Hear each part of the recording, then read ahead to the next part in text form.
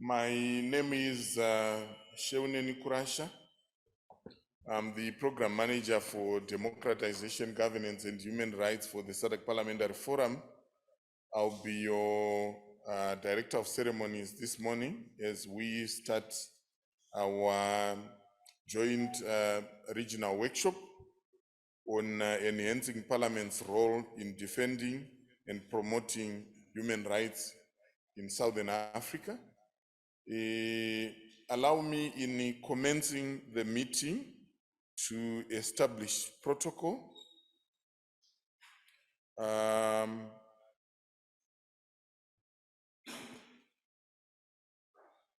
I wish to recognize Honorable Aisha Adams, the second Deputy Speaker of the National Assembly of Malawi, Honorable Tendai Nyabani, the Chairperson of the SADC PF Standing Committee on Democratization, Governance and Human Rights, Honorable members of SADC PF Standing Committee on Democratization, Governance and Human Rights.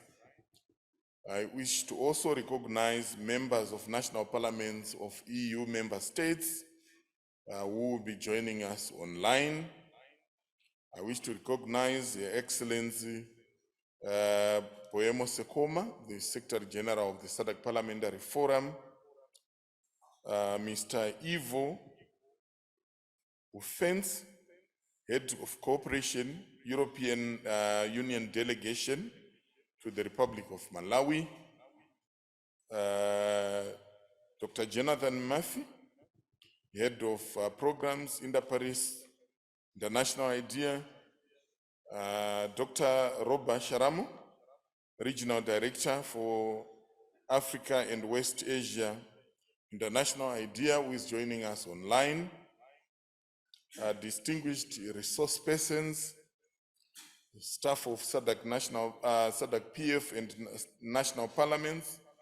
We also wish to recognize citizens who are joining us online because we are live streaming this engagement. Ladies and gentlemen, I would not want to waste any further time in terms of getting us to start our meeting. In this regard, I wish to indicate to you that we're going to receive remarks from the following. Ivo will kickstart the session with his remarks. Jonathan will follow. Dr. Sharamo will then follow. The Chairperson of the Standing Committee, Honorable Nyabani, will then follow, and we'll have a keynote address by the second Deputy Speaker, who is representing the Speaker of the National Assembly, Right Honorable Catherine Gotani-Hara. At this juncture, allow me to invite Ivo to come and deliver his remarks. Over to you, Ivo.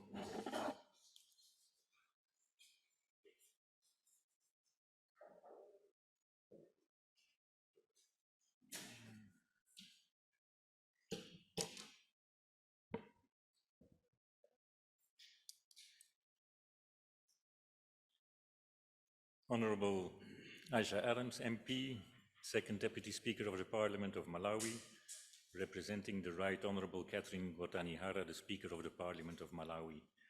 Honorable Tendai Nyabani, Chairperson of the SADC Parliamentary Forum, Standing Committee on Democratization, Governance and Human Rights.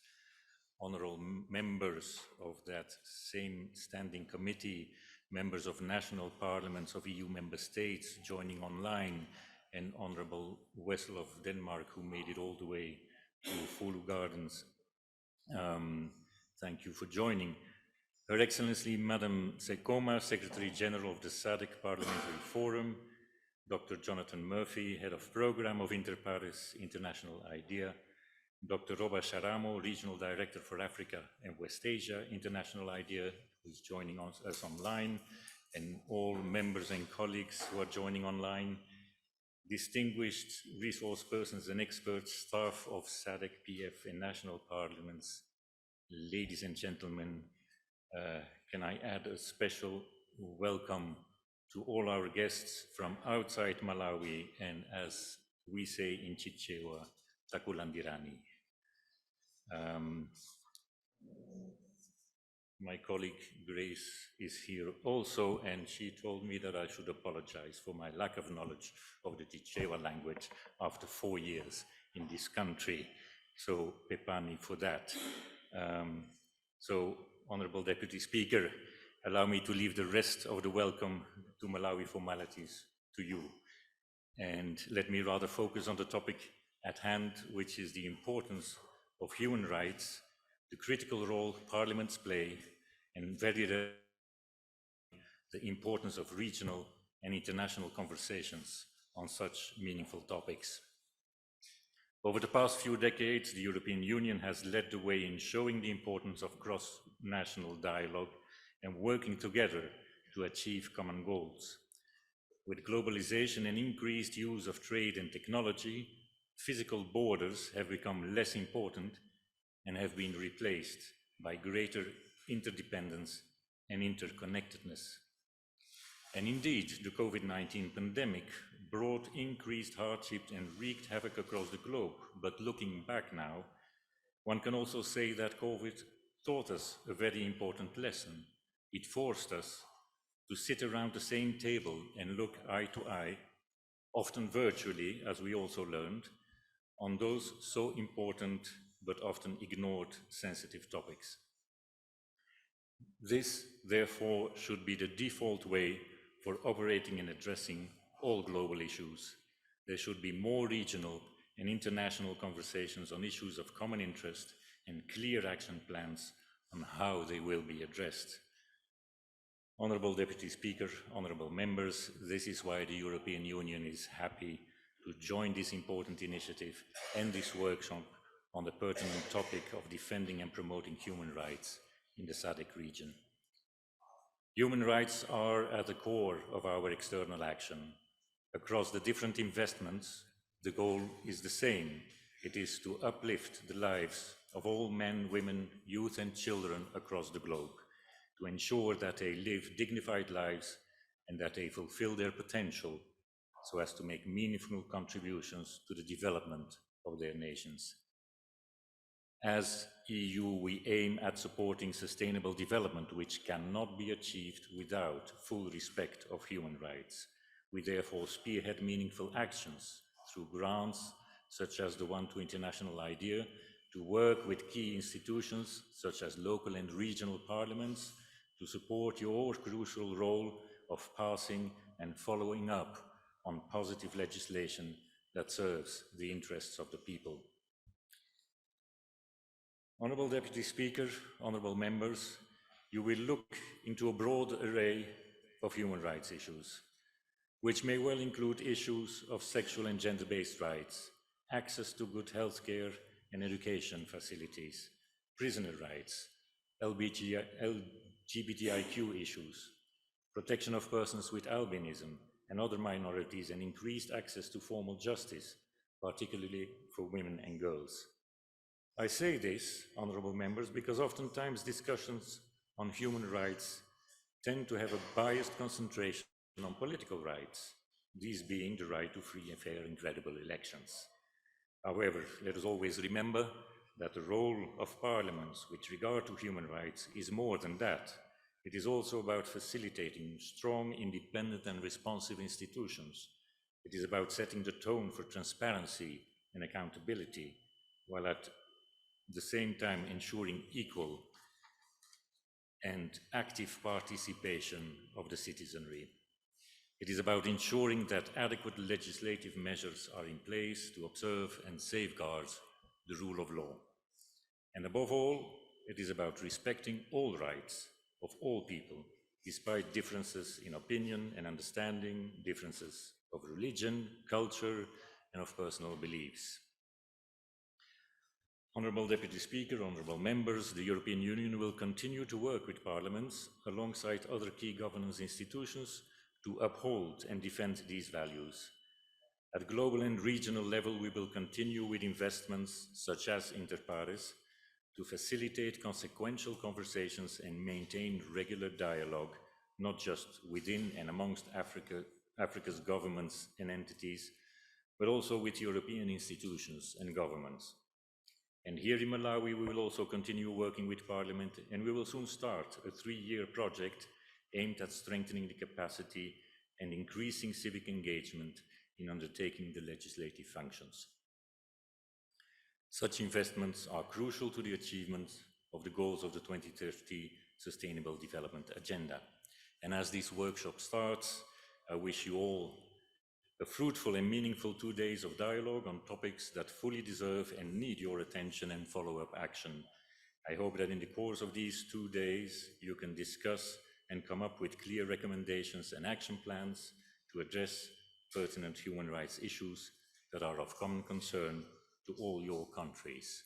Zikomo kwambiri.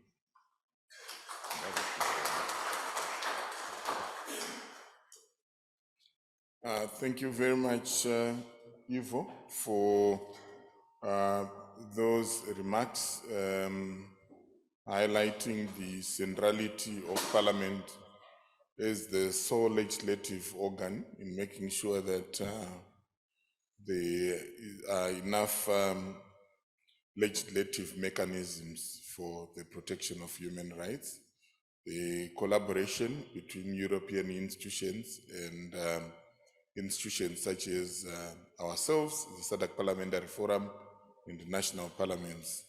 That is greatly appreciated. Honorable Deputy Speaker and distinguished members, I wish to advise that due to circumstances beyond control, the Secretary General will be joining us a bit later, so we'll proceed our session without receiving her remarks. We will receive them at some point when it is convenient for her to do so. At this juncture, I wish to invite Jonathan to take the floor and deliver your remarks. Thank you.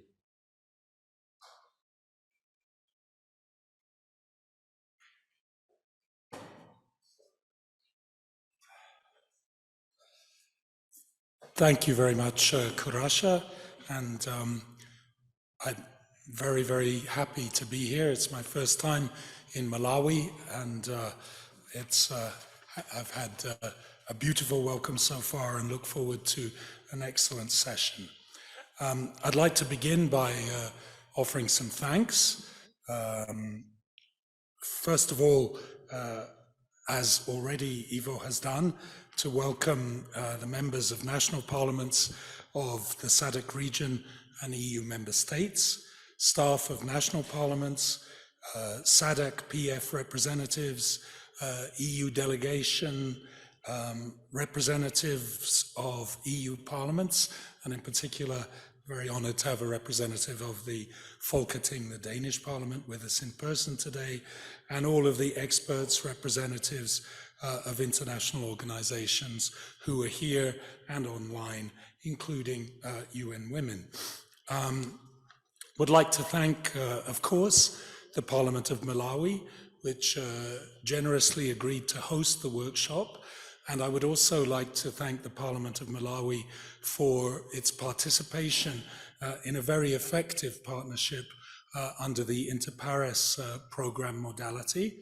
That started a couple of years ago, particularly engaging the Czech Parliament and also as secondary partners, a number of other EU member state parliaments.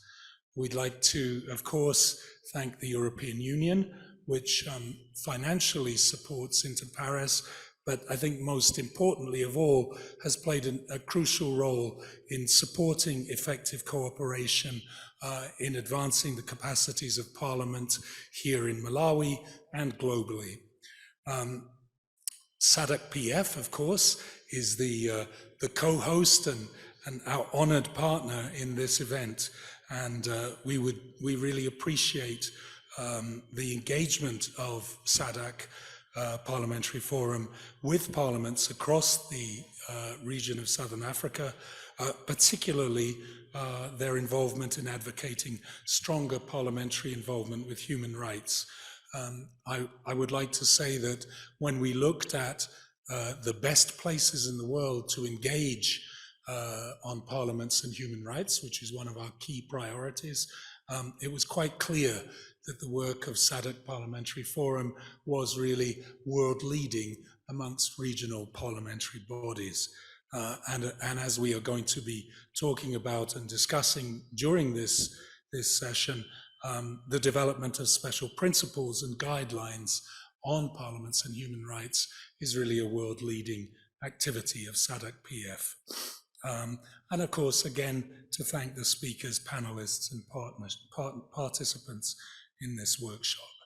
I'd like to start, I'm going to make just some very short comments, but just like to begin by emphasizing the important role that parliaments have in promoting human rights.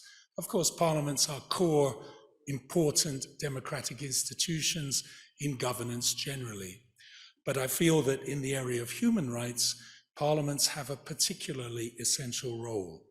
Of course, democratic parliaments have the normal legislative and oversight functions. So any legislation that is related to human rights has to be considered, adopted, and followed through by national parliaments. Further than beyond that, parliaments in almost every country have the responsibility to carry out oversight of government action. And of course, that includes action in the area of human rights, includes ensuring that human rights are respected and promoted. And I would particularly emphasize why are parliaments so important on human rights? And that's because democratic parliaments represent different perspectives in a country, represent majority perspectives, but also represent minority perspectives. And of course, typically speaking, and particularly in the area of political rights, the interests and the needs of a democratic political opposition are crucial to ensure respect for human rights generally in a country. And Parliament is a place where issues and concerns on human rights can be raised even by those who are not in power. And this is the only state institution where that is consistently the case. So without parliaments, the potential for effective protection of human rights would be considerably diminished. So your leadership in this area is both appreciated, but is essential. I'll talk briefly about inter-PARES.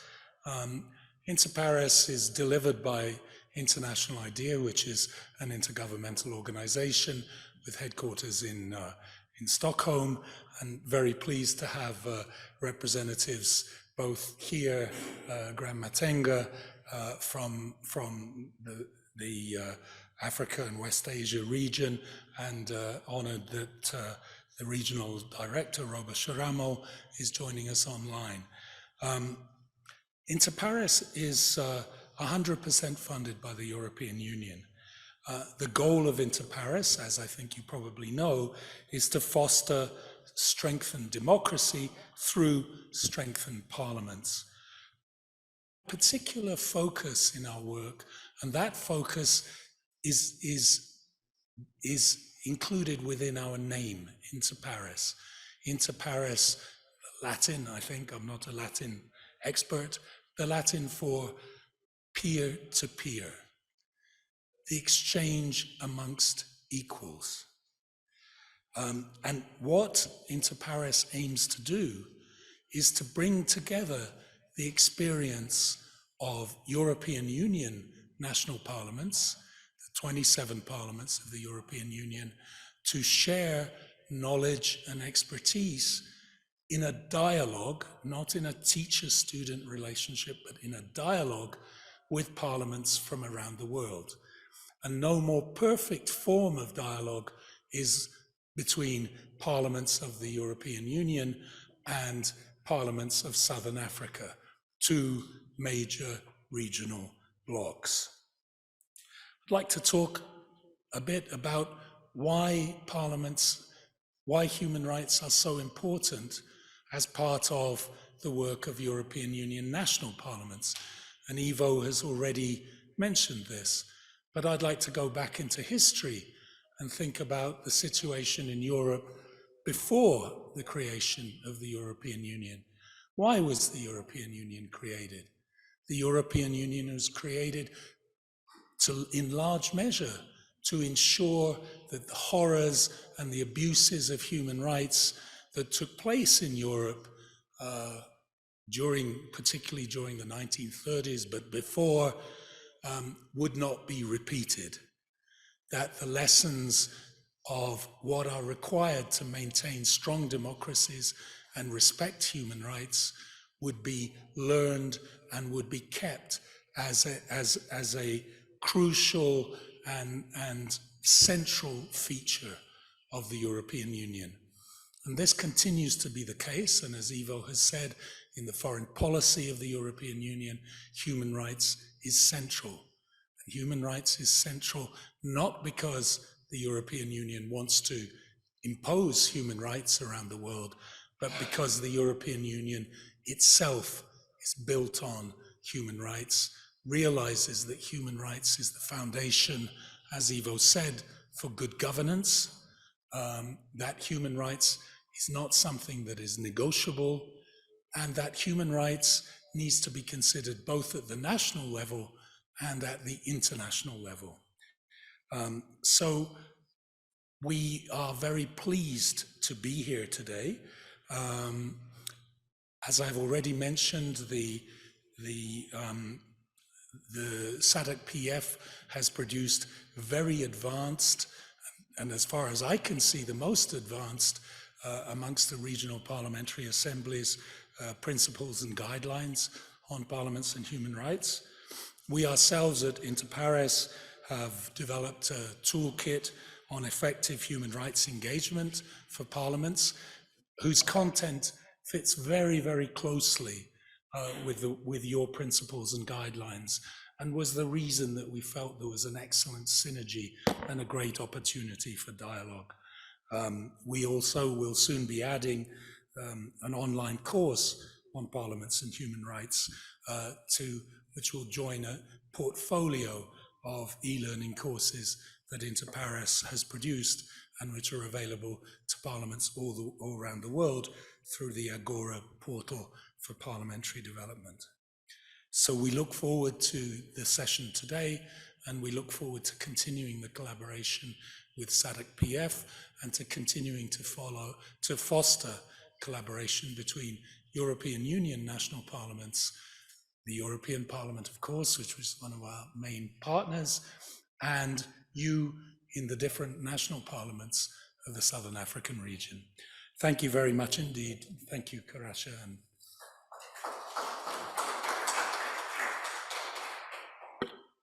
Thank you very much, Jonathan, for those remarks. It's always heartwarming when the work that parliamentarians of this region are doing gets to be acknowledged, not by ourselves, but by others. The truth of the matter is that the SADC Parliamentary Forum has really been a platform where parliamentarians of the region has led from the front in terms of democratic development. We developed the first election instrument, not just in the SADC region, but on the continent, when we adopted the norms and standards for elections in the SADC region in 2001. SADC PF parliamentarians developed the benchmarks for democratic legislatures in Southern Africa, making it the only region on the continent which has developed those benchmarks. SADC PF leads in the process of developing model laws as a way of facilitating the bridging of the implementation gap between regional international obligations and what is obtaining at national level. I could go on and on, but I was just encouraged by the acknowledgement that Jonathan gave, and I thought we could recognize the work that you as honorable members are doing in the region. We are also honored to be partnering with inter-parliamentary within the framework of our collaboration with International IDEA. We have an MOU.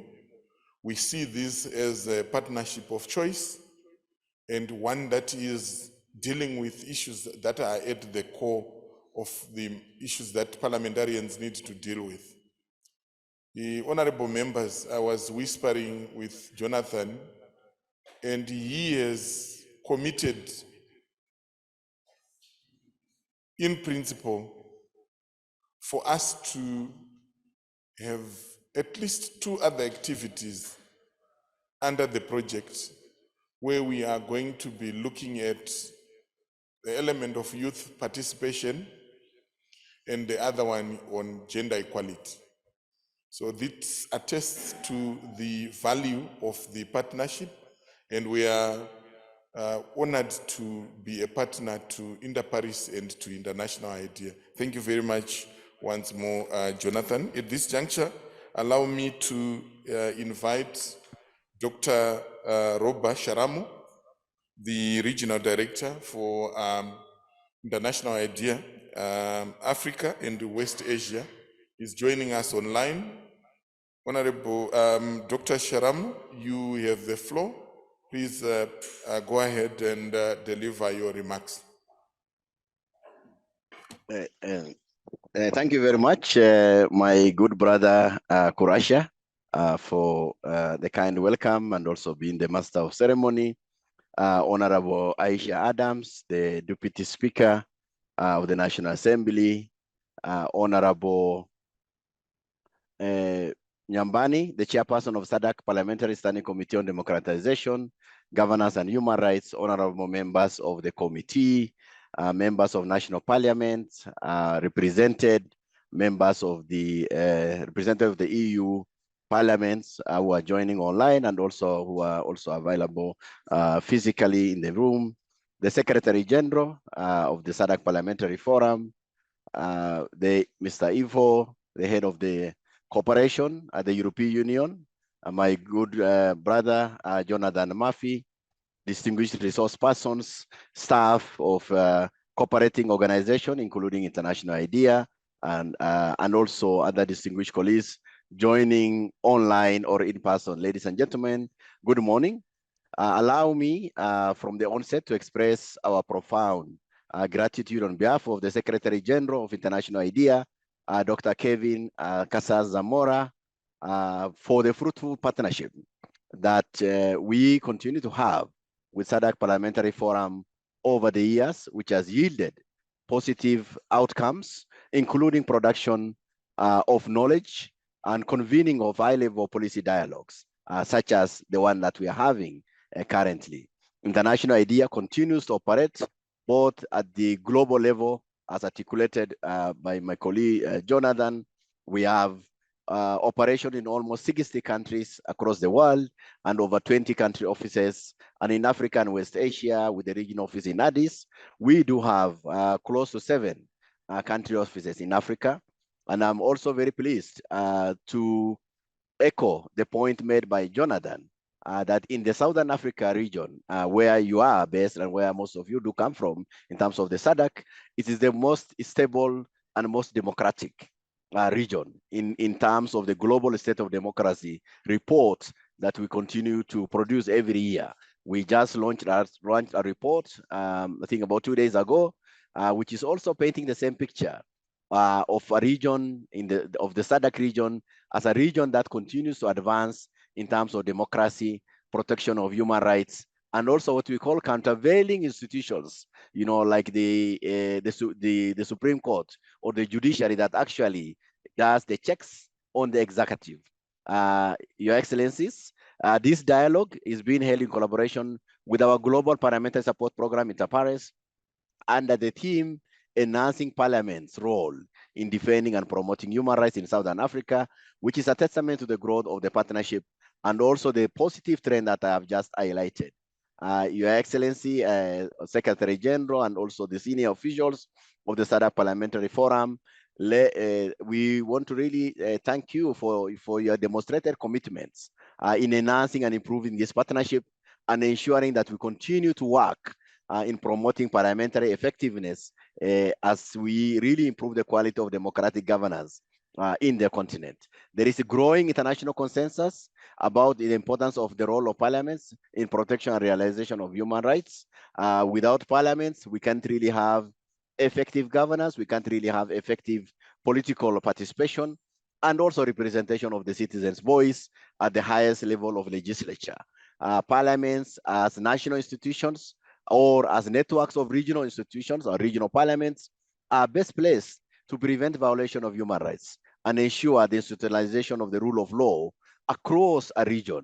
I think we do believe from the concept of the African communities and societies that, you know, when one village is doing well and the other one isn't doing well, then the region or the collection of villages won't really be advancing as much as we want. But if we have a regional neighborhood like the SADC region moving in the right direction, it will have an infectious effect on even regions like the Horn of Africa or regions like the Great Lakes region.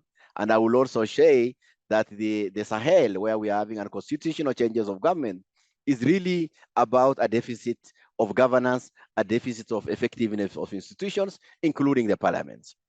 Your Excellencies, as we look at really enhancing and strengthening the role of the parliaments, we need to also be cognizant of ensuring that we have effective equity and representation of the youth, effective representation of the women. And I think the Southern Africa really is a region that continues to lead the continent in terms of even gender representation. But we want you to continue to do more in areas where there are gaps in some of those provisions within the Constitution to ensure effective representation of the youth and effective representation of the women and other minorities in the parliamentary functions and political participation. In advancing the role of parliament, institutions such as SADC and other regional economic communities continue to play a critical role in developing the normative frameworks and also tools and guidelines for parliaments to continue to really play a critical role. I'm confident that the recently developed guidelines by the SADC Parliamentary Forum for parliaments in promoting and protection of human rights in the SADC region, which was validated last year and approved early this year, will be a useful tool for national parliaments in SADC region to continue to grow beyond the critical progress that they have also made. The guideline provides for fundamental principles and practical guidelines to national governments in the protection and promotion of human rights. The international idea, inter-PARES recently as well, produced a very, very important toolkit, as Jonathan had mentioned, on effective human rights engagement by parliamentary bodies, which brings together, you know, best practices from global experiences on enhancing the role of parliament and advancing human rights. I think this is quite important product that I would like you to really look at, and particularly to be digested by your technical teams so that you can inform your legislation and development of appropriate legislation or other regulatory frameworks. In conclusion, Your Excellency, this dialogue therefore provides a critical strategic platform for members of parliament from the different countries across the region to robustly engage on the knowledge materials and create an opportunity for experiential learning and benchmarking. And I'm glad to hear my brother Jonathan already committing himself, as my brother Kurasha is saying, that we need to look at also other segments, the youth, the women, and the marginalized groups to be brought critically into this debate. Your Excellencies, with those few remarks, let me thank you very much and also wish you fruitful deliberation. Thank you very much.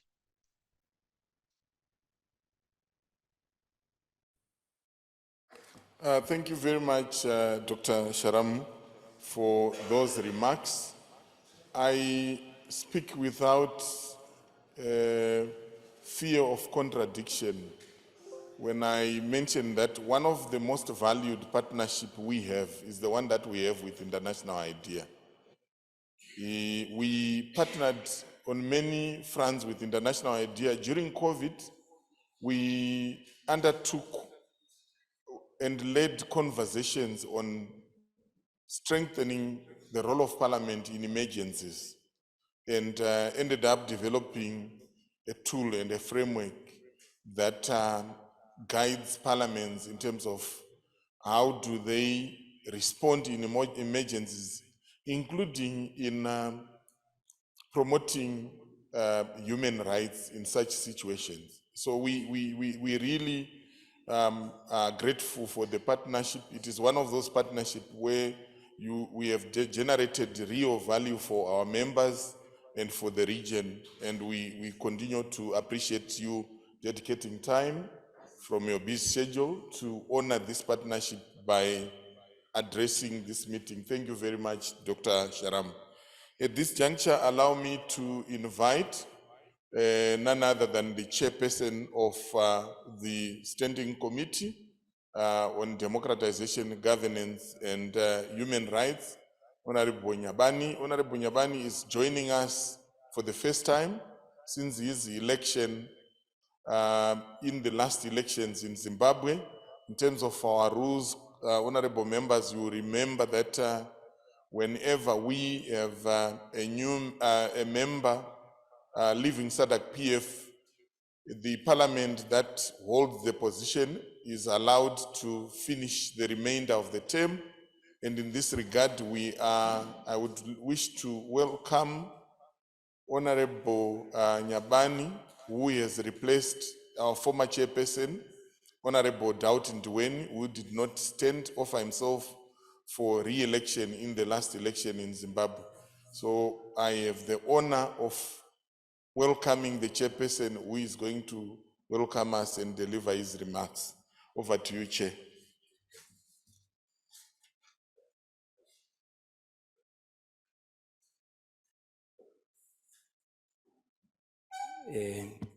Good morning. Thank you very much. Thank you, Madam Deputy Speaker of Malawi Parliament, Honorable Aisha Adams. I want to take this opportunity to introduce myself. I am Honorable Nyabani. I'm Nyabani Tendai from Zimbabwe. May I welcome you all to this Standing Committee on Democratization, Governance, and Human Rights. I hope everyone traveled well from their respective homes or respective countries. I feel humbled to assume this position as Chairperson of Democratization, Governance, and Human Rights, which was held by former Chairperson Honorable Ndiweni, as he is no longer in active politics. Let me once again acknowledge Honorable Aisha Adams, MP, the second Deputy Speaker of Parliament of Malawi, representing the Right Honorable Catherine Gotami Hara, Speaker of Parliament of Malawi. Honorable members of the SADC PF Standing Committee on Democratization, Governance, and Human Rights. National Parliaments of National Parliaments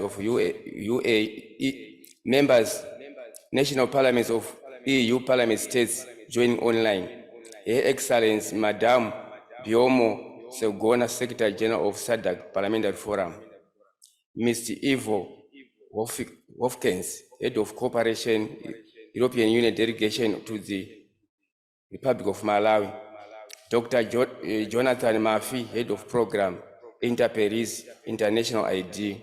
Dr. Rob Basharam, Regional Director for Africa and West Asia International ID, joining online.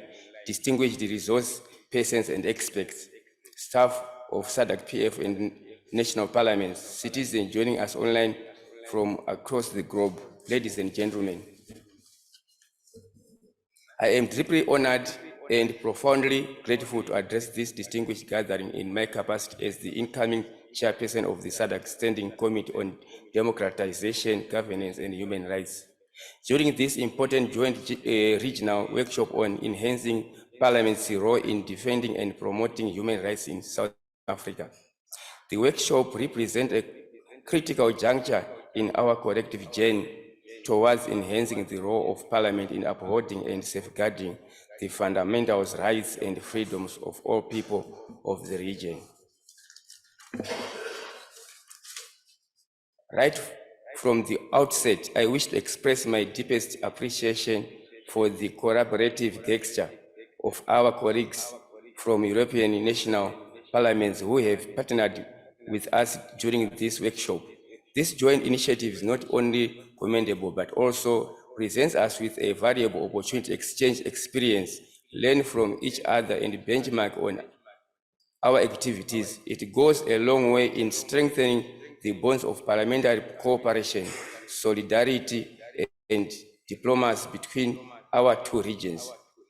This should mark the commencement of a lasting partnership as we seek to leverage each other's comparative advantages. Honorable members, distinguished participants, Honorable Madam, the SADC PF, as the apex parliamentary body in the SADC region, is mandated to promote human rights. Article 6C of our organization's constitution explicitly states one of SADC PF's objectives as being to promoting the principles of human rights, democracy, peace, security, regional integration, human and social development, economic governance, and gender equality through collective responsibility within the SADC region. In this context, we recognize that parliaments are not mere bystanders, but key drivers in the realization of human rights. They are entrusted with the solemn duty to rectify human rights treaties, enact laws, and align with rectified treaties, allocate resources for the implementation of human rights, and diligently exercise their oversight function. Importantly, parliaments have the power to bridge the gap between international human rights standards and domestic legislation, that's serving as critical instruments in translating global commitments in tangible actions for our citizens. In light of this overarching context, the SADC PF has, through our Standing Committee on various initiatives, embarked on a multifaceted journey to enhance the capacity of national parliaments and parliamentarians in advocating for the protecting human rights. Our journey has seen significant milestones, one of which was the adoption of the landmark motion at the 45th Plenary Assembly in July 2019. The motion strongly condemns widespread violations of the rights of the persons with albinism in our region, including attacks, abductions, killings, discrimination, and called on Parliament to take legislative measures to protect their rights. In this context, we have continued to advocate for the ratification and implementation of the UN Convention on the Rights of Persons with Disability and African Protocol on the Rights of Persons with Disability. Furthermore, SADC PF has developed an array of model laws on critical human rights issues. These model laws serve as a guiding compass, offering a robust framework for legislation and legal standards, with the overarching objective of safeguarding and upholding human rights. By virtue of their profound impact, the model laws have not only paved the path towards the development of regional law within the SADC region, but have also been credited for contributing significantly towards building regional bills of rights. The SADC PF has thus far developed the following model laws. The SADC model laws on HIV and AIDS 2008, which provides a legal framework for the review and reform of national legislation related to HIV in conformity with the international human rights law standards. The SADC model law on eradicating child marriages and protecting those in marriage 2016, which guides legislators and policymakers in developing effective national laws to end child marriages and address inconsistencies in current legal frameworks. The SADC model law on election 2018, which is meant to assist in the domestication of regional and international electoral obligations and best practice in national legislation, guaranteeing the protection of political and key electoral rights, the SADC Model Law in Gender-Based Violence 2021, which guides SADC member states in developing effective policies and laws that address the problem of GBV by protecting and promoting women's rights. SADC Model Law on Public Financial Management 2022 to reinforce the domestic legal framework on PFM to ensure efficient and transparent use of public funds towards the provision of public service and fulfillment of rights. Furthermore, in February this year, our committee approved the principles and guidelines of Parliament in promoting and protecting human rights in the SADC region. These principles and guidelines provide regional best practice and serve as a crucial reference tool for national parliaments. Our commitment to defending and promoting human rights aligns closely with the objective of international IDEA and inter-Pares, which have recently endorsed the toolkit on effective human rights engagement for parliamentary bodies. We are therefore delighted to be partnering with them in hosting this workshop. Over the course of the next 2 days, we shall engage in profound discussions and share experience that will deepen our understanding of how to translate principles into concrete actions with our parliamentary systems. Esteemed experts in this field will guide us, and we will learn from each other's successes and challenges. As parliamentarians, we bear a solemn responsibility to uphold the dignity and humanity of every individual in our region in line with the spirit of Ubuntu. Therefore, I urge each of you to seize this opportunity, embrace the spirit of this workshop, and take substantive action that will promote and protect human rights in Southern Africa. Let's embark on this important journey together with renewed vigor and shared determination, working tirelessly to ensure that Parliament becomes not just legislative bodies, but also beacons of hope and defenders of human rights for all our citizens. I encourage you, all of you, to enjoy Ufuru in Malawi. Thank you very much for the Ufuru in Malawi.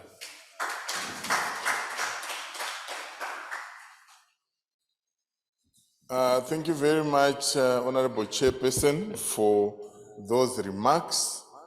Indeed, human rights are not alien or foreign to the SADC region and to Africa, because the philosophy of Ubuntu, which defines humanness, is all about human dignity and is all about human rights.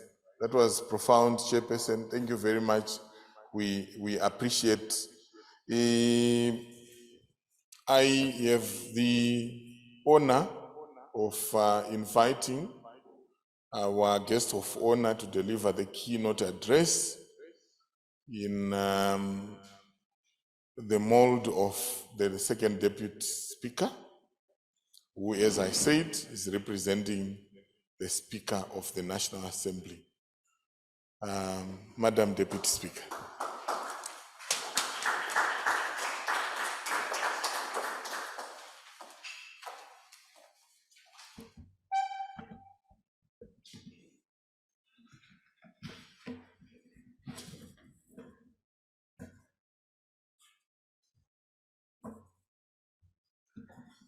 Honorable Tendai Nyabane, Chairperson of the SADC PF Standing Committee on Democratization, Governance and Human Rights.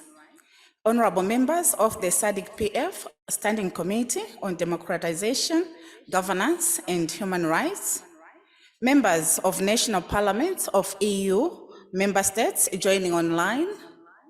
Her Excellency, Madame Bemo Segoma, Secretary General of the SADC Parliamentary Forum, in absentia, I'm told she's on her way. Mr. Ivo Hopkins, Head of Cooperation, European Union, Delegation to the Republic of Malawi. Dr. Jonathan Murphy, Head of Program, Inter-Pares International IDEA. Dr. Robert Sharomo, Regional Director of Africa and West Asia, International IDEA, joining online.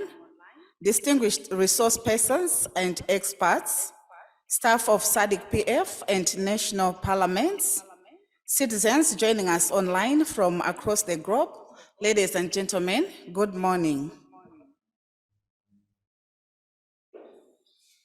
Good morning. That's better.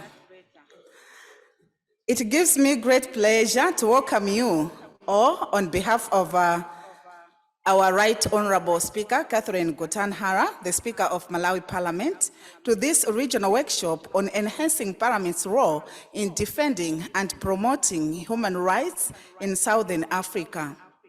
There is no better time than this to have this important workshop. Distinguished delegates, ladies and gentlemen, this workshop has been convened against the background that the Southern African Development Community Parliamentary Forum, SADC PF, is mandated to promote the principles of human rights. And it recognizes that the institution recognizes the important role of parliaments in the promotion and protection of human rights. Over the years, there has been a growing international consensus about the importance of the role of parliaments in the protection and realization of human rights. This includes many international organizations that have recognized the importance of the role of parliaments in a number of outcome documents and have taken a number of active steps to increase the role of parliaments. SADC PF and its partners being some of them. As one of the primary institutions of the state, parliaments share a responsibility to protect and realize human rights and the rule of law, and to implement the state's obligations alongside the executive and the judiciary. Distinguished delegates, ladies and gentlemen, parliaments have an important role to play in ensuring respect for human rights, especially because of the nature of their functions. Their lawmaking functions means that they are perfectly placed to ensure that effective measures are taken to prevent human rights violations and to ensure that national law provides practical and effective means by which remedies may be sought for alleged violations of human rights.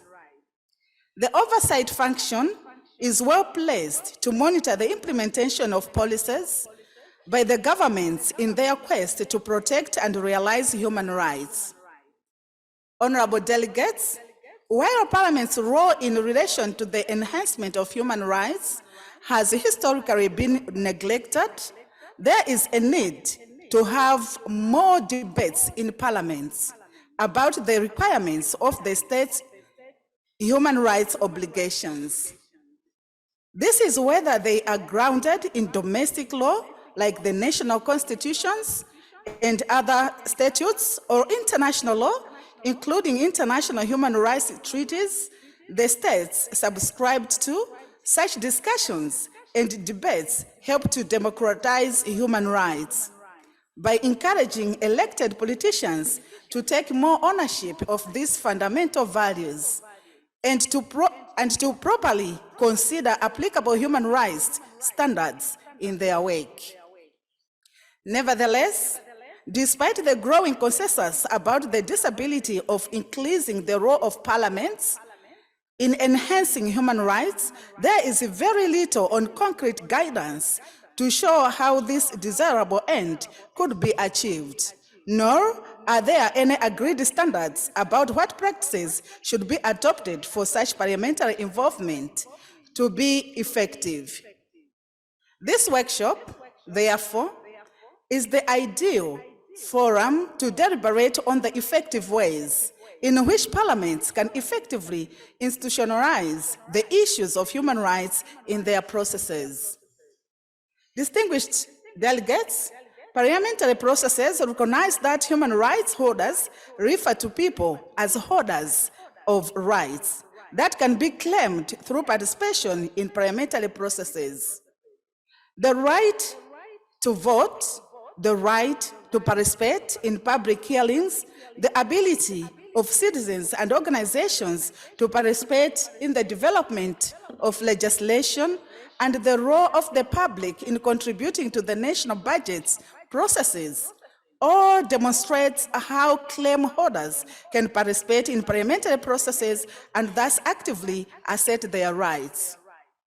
Distinguished delegates, parliaments are the national authorities best placed to prevent violations of human rights and promote the rule of law.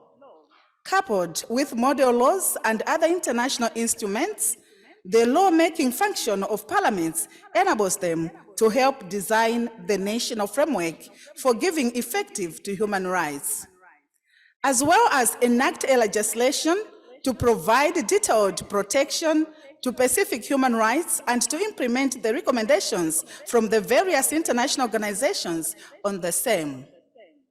Distinguished delegates, ladies and gentlemen, I urge you all to participate seriously in this training workshop that has been ably put together by SADC PF and its partners.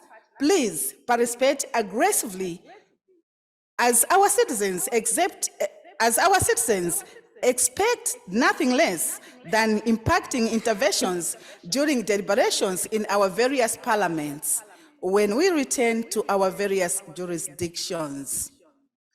It is my hope that you will find the training useful, and I look forward to your recommendations on future action plans.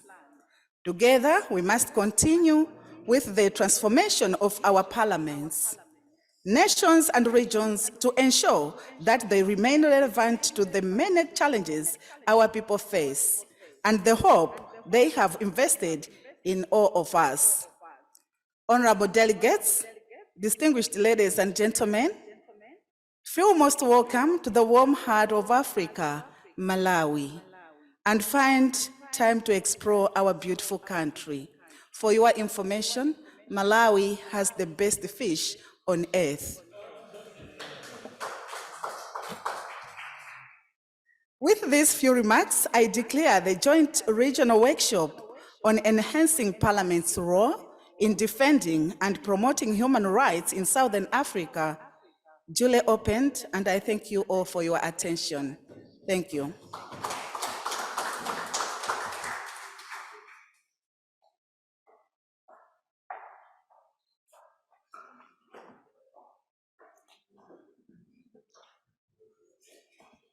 Thank you very much, Second Deputy Speaker. The next section is on setting the scene, and we're going to have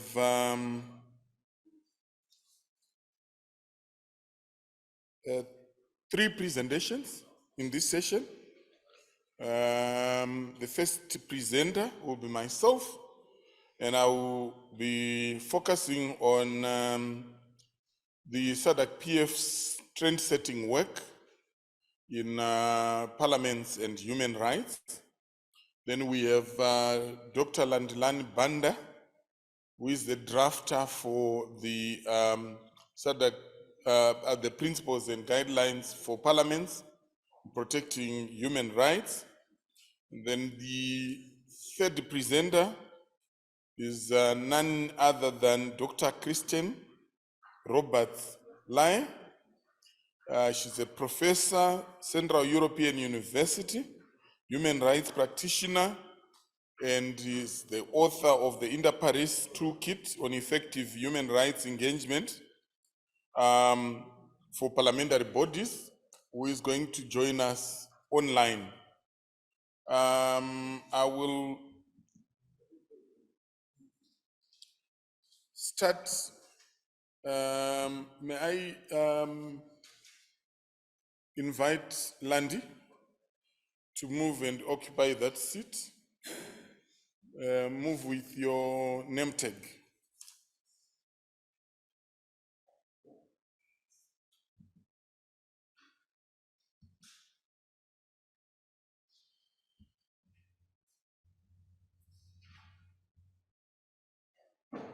Right. I hope to be brief.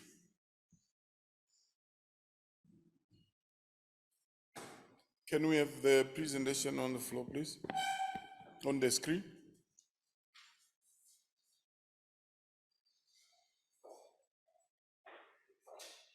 So I will briefly talk about all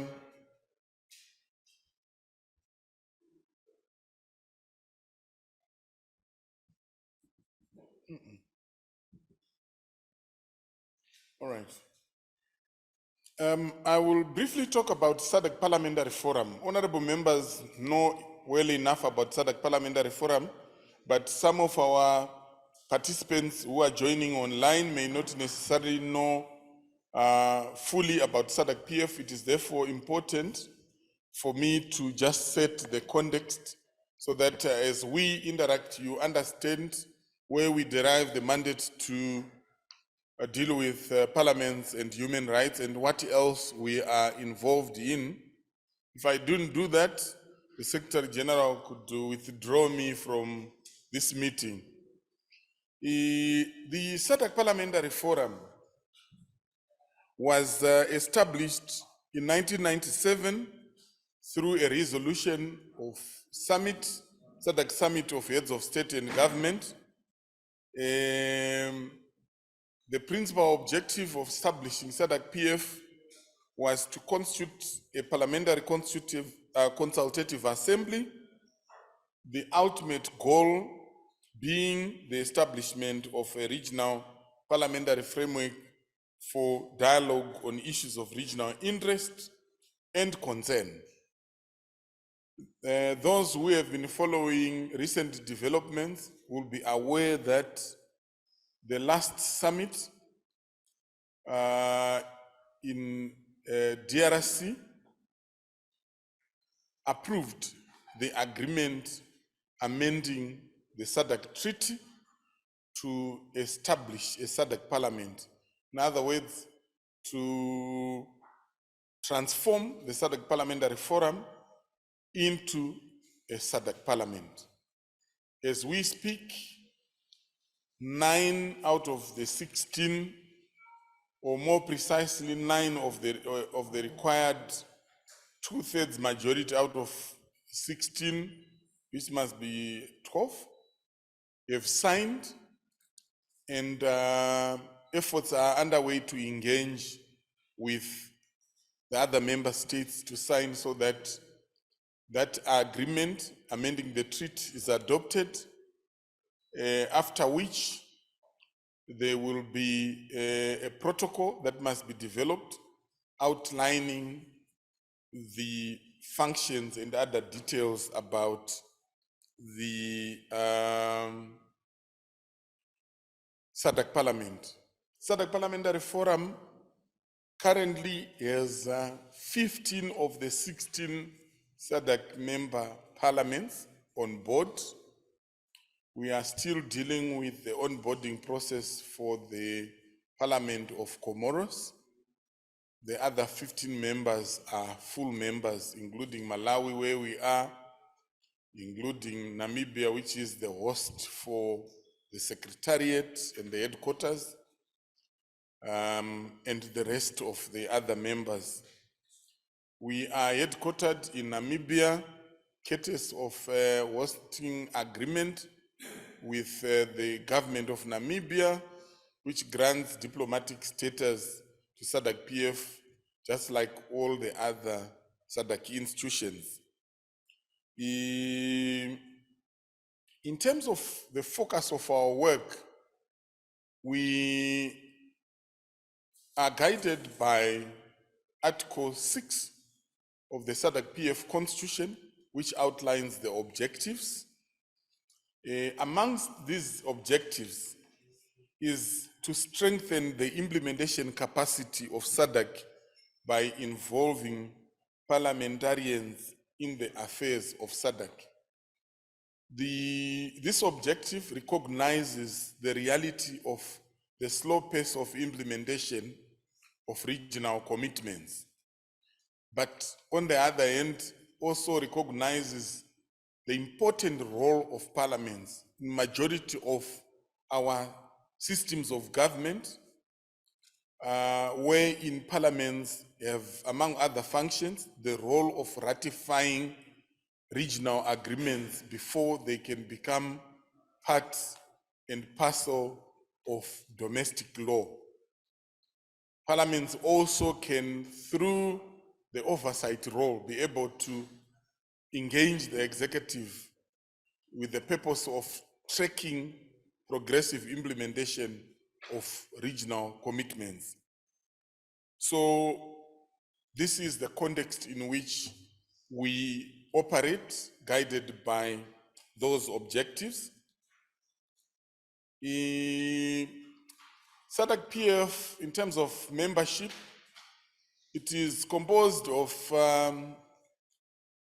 speakers of each of the national parliaments, plus 5 other members. These members must be appointed or designated, taking into consideration 2 critical factors. The first one is political diversity. In other words, each national parliament, in designating members to SADC PF, must ensure that the delegation reflects the national outlook or texture of each national parliament. In other words, the political parties that are represented in parliament on the basis of their strength will have to be represented in the delegation to SADC PF. Secondly, and more fundamentally, and equally important rather, is gender. The delegations must reflect gender diversity. In this regard, the chairperson of the National Women's Parliamentary Caucus of each of the national parliament is a member of the delegation.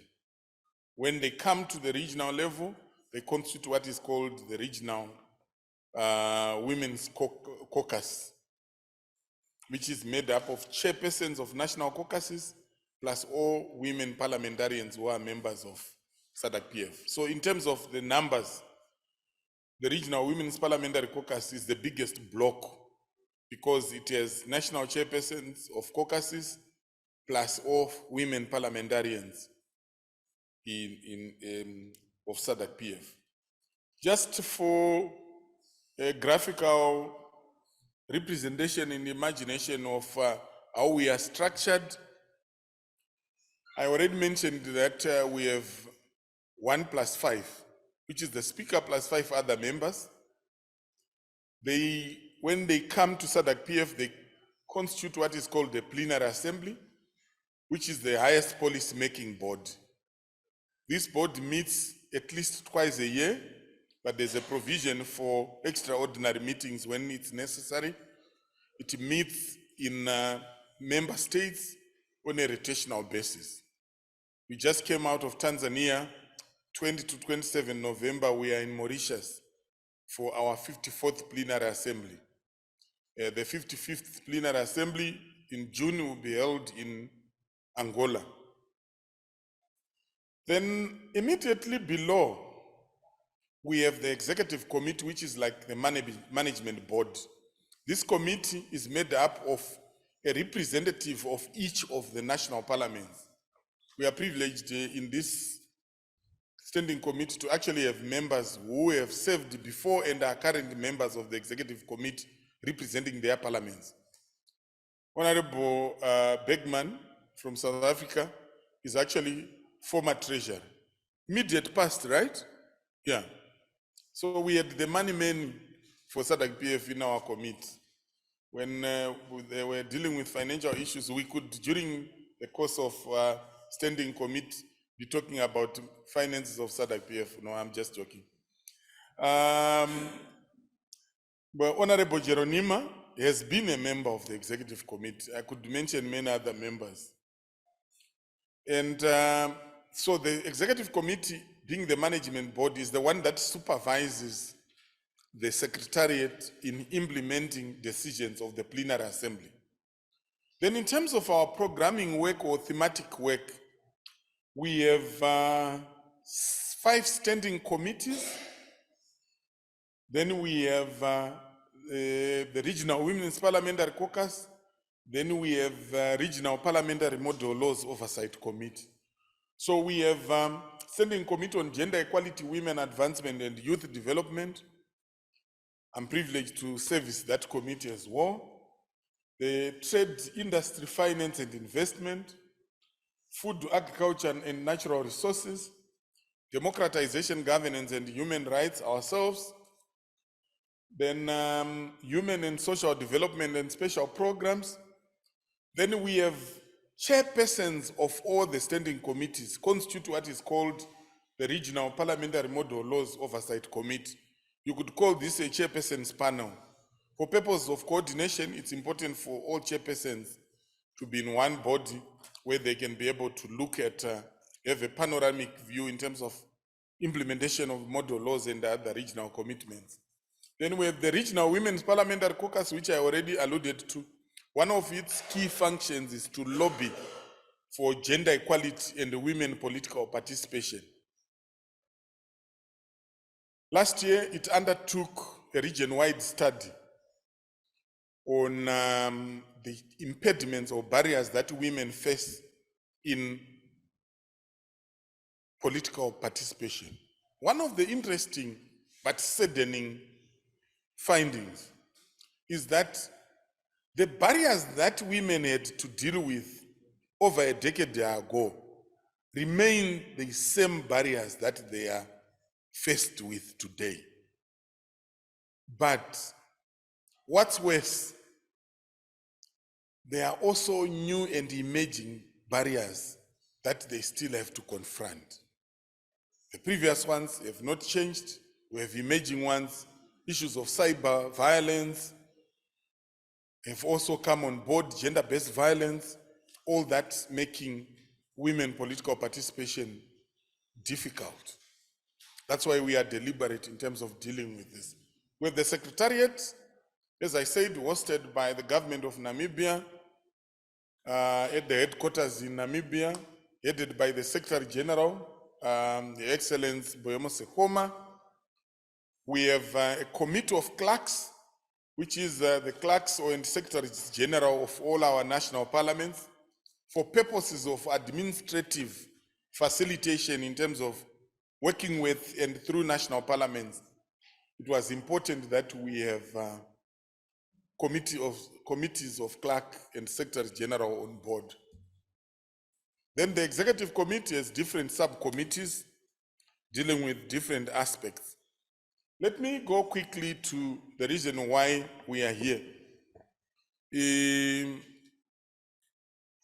SADC Parliamentary Forum, when it comes to parliaments and human rights, I think it is important to highlight that our work focuses on three pillars when it comes to parliaments and human rights: capacity building, peer learning, and then the third pillar is knowledge development and management. The chairperson already alluded to the fact that the mandate for human rights work for SADC PF is a constitutional mandate, because SADC PF is mandated to promote principles of human rights. Secondly, I want to quote what the chairperson said in his speech. He said, parliaments are not mere bystanders when it comes to issues of human rights, but they are key drivers in the realization of human rights, in particular, the ratification of human rights instruments, the enactment of laws that enable the realization, the protection, the defending of human rights. I've noticed that, honorable members, the countries in the SADC region that have had constitutional reviews over the last 15, 20 years, there is a uniform provision which is contained in those constitutions under the functions of parliament. One of them is to protect the constitution. The conversations of how do you protect the constitution, including the Bill of Rights provisions within that constitution, is an important conversation. the realization, progressive realization of human rights, including socio, economic and cultural rights, requires resources. And to what extent do you, when you pass a budget, ask the Minister of Finance, how does your budget proposal facilitate the realization or the promotion of human rights? And oversight gives you a unique opportunity to be able to demand accountability. The realization of human rights will not be an easy task if Parliament as a watchdog institution does not incorporate into its oversight work the issues of human rights. The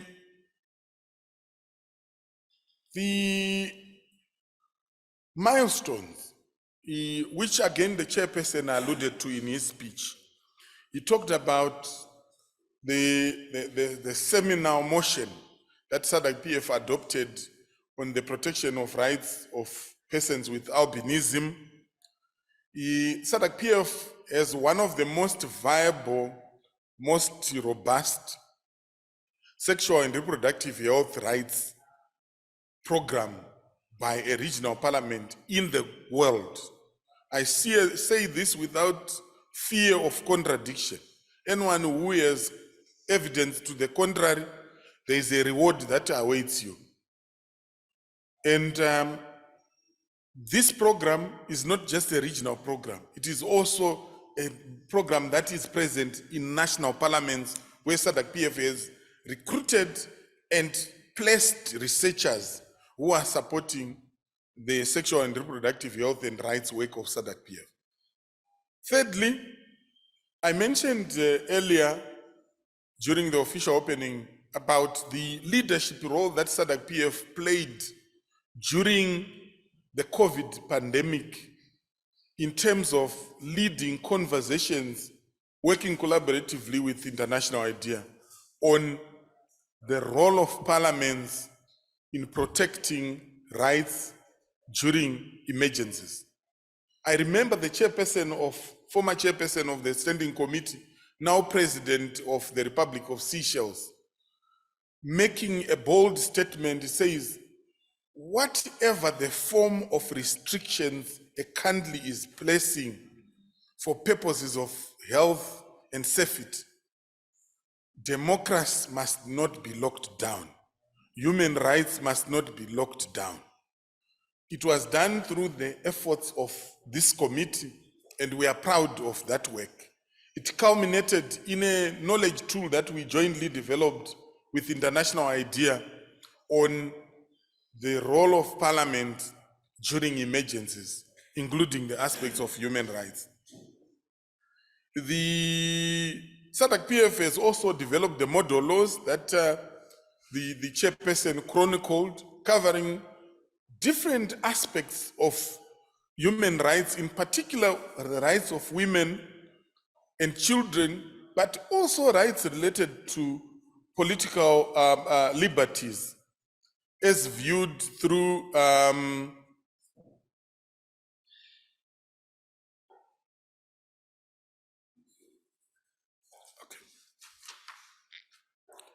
the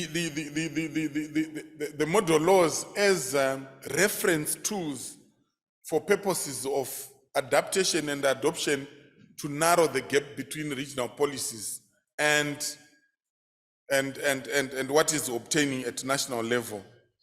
We have also developed the guidelines for protection of rights, SRHR rights for key populations within the SADC region.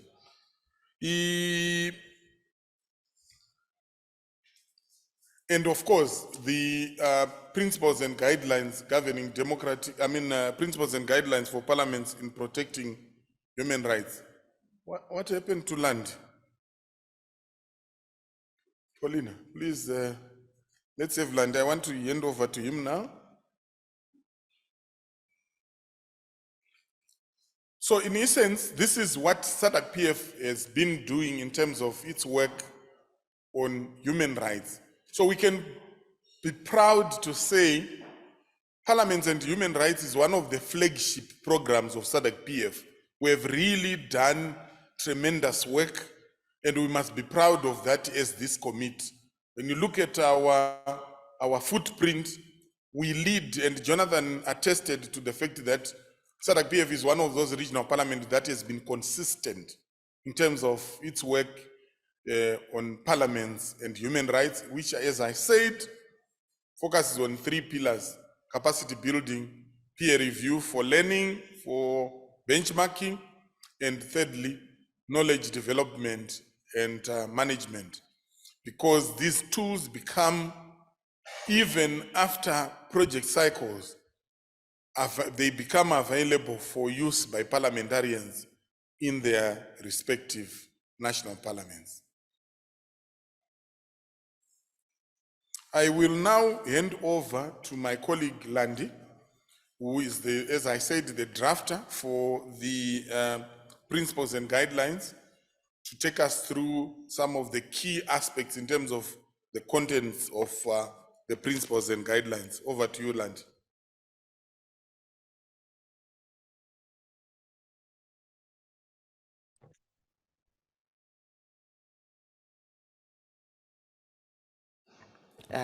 Thank you very much, Kurasha, and good morning, everyone, once again. My name is Landilani Banda. I'm originally from Zambia. I'm based at the University of Pretoria, and I want to say that it was a pleasure drafting the principles and guidelines for parliaments in the protection and promotion of human rights in the SADC region. My task this morning is just to take you through some of the key provisions of the principles and guidelines. I would try as much as possible to be a bit quick, because I would like it to be, to a certain extent, also interactive, so that I can get maybe questions and be able to ask some questions to the honorable members of parliament that are present here. I think it's very important. I'm not sure if I can get a feel from the room, if it is possible, how many have actually seen or read the principles and guidelines. Or at least there's a hand. That's very encouraging and inspiring. Next slide, please. Next slide. Okay, so as I stated, I'll take you through the principles and guidelines. There are mainly 4 parts. I wish I had a moving mic. There are 4 parts to the principles and guidelines mainly, and that is Section 1 that talks about the human rights obligations of states. And then there is another part that talks about the fundamental principles for parliaments in the protection and promotion of human rights. And then there are the guidelines and how the guidelines are implemented. So the guidelines were designed to achieve a number of things. The first part speaks to what are the duties that governments have when it comes to human rights of their citizens. Meaning, for example, that as a parliament, what is the role of parliament in ensuring that human rights are respected, protected, and fulfilled? So it speaks to the important principles of human rights in terms of the obligations that the government as an organ has to its people. The second section talks about what are the important principles that we know in human rights, and how can these principles be used by parliaments and parliamentarians to ensure that human rights for citizens are respected, protected, and fulfilled. And then the third part was what are some of the guiding principles that can be used to actualize some of these principles that we will look at. and then practical steps in terms of implementing the guidelines. So, as I stated, the first part, what are the obligations that governments have? And the guidelines really try to zero in on this very, very important aspect of human rights. So it is the foundation. What is the role of government when it comes to human rights? And the agreed duties and obligations that governments have, which to a very large extent also entails that Parliament, as an organ of the state, has, are these 4 obligations. But I want to tease out a question so that we can see the energy in the room. Member of Parliament from DRC, I think I saw one. What would you say is the role of Parliament in DRC to ensure the human rights of them? You want me to answer? Yes.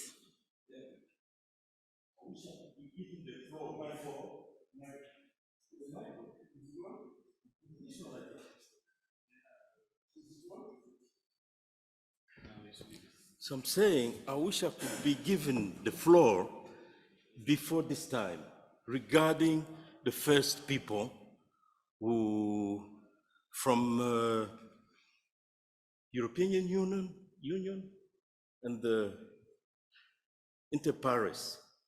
With your permission, I will come back to that. But regarding what you wanted me to say,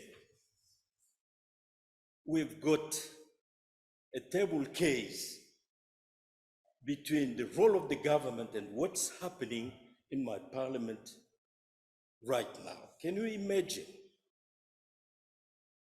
the deputy speaker of the parliament,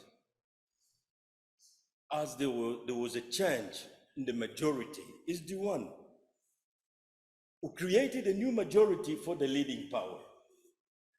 But later on, that vice deputy, he left his majority to create a political party as an opposition. He has been arrested. He was the vice speaker of the parliament. He was being arrested for his own opinion, which is not normal.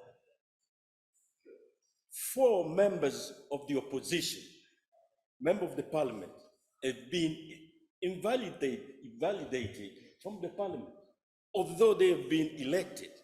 And this is mainly from the government. I know that 2 weeks ago, there was a session on United Nations Parliamentarian Union in Rwanda. So they tried to address this question of members of parliament who have been invalidated by the government, majority, of course. So as a position, they said, they can't leave DRC parliament, behave as politicians, because those are different functions, government and the parliament. So as a position, they took a declaration giving order, instructing the parliament to validate the mandate of the 4 former members of the parliament. Honorable, So I'll stop you there. Yes. There was a specific question I wanted you to address. And the question is really now open to all the members of parliament here. And I'll ask it maybe in simpler terms. Why do parliaments exist? Honorable member from Malawi.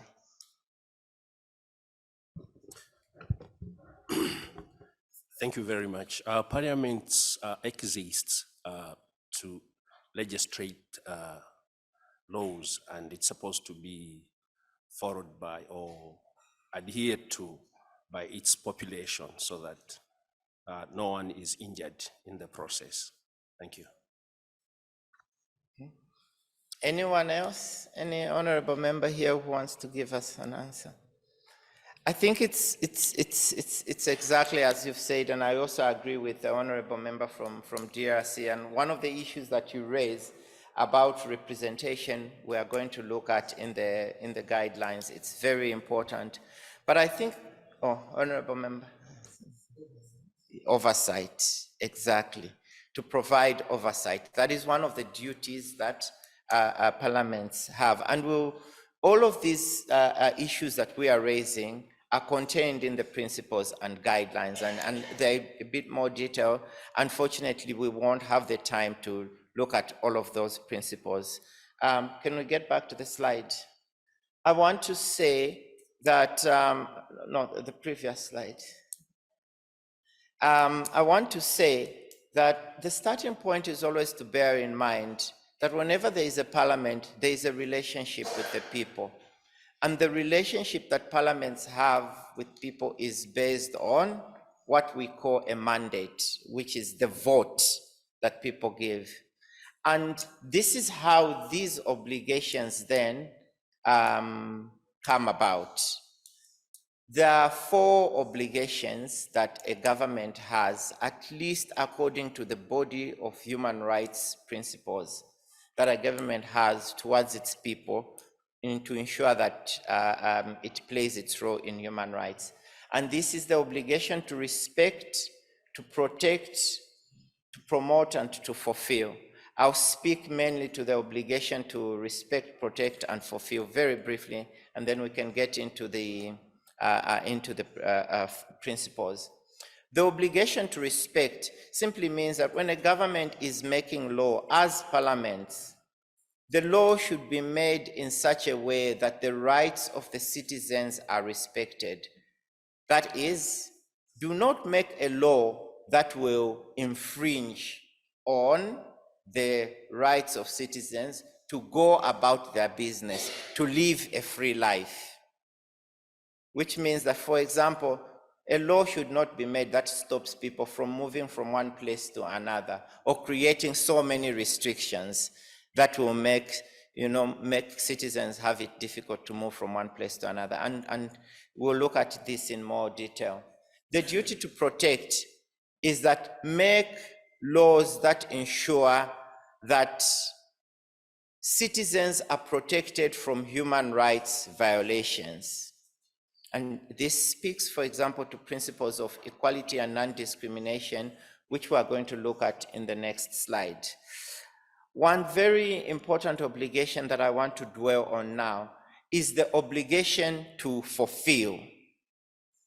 And this is the one that we usually kind of dwell on. The obligation to fulfill simply means that the government, the parliament must make laws in a way that the expectations of the people are met or fulfilled. That is, to put resources in the needs of the people. For example, education. There is a law on education, but is a law on education enough if there are no desks in the classroom? Is the law on education enough if there are no teachers? So the obligation that a parliament has to fulfill is to ensure that, for example, when the budget is being looked at, it's debated to ensure that there is enough money to pay teachers.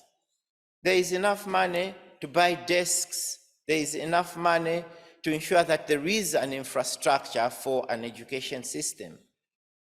So now we're talking about education, but where is that money coming from? So it also means that Parliament has a duty to then enact laws in a way that resources will be collected for the national pace to ensure then that these sectors are paid for. Health, education are paid for. So resource mobilization is an important human rights duty and obligation of Parliament through the legislative process. So when laws are being debated, is there a way of ensuring that this law ensures that the government mobilizes sufficient resources so that the human rights of the citizens are fulfilled. Education, health, social security, and all of these things. So, that's good. So these are very important duties. I would like to move to next slide. So we said that among the components that are contained in the principles and guidelines are, the different principles. This is the one principle that I will talk about, and I'll skip the other principles because this is the umbrella principle that we always talk about in human rights, and that is the principle of equality. This principle of equality is based on, again, the mandate. Every human being is equal and should be treated without any form of discrimination. For parliaments, this also translates to this fact that when a person goes to vote and the ballot is counted, the vote of a woman, the vote of a man, the vote of an 18-year-old, the vote of an 8-year-old counts as one. We don't discriminate when we talk about the ballot. The vote counts as one. And that also just translates to the fact that everyone is equal and should be treated with equality and non-discrimination. And this means that this principle should translate into the law. There should be equality. There should be no law that segregates on the basis of race, on the basis of gender, on the basis of political affiliation, on the basis of religion. A law that a parliament makes must always reflect that the citizens in the country are equal. Let's move to the next slide.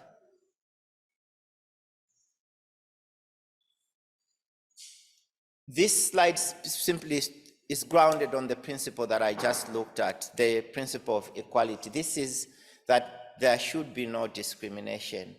I know I don't have time, but we have a law in Zambia, and I would like to talk to honorable members about it at some point, if I can.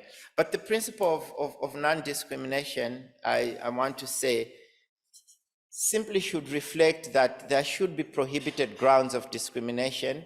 These are, include race, gender, religion, political affiliation. But I want to ask a question. Affirmative action. Does that also mean that there is no discrimination? When we make laws based on an affirmative action, how does that marry with the principle of equality and non-discrimination? If, for example, a parliament makes a law that the criteria for getting into a university for the girl child should be different, is that a law that discriminates? Yes, it does discriminate in terms of positive discrimination due to the fact that it is important to ensure that the girl child is incorporated in policies, but one policy should ensure that you look at both sides. So when you make a policy and put all budgetary reforms around that specific issue, it can then overlook the other existing issues that are also imperative to the championing of human rights. So it's termed positive discrimination.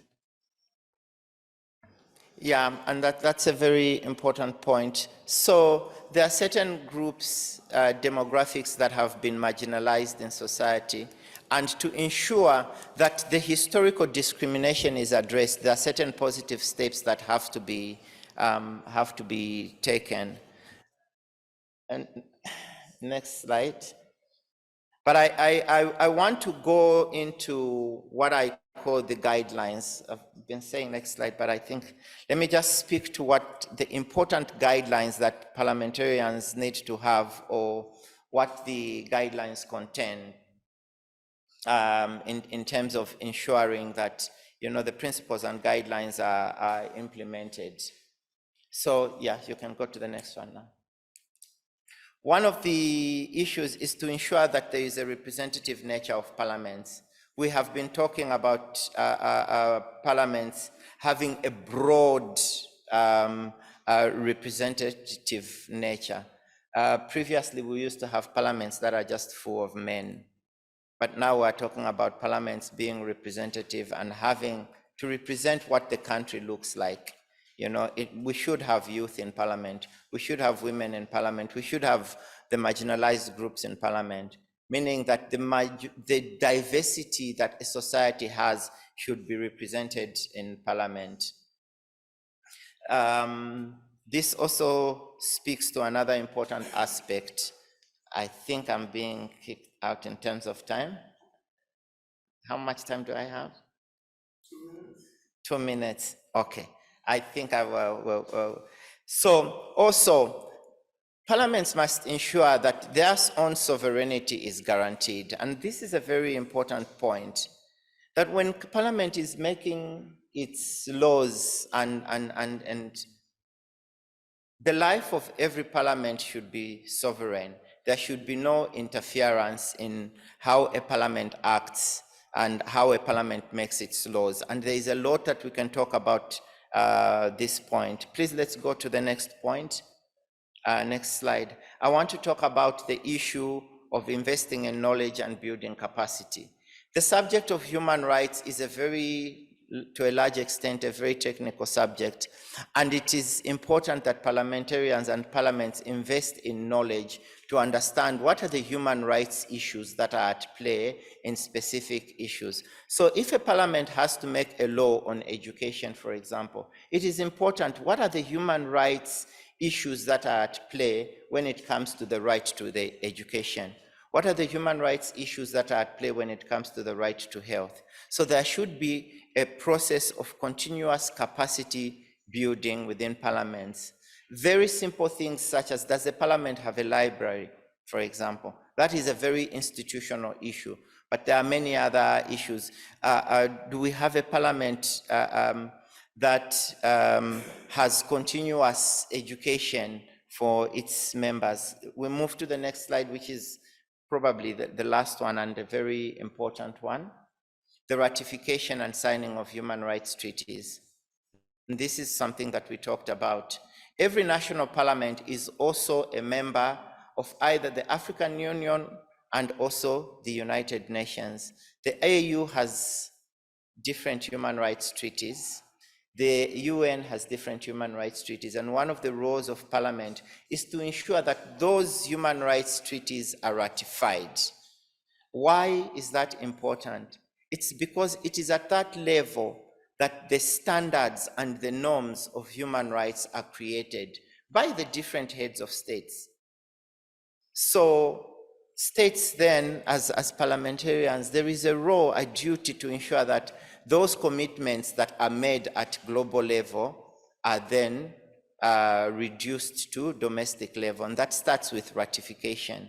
From ratification comes domestication, meaning that if we have signed, for example, a law, the International Covenant on the Rights of Persons with Disabilities, we talked about a model law on albinism. How do we ensure that that becomes part of the law in the country?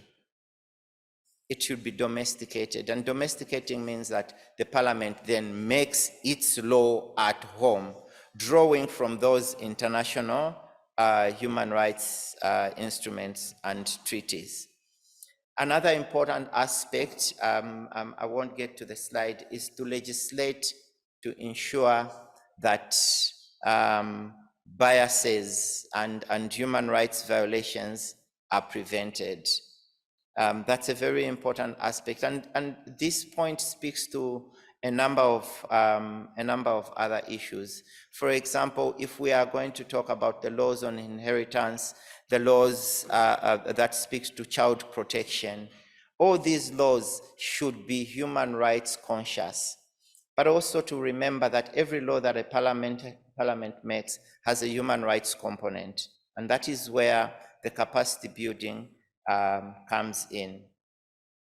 I think I will try to end here. I've been told that I don't have enough time.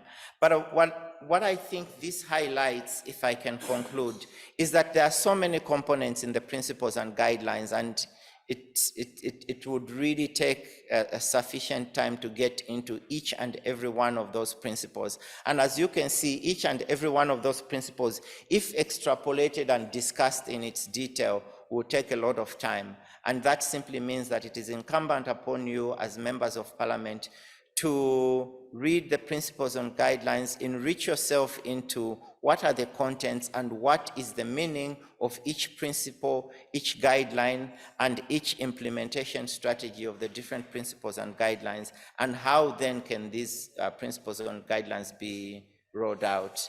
As a person that was part in drafting the principles and guidelines, I'm really open to answering questions and always available to, provide whatever assistance I can with respect to the principles and guidelines, because I would like to see the light of day in a way that they actually change the people that we're talking about, and have an actual impact on the human rights system in the sub-region. In SADC. So thank you very much. I'm open to questions. I'm available throughout, and I'll be happy to have further conversations about the guidelines. Thank you. Thanks, Landy, and apologies for rushing you. We lost a bit of time.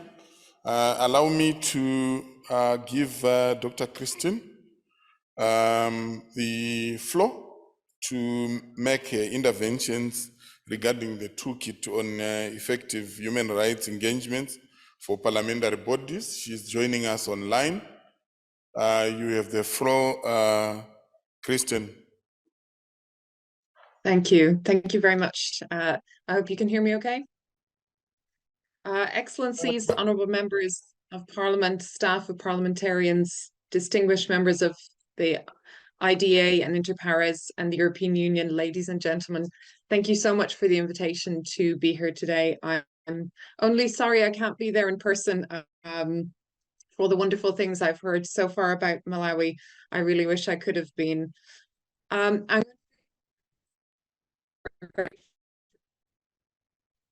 I will be here for the full 2 days of this workshop, so hopefully I'll have a chance to intervene at subsequent parts of our workshop. Before I start, I just wanted to say that I've been working on parliaments as human rights actors for the past 10 years now, and I'm really impressed by the work of the SADC PF. It is really world-leading in terms of some of its initiatives around model laws and the principles and guidelines. So it really is some fantastic work that I hope is and deserves to be very well known, not only in the region, but also globally as part of the ongoing drive to further engage parliaments as human rights actors on the national level. If somebody could kindly put up my slides, I'd be very grateful. So I'm just going to very quickly introduce the toolkit on effective human rights engagement for parliamentary bodies that has already been mentioned by the colleagues. We launched this last year, and I'm not sure if we can get it up on the screen. We launched this last year with a view to improving the engagement of parliaments around the world on human rights issues. So the overall aim of the toolkit is to build stronger parliamentary engagement with human rights by providing tools, inspiration, and ideas to those working on domestic human rights issues. And particularly, the toolkit looks at parliamentary human rights mechanisms with a focus on human rights committees. And it thinks about and suggests and gives examples of practical ways to engage with human rights. It's based on international standards and recommendations and what were at the time some very recent good practices in parliamentary human rights work across the EU. So it serves as an example of what's going on within the European Union that can then provide inspiration, ideas, and examples for those working both within the region and within other regions on human rights within parliaments. So it looks at the mandate, competencies of parliamentary human rights bodies, as I say, with a particular focus on specialised human rights committees as best practice for parliamentary engagement in human rights. And I'll mention in a moment why that model was selected. The toolkit encourages the idea of proactive engagement rather than reactive engagement, and it tries not to unnecessarily duplicate existing good publications that are out there, including from the Council of Europe and the Inter-Parliamentary Union. So when it comes to a human rights mechanism, international standards support the establishment of a dedicated human rights committee with a broad range mandate and range of functions. The types of these institutions across the EU we found varies greatly in terms of size and focus and mandate, but there are clear benefits to having a dedicated mechanism. It sends a signal to the Parliament about its human rights obligations. It centralises human rights competency and expertise. It informs parliamentary debate about human rights. And it also allows for the development of specific human rights oversight mechanisms within the Parliament and a focal point for liaison with international and regional human rights mechanisms. In 2018, the UN Office of the High Commissioner for Human Rights, the OHCHR, pulled together a set of draft principles on parliaments and human rights. And those were aimed to guide parliaments in setting up human rights committees. They particularly looked at the mandate, the responsibilities and functions, and the competencies and working methods of parliaments. And they identified the relevant functions of parliaments in promoting human rights implementation. And some of those were already so eloquently set out by the Right Honourable Second Deputy Speaker Adams in her keynote presentation. I'm just jumping ahead. I know the colleague who's kindly put up that slide can't keep up with me. That's fine. The toolkit itself is enough to remind us all that it's there. In terms of the resources required for parliamentary committees, the toolkit identifies the necessity of human and financial resources, a set of specific competencies for the committee in dealing with bills and budgets, and dealing with human rights issues that comes across through holding public hearings, hearing from witnesses and receiving information. It should have visible, transparent operations and rules of procedures and clear rules for selecting members with particular consideration for human rights expertise. There's also a very important component of stakeholder engagement, including with civil society and the National Human Rights Institution, that hopefully we can discuss at a later point in our workshop. And it sets out a set of tools for dealing with human rights violations through the roles and functions of Parliament, including hearings, inquiries, consultations and petitions, reports and monitoring and follow-up. And finally, it concludes with a set of recommendations to Parliament to establish a specialised parliamentary body, how that should be established, how the agenda of that committee can be developed, how opportunities for capacity building can be developed, and finding ways to mainstream human rights through parliamentary business. So I'll conclude there in the interest of time. And as I said, hopefully we can discuss this in more detail later in the workshop. I would just reiterate Jonathan's announcement about that the toolkit, we've turned it into a course on parliaments and human rights that will be available soon on the Agora portal for parliamentary development. Thank you so much, and I look forward to our subsequent discussions. If someone is conceptualizing a project and they're looking for strategic partners to work with, it is often not the case that they will start off with Parliament as the first institution that they are working with. So we really appreciate the work that you, Landy, and others are putting in terms of supporting the work of parliaments. Indeed, there will be opportunities for further engagement for yourself, for Landy, with the members in terms of the knowledge tools.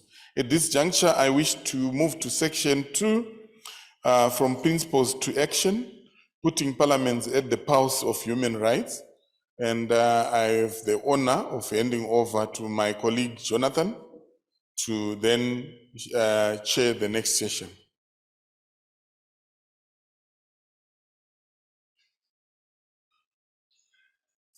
Thanks very much, Kurasha. Excuse me. Thanks very much, Kurasha, and thank you, everybody, for an exciting last session. So, as Kurasha said, we'll be looking at this discussion panel on establishing and strengthening parliamentary human rights committees, and we've got an exciting list of panelists coming up who are going to look at questions such as reflecting on the benefits of establishing specialized human rights committees in parliaments, outlining key functions and responsibilities assigned to human rights committees, highlighting some of the innovative and unique work approaches that there are, and sharing good practices on accumulating knowledge and strengthening expertise at human rights committees. So as I said, we have four exciting speakers. We have the Honourable Utaru Mutu from Namibia, the Honourable Milorad Pupovac from Croatia, Honourable Claudia Santos from Portugal, and the Honourable Geronima Agostinho from Mozambique, and I'll introduce them a bit more properly afterwards. Now, because we've run a little bit late, one of our speakers will have to leave shortly, and therefore I would ask if the Honourable Claudia Santos, who is joining us from Portugal online, would be prepared to make the first presentation. And we look forward to hearing from you, Claudia, and I think and then we will go on to the other speakers. And for the other speakers who were going to be speaking before Claudia, I'm sure you understand us allowing Claudia, making sure that Claudia can present. Thank you very much indeed. Over to you, Claudia. Thank you very much. It's an honor to take part on this panel. I'm going to speak on Portuguese because there is translation. O meu objetivo é apresentar a Comissão de Assuntos Constitucionais, Direitos, Liberdades e Garantias do Parlamento Português, procurando evidenciar o modo como o papel dessa comissão é relevante para a defesa dos direitos fundamentais e também para a preservação da democracia. A Comissão de Assuntos Constitucionais, também chamada Primeira Comissão, é uma das 14 comissões da Assembleia da República Portuguesa em que os deputados desempenham as suas atividades. E essa primeira comissão tem um conjunto muito significativo de atribuições, onde vou destacar a interpretação de preceitos constitucionais, o esclarecimento de todas as questões relacionadas com direitos, liberdades e garantias, com particular enfoque para os temas relacionados com a justiça, com a reinserção social e com os assuntos prisionais, mas também todos os assuntos conexos com os problemas que hoje são muito amplos da administração interna, nomeadamente as matérias eleitorais, num tempo em que se questiona a possibilidade de adoção de modelos de voto não necessariamente presenciais, o que suscita muitas dificuldades. A primeira comissão tem também atribuições relacionadas com a proteção civil e essas matérias têm adquirido uma importância crescente na medida em que as alterações climáticas são cada vez mais uma preocupação dos nossos concidadãos e em Portugal fomos flagelados nos últimos anos por incêndios com uma dimensão crescente. Portanto, essas questões de proteção civil são cada vez mais relevantes no âmbito da primeira Comissão da Assembleia da República de Portugal. Mas, por outro lado, a primeira Comissão tem também um papel muito importante relacionado com, eu estou a tentar passar para o próximo slide, coisa que não estou a conseguir. Penso só um segundo, porque penso que seria mais útil se conseguissem acompanhar a apresentação através do slide. Vamos passar para o segundo, que é este. Peço desculpa por esta interrupção, mas estava aqui com alguma dificuldade em passar para o segundo slide. E ainda a propósito das atribuições da Comissão de Assuntos Constitucionais da Assembleia da República de Portugal, queria sublinhar a atenção prestada à proteção das crianças e dos jovens em risco, assim como dos idosos. Numa outra perspectiva, a primeira Comissão tem um importante papel de fiscalização da atividade do Governo. A Assembleia da República, o Parlamento, tem essa função de acompanhamento e fiscalização da atividade do Governo, nomeadamente nas áreas relacionadas com a Justiça, com a administração interna e com os assuntos parlamentares. E é também à Comissão de Assuntos Constitucionais que são pedidos pareceres sobre questões relacionadas com a interpretação da Constituição. Finalmente, eu queria sublinhar um papel fundamental da Comissão de Assuntos Constitucionais na elaboração de pareceres sobre todas as iniciativas legislativas, ou seja, as propostas de lei do Governo e os projetos de lei dos grupos parlamentares. Cabe à Comissão de Assuntos Constitucionais dar pareceres sobre a conformidade constitucional dessas iniciativas legislativas e a possibilidade de elas serem debatidas em plenário.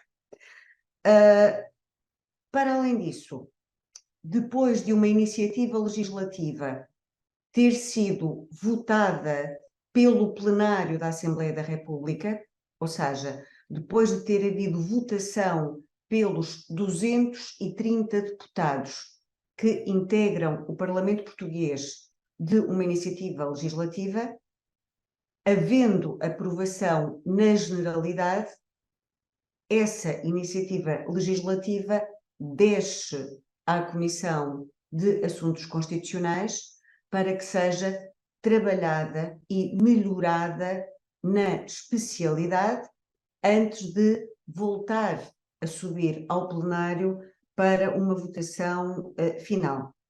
Finalmente, a Comissão de Assuntos Constitucionais tem também um papel fundamental no acompanhamento da participação de Portugal na construção da União Europeia, cabendo à Comissão de Assuntos Constitucionais pronunciar-se sobre a compatibilidade dos instrumentos da União Europeia com a nossa própria Constituição.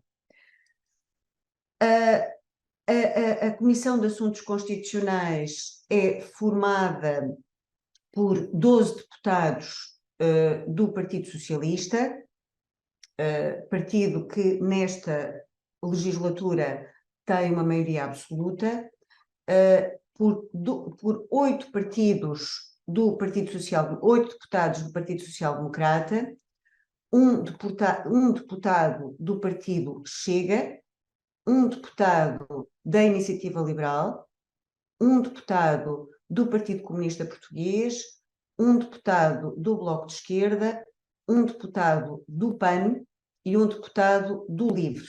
E as famílias políticas correspondentes aos partidos portugueses aparecem assinaladas ao lado para que possam ter uma perspectiva mais ampla sobre a representatividade de cada força política europeia nesta Comissão de Assuntos Constitucionais.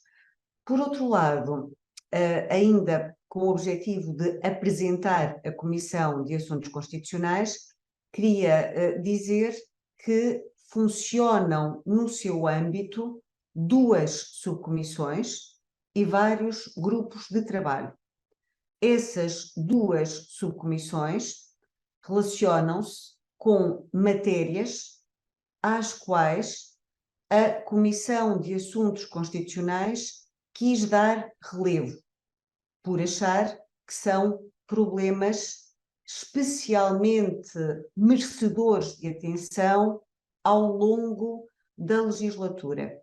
E, portanto, existem 2 subcomissões, uma para a igualdade e a não discriminação, na qual se abordam todas as medidas legislativas, mas não só, orientadas para o combate às desigualdades, desigualdades em razão do género, em razão da etnia, em razão da situação económica, mas não em razão da orientação sexual. Portanto, esta subcomissão visa combater a discriminação, contribuindo para que haja mais igualdade na nossa sociedade.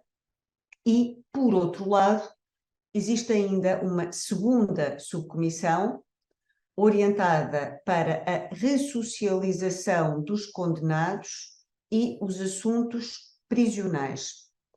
Esta subcomissão quer garantir o princípio humanista na execução das penas em Portugal, afastando o nosso modelo de um modelo puramente retribucionista, ou seja, nós não queremos que as prisões sirvam apenas para, que sirvam para infligir sofrimento destituído de uma finalidade ressocializadora. Pelo contrário, nós queremos apostar na reintegração social dos condenados, garantindo acesso à educação e ao trabalho em contexto prisional. Esta subcomissão ocupa-se também dos assuntos relacionados com os menores institucionalizados em centros tutelares educativos. Encontram neste último slide um conjunto de grupos de trabalho que também funcionam no âmbito da primeira comissão. Neste momento vou destacar 2 grupos de trabalho cuja atividade é particularmente importante. Um deles tem a ver com os abusos sexuais de crianças.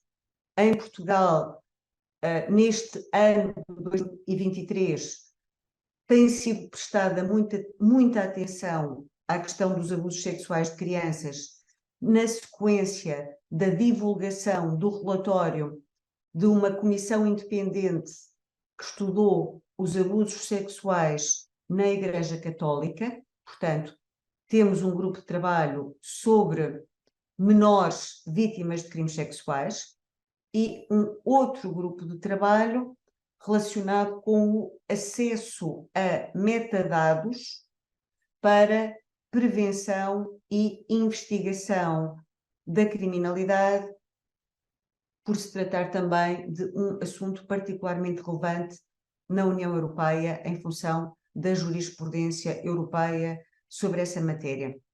Para concluir, direi apenas que em tempos de incerteza relacionados com pandemias como a de Covid-19 ou em tempos de incerteza relacionados com a guerra, a Comissão de Assuntos Constitucionais desempenha um papel particularmente importante na defesa de direitos fundamentais. Agradeço muito a vossa atenção. Peço desculpa por não poder permanecer no workshop, mas tenho uma outra reunião agendada, até em função do contexto político atribulado que neste momento se vive em Portugal, na sequência da demissão do Primeiro-Ministro. Agradeço muito a todos e desejo a todos a continuação de ótimo trabalho. Thank you so much.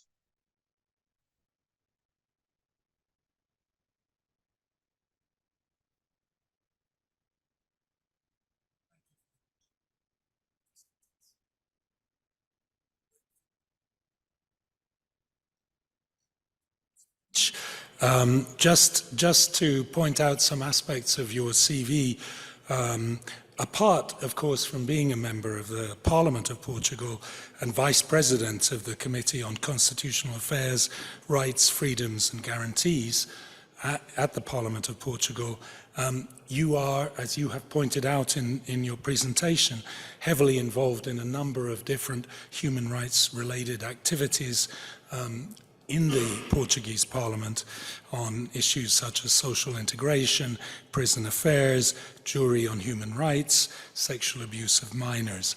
And one thing I did want to emphasize about your CV is that Dr. Santos, who holds a doctorate in legal and criminal sciences and is a university professor and an author of a number of publications in areas such as criminal and environmental law, restorative justice and corruption in public service.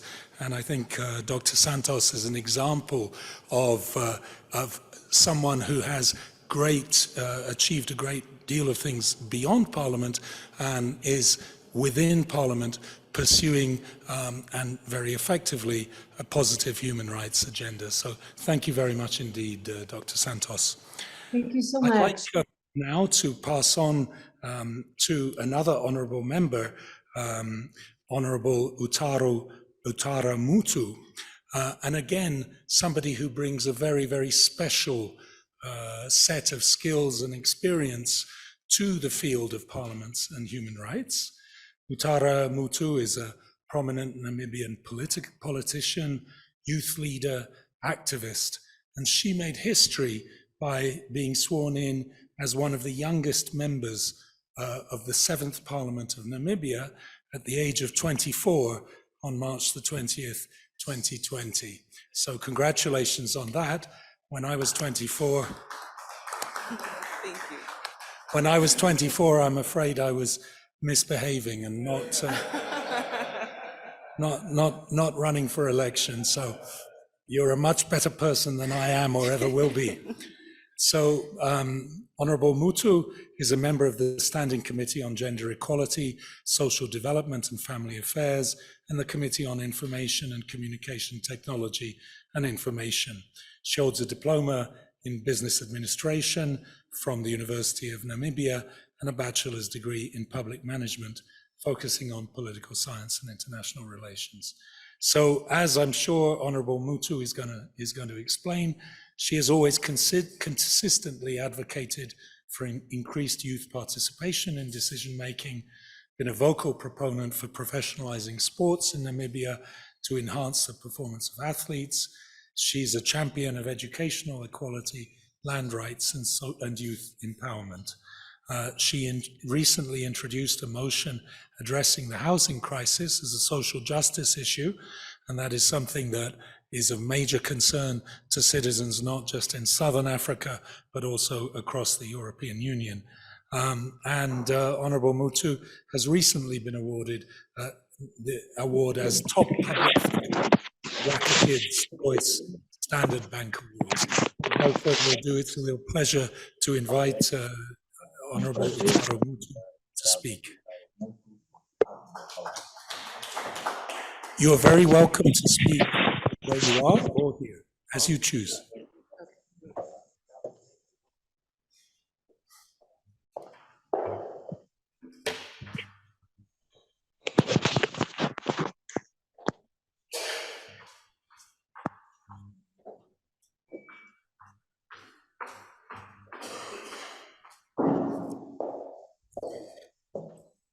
Thank you very much, Doctor, for quite astonishing introduction. Sometimes I get shocked by some of the work when you hear it from a third person's perspective. Thank you so much for allowing me to participate in this very important discussion.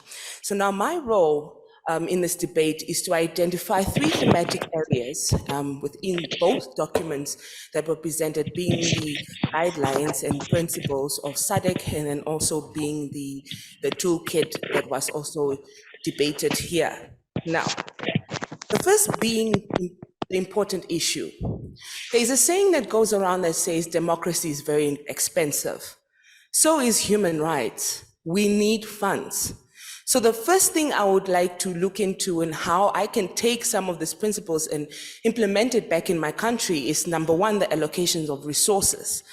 Now, the allocation of resources is important because Parliament has the paramount role to pressure executive to ensure that the principles and laws and policies that are aimed or within the policies that come out from SADC, gender model laws, international and local treaties that we signed as states, that they ensure that it is incorporated within our laws and policies and projects thereof that come from Parliament. It is important for Parliament to ensure that the budget speaks to the desires of the community. So therefore, Parliament has an important role to ensure that not only that budgets are gender responsive, but then they also have, then after the budget being responsive, there is a legal framework that will grant Parliament the powers to have an active role in the budget process. Now, why I chose this is important because in my country, we do have a role, we do play a role in terms of what we call rubber stamp in terms of the budget process, because the budget comes to Parliament after, tabled to Parliament after it has been formulated. So we as parliamentarians of Namibia have a limited role in terms of ensuring that the budget is shifted and the budget is constructed in a manner that it speaks to the desires of human rights and desires of human development. So the important role of allocation of resources is important in terms of my country because we want to take this very important point and ensure that parliamentarians from the beginning have played a big role in setting up the budget through primary process of the budget formulation. So most cases, budget is tabled. We only have 2 or 3 adjustments to the budget in terms of for example, building of schools, or budgetary allocations to human rights committees within the Parliament, which were Parliament beginning of this year in February, because parliamentarians felt that the National Assembly did not have enough funds to execute its functions and to be a productive and reformed parliament for the country. So that is the first issue that I will really take into is allocation of resources. The second being civil society. Now, it was advocated in the document that civil societies need to have presence within Parliament.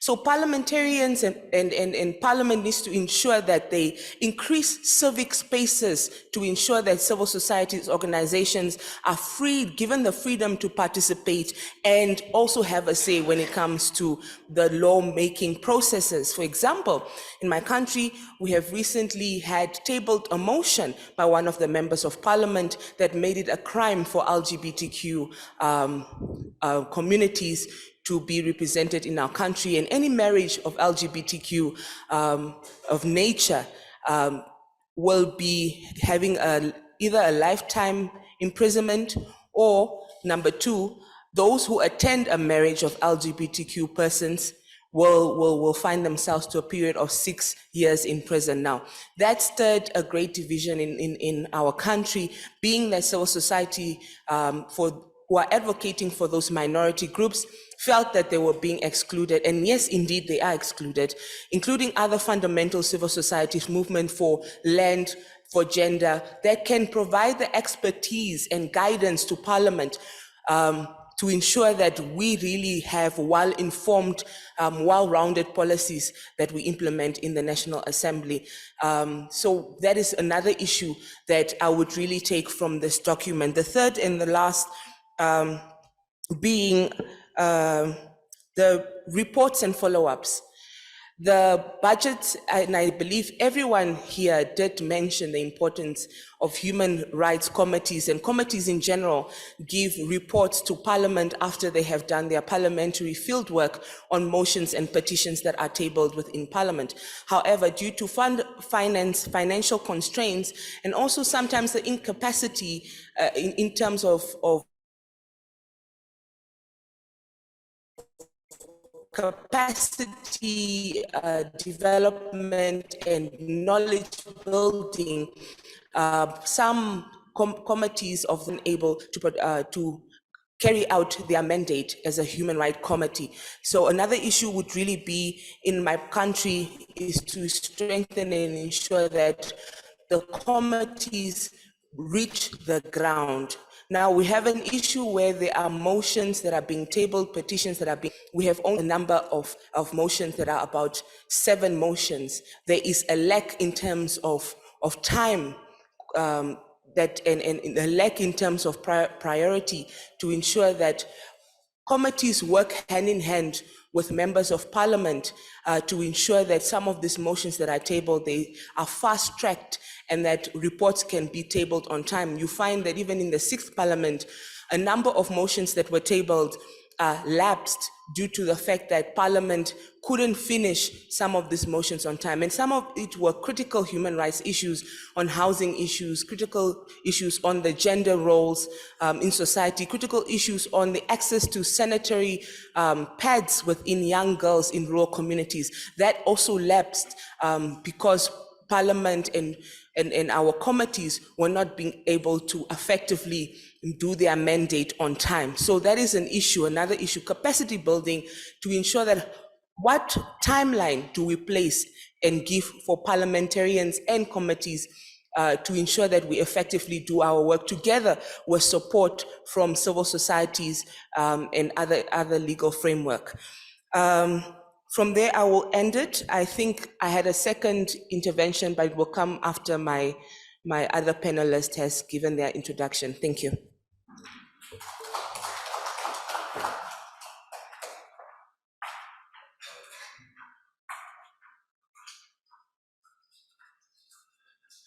Thank you very much for a very clear, a very succinct presentation, which I think provides a very good basis for discussion and exchange of different ideas.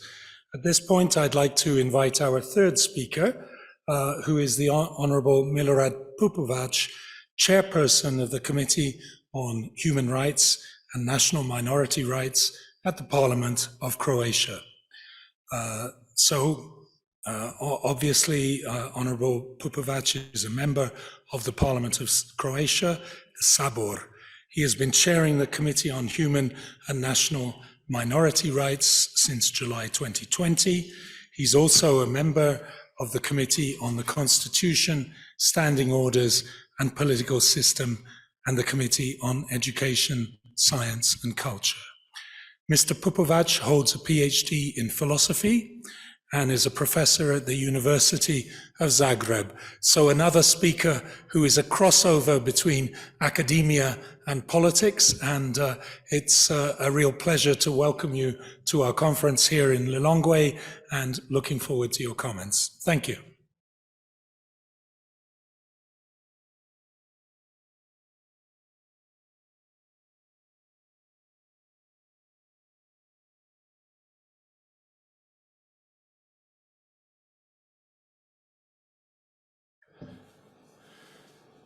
Is Honorable Pupovac online? Okay, great.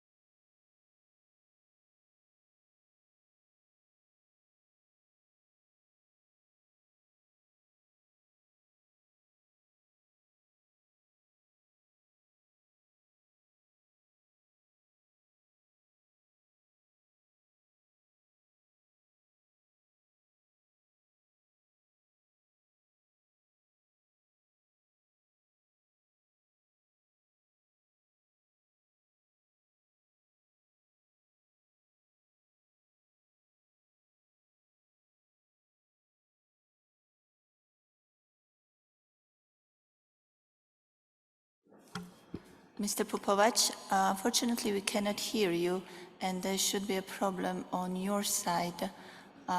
Could you please either rejoin the session?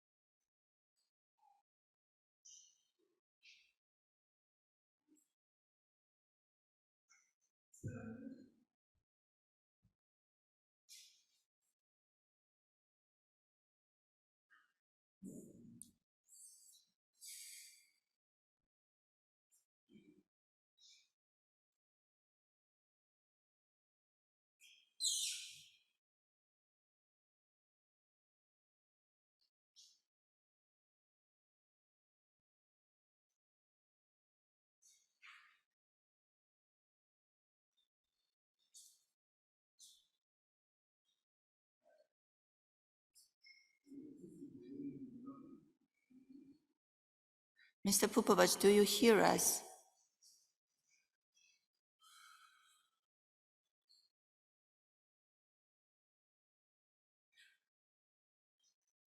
I think if we have a problem with connection with Honourable Popovac, we should probably go to the next speaker, if that's okay, and then come back to Honourable Popovac.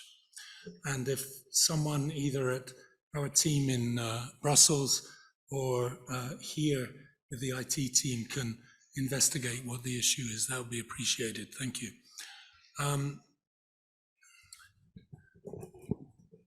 I would like, therefore, to introduce the Honourable Geronima Agostinho, SADC PF Democracy and Democratic Governance and Human Rights member, Mozambique. Geronima Agostinho is a member of the Parliament of Mozambique, currently serving on the Committee on Social Affairs, Gender, Technologies and Social Communication. He is a former chairperson of the SADC PF Committee on Democratisation, Governance and Human Rights, so somebody who will be able to tell us a little bit in historical context, SADC's work and the work, of course, of the Parliament of Mozambique on human rights. And Honourable Agostinho holds a degree in public administration. Over to you, Honourable Agostinho.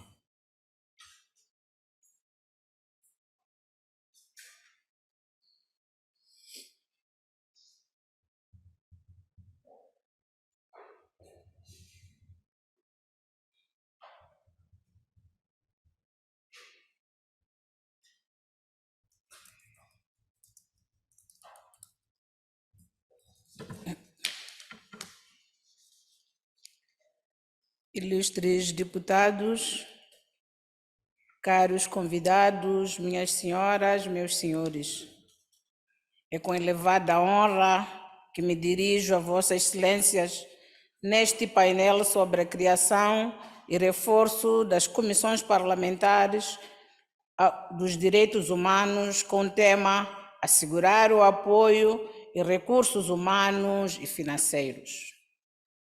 Os direitos humanos são hoje uma temática incontornável na luta pelo progresso e desenvolvimento da humanidade em geral e de Moçambique em particular, sendo de assinalar 3 momentos importantes.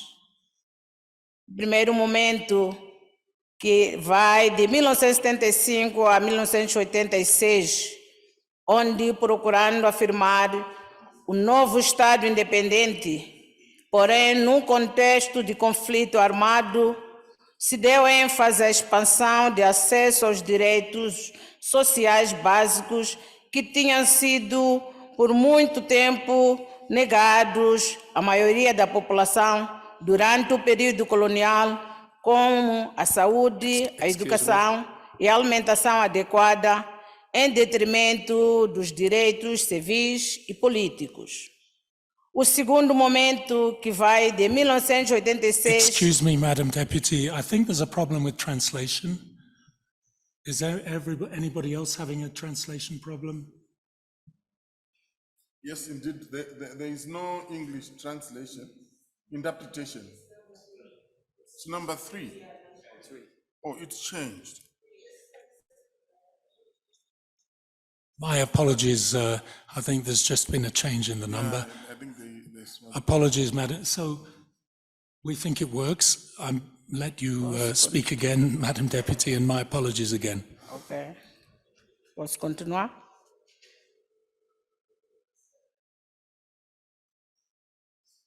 Posso? Ok. E o primeiro momento foi que vai de 1975 a 1986, onde procurando afirmar o novo Estado independente, porém num contexto de conflito armado, se deu ênfase à expansão do acesso aos direitos sociais básicos que tinham sido por muito negados à maioria da população durante o período colonial, como a saúde, educação, alimentação adequada, em detrimento dos direitos civis e políticos. O segundo momento, que vai de 1986 a 1990, foi caracterizado pelas negociações de paz e o início de transição de uma economia de orientação socialista a uma economia de mercado e de um regime democrático popular a um regime democrático liberal, com grandes dificuldades do governo em garantir a expansão dos direitos econômicos e sociais e a proteção dos direitos civis e políticos. Finalmente, a partir de 1990, com a aprovação de uma Constituição de cariz liberal, a assinatura dos acordos de paz e a realidade de eleições multipartidárias, Moçambique garante as condições políticas para enfrentar de maneira consistente o desafio de não somente reconstruir e expandir as infraestruturas necessárias ao acesso aos direitos sociais e à promoção dos direitos econômicos, mas também de implementar as medidas necessárias para garantir a proteção e promoção de uma maioria gama dos direitos políticos, civis e culturais para a população. O quadro jurídico constitucional inaugurado pela Constituição da República de 1990 e reforçado na revisão constitucional de 2004 tem sido propício ao respeito pelos direitos humanos dos cidadãos e à consolidação de um Estado de direito democrático. A Constituição de 2004, atualmente em vigor em Moçambique, reafirmou o seu compromisso com a promoção e proteção dos direitos humanos.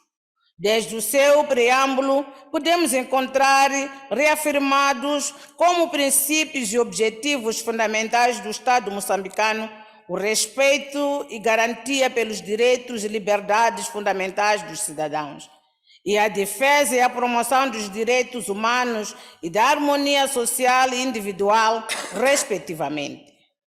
Quer na própria Constituição da República, quer na legislação ordinária, são elencados vários direitos fundamentais humanos que gozam os cidadãos moçambicanos, dentre os quais podemos destacar o direito à vida, o direito à assistência na incapacidade e na velhice, o direito à educação, o direito à proteção especial e aos cuidados do bem-estar da criança, o direito à saúde, o direito ao ambiente, o direito de trabalho, a atribuição e segurança ao emprego, o direito da propriedade, direito de recurso aos tribunais, a igualdade de todos perante a lei e da não descriminalização, a liberdade de associação, a liberdade de consciência de religião, de culto, a liberdade de construir, aderir e participar de programas partidários políticos, a liberdade de expansão e formação,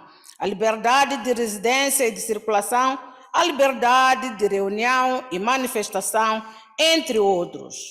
No contexto interno, acresce-se o quadro internacional pela adesão do país aos principais instrumentos e mecanismos internacionais de direitos humanos, o que por si só significa o país procura enveredar pelo caminho da proteção dos direitos humanos. Destaque vai para a submissão dos relatórios sobre a situação dos direitos humanos em Moçambique, junto do mecanismo da revisão periódica universal do Conselho dos Direitos Humanos das Nações Unidas e a adoção ou anotação das recomendações prol dos direitos humanos feitos por este Conselho. Ainda neste período inicial da República de Moçambique, ratificou-se alguns tratados internacionais e africanos relacionados aos direitos humanos, com destaque para a Convenção das Nações Unidas para a eliminação de todas as formas de discriminação racial de 1983 e a Carta Africana dos Direitos dos Homens e dos Povos de 1989. Os defensores de direitos humanos cumprem um papel essencial para o fortalecimento da democracia, do Estado de Direito, do sistema de justiça, o combate à exclusão social e à pobreza. Além disso, contribuem para o avanço de uma cultura de direitos em Moçambique. A paz e o desenvolvimento econômico, social e cultural são simultaneamente condições para o desenvolvimento e frutos da democracia. Há, portanto, uma interdependência entre a paz, o desenvolvimento, o respeito e a observância do Estado de Direito dos direitos humanos. Neste contexto, todos, Estado, instituições de promoção e proteção dos direitos humanos, organizações da sociedade civil, parceiros de cooperação e cidadãos são chamados, cada um ao seu nível, a desempenhar o seu papel em prol dos direitos humanos em Moçambique. Sendo que, para que os cidadãos possam participar ativamente neste processo, mostra-se necessário perceber o nível de conhecimento sobre o que são os direitos humanos, bem como sobre os instrumentos e mecanismos de promoção e proteção destes direitos. A par da substancial consagração normativa dos direitos humanos, encontramos também ao nível nacional a existência de instituições nacionais de proteção dos direitos humanos que vão desde as instituições genéricas como tribunais, provedores de justiça, departamentos ministeriais, etc., até as instituições especializadas, mormente a Comissão Nacional dos Direitos Humanos, criado pela Lei nº 33/2009, de 22 de dezembro. Os direitos humanos visam garantir a dignidade e a integridade da pessoa, especialmente frente ao Estado e suas estruturas de poder, e a cidadania assegura o equilíbrio entre os direitos e deveres do indivíduo em relação à sociedade e da sociedade em relação ao indivíduo. O que podemos fazer para defender os direitos humanos? Respeitar a cor, raça, religião, orientação sexual e respeitar a Declaração Universal dos Direitos Humanos, além de ser um gesto de amor que, infelizmente, a sociedade vem se esquecendo. O Estado deve agir como promotor de iniciativas, ações e políticas públicas por meio de incentivo à concepção de regulamentações que fomentem condutas adequadas relacionadas à prevenção da ocorrência de violações de direitos humanos. Os órgãos executivos e parlamentos devem tomar em consideração os relatórios nacionais ou internacionais sobre os direitos humanos no desempenho de estratégias e ações de promoção e defesa dos direitos humanos. Elaborar e aprovar uma política e uma estratégia de promoção e defesa dos direitos humanos. Adotar os direitos humanos como a razão de ser de toda ação pública, quer na elaboração de políticas públicas, normas e práticas, de atos administrativos, com destaque para a elaboração de orçamentos. Garantir a existência e funcionalidade dos serviços e mecanismos de apoio às populações na defesa dos seus direitos humanos. Exemplo, instituições de patrocínio e assistência jurídica. Garantir que os direitos humanos tenham uma posição privilegiada nas matérias licionadas, desde a formação primária até a formação superior. Uma política clara de educação em direitos humanos. Garantir a capacidade humana, material e financeira para a realização de ações em prol da promoção e defesa dos direitos humanos. Combater de forma enérgica e efetiva todas as práticas e ações, sejam elas culturais ou administrativas, que perigam o desenvolvimento e usufruto dos direitos humanos. Realizar ações de educação cívica para os cidadãos em matéria dos direitos humanos, usando os meios de comunicação social mais acessíveis e próximos dos cidadãos. Exemplo, estamos a falar da rádio e das mensagens, etc. Garantir a formação e capacitação contínua dos funcionários e agentes do Estado em matéria dos direitos humanos.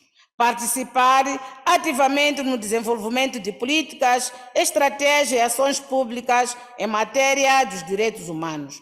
Criar mecanismo de observação permanente do respeito e proteção dos direitos humanos no país. Exemplo, relatórios periódicos.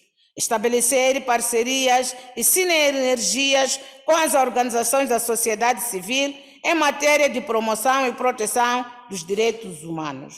Em parceria com as universidades e os centros de pesquisa, desenvolver pesquisas em matéria dos direitos humanos. Por fim, dizer que Moçambique possui a Comissão dos Assuntos Constitucionais, Direitos Humanos e de Legalidade, que é responsável pelos valores inerentes dos direitos humanos e vela pela implementação a nível interno das convenções internacionais de que Moçambique é signatário.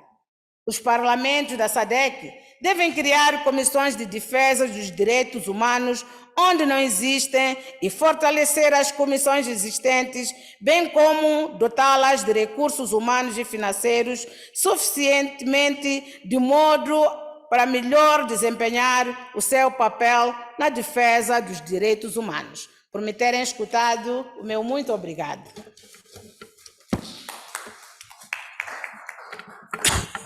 Thank you very much indeed, Honourable Deputy. And that brings us to the end of the current session. We would have liked to have time for questions, and we're going to look at the schedule and see how we can introduce questions later on in the sessions today or tomorrow. However, if we continue this session, we won't be able to have lunch, and that would be a problem. So I suggest that we go immediately to lunch, which, as you know, is right next door to here. And we do need to get back here at 1:30 because we have people joining us online. And as you know, it's one thing waiting around having a coffee with friends, but when you're sitting on the other end of a Zoom call and there's no one on the other side, it's not very nice. So let's try, and I would really appreciate if you can eat your lunch, of course, in a healthy way, digesting your food, but coming back as quickly as possible at 1:30. Thank you very much indeed. It's such a pleasure to be a part of this very important meeting today. And I'll be leading our second panel 2, discussion panel number 2 on sensitizing parliamentarians on their role to safeguard human rights and lawmaking. My name is Maureen Shongen. I'm joining you from Nairobi, UN Women Regional Office for East and Southern Africa as a policy specialist for political participation. And in this panel discussion, we have 3 very exciting speakers that are going to be helping us in this discussion, where we are looking at the critical role of parliaments in scrutinizing legislation, including when deciding on national budgets, to ensure their conformity with national and international human rights norms and obligations. We hope that this will be a good exchange of good practices as we reflect on some of the challenges and the way forward. And joining me for this panel are three speakers: Mr. Adam Bodnar, who is a former Polish ombudsman for citizens' rights and elected to the Polish Senate. I'm also joined by Honorable Richard Labros. I hope I've pronounced that well. And he is part of the SADC PF Democratic Governance and Human Rights member from Seychelles. He's also a member of the Media, Youth and Culture Committee and Finance, the Public Accounts Committee. He also serves on the Human and Social Development and Special Programs Committee of SADC PF as well. Mr. Labros does some work with an NGO that deals with young people as well that have difficulties in society, especially those that are still in school. Noting that he has extensive experience as well that includes he has been a part of observer missions for elections in the SADC countries, as well as a peacekeeper in the AU. We are also joined by Honorable Darren Bergman. He's also a SADC PF Democratic Governance and Human Rights member from South Africa. He's a Deputy Shadow Minister of Trade and Industry, and he previously held the position of a Shadow Minister of International Relations and Cooperation. Currently also a member of the SADC PF Executive Committee.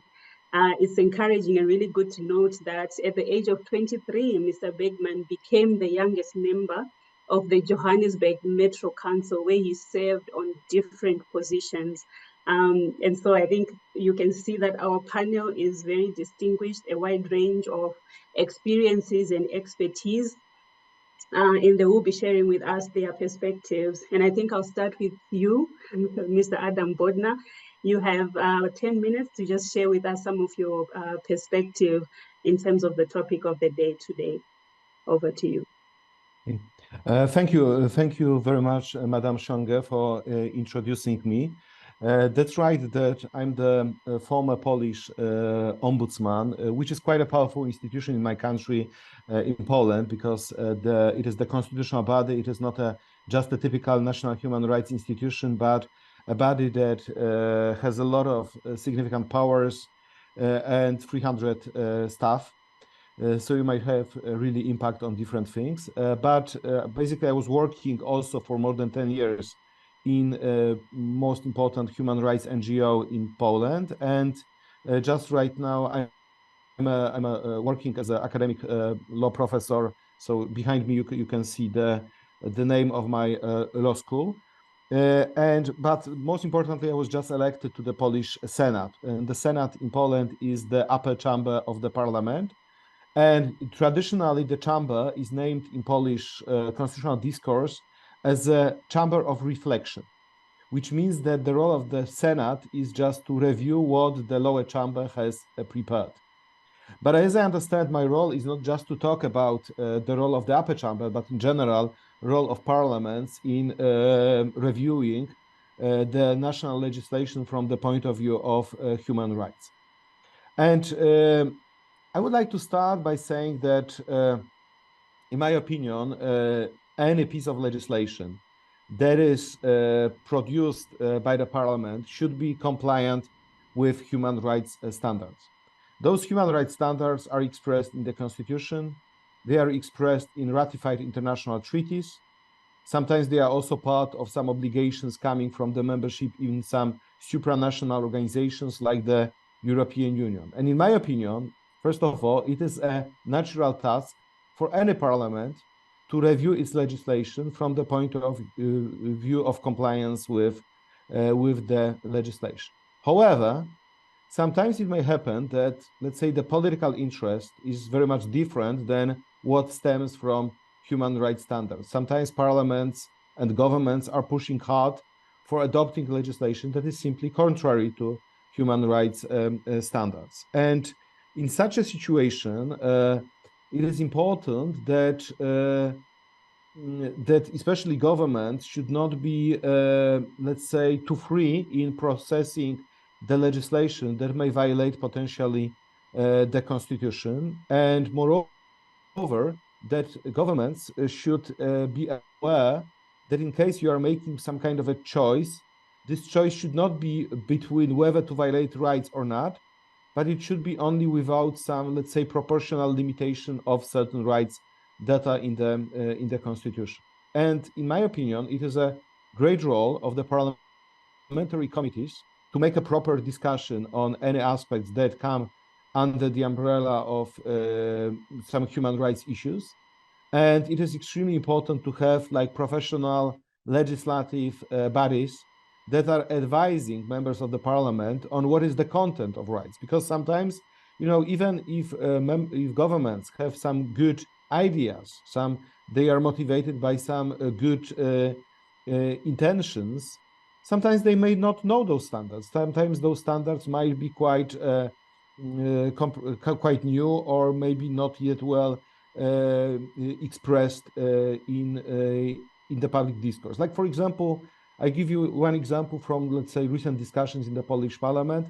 So, for example, whether you can make a life imprisonment as a criminal penalty without any possibility of exiting the prison before the end of your life. So according to standards of the European Court of Human Rights, that kind of imprisonment, life imprisonment, is contrary to human rights, because what is winning these days, and there is a case Winter against United Kingdom, and it says, the standard says that, yes, but you should give a person some, let's say, window of hope.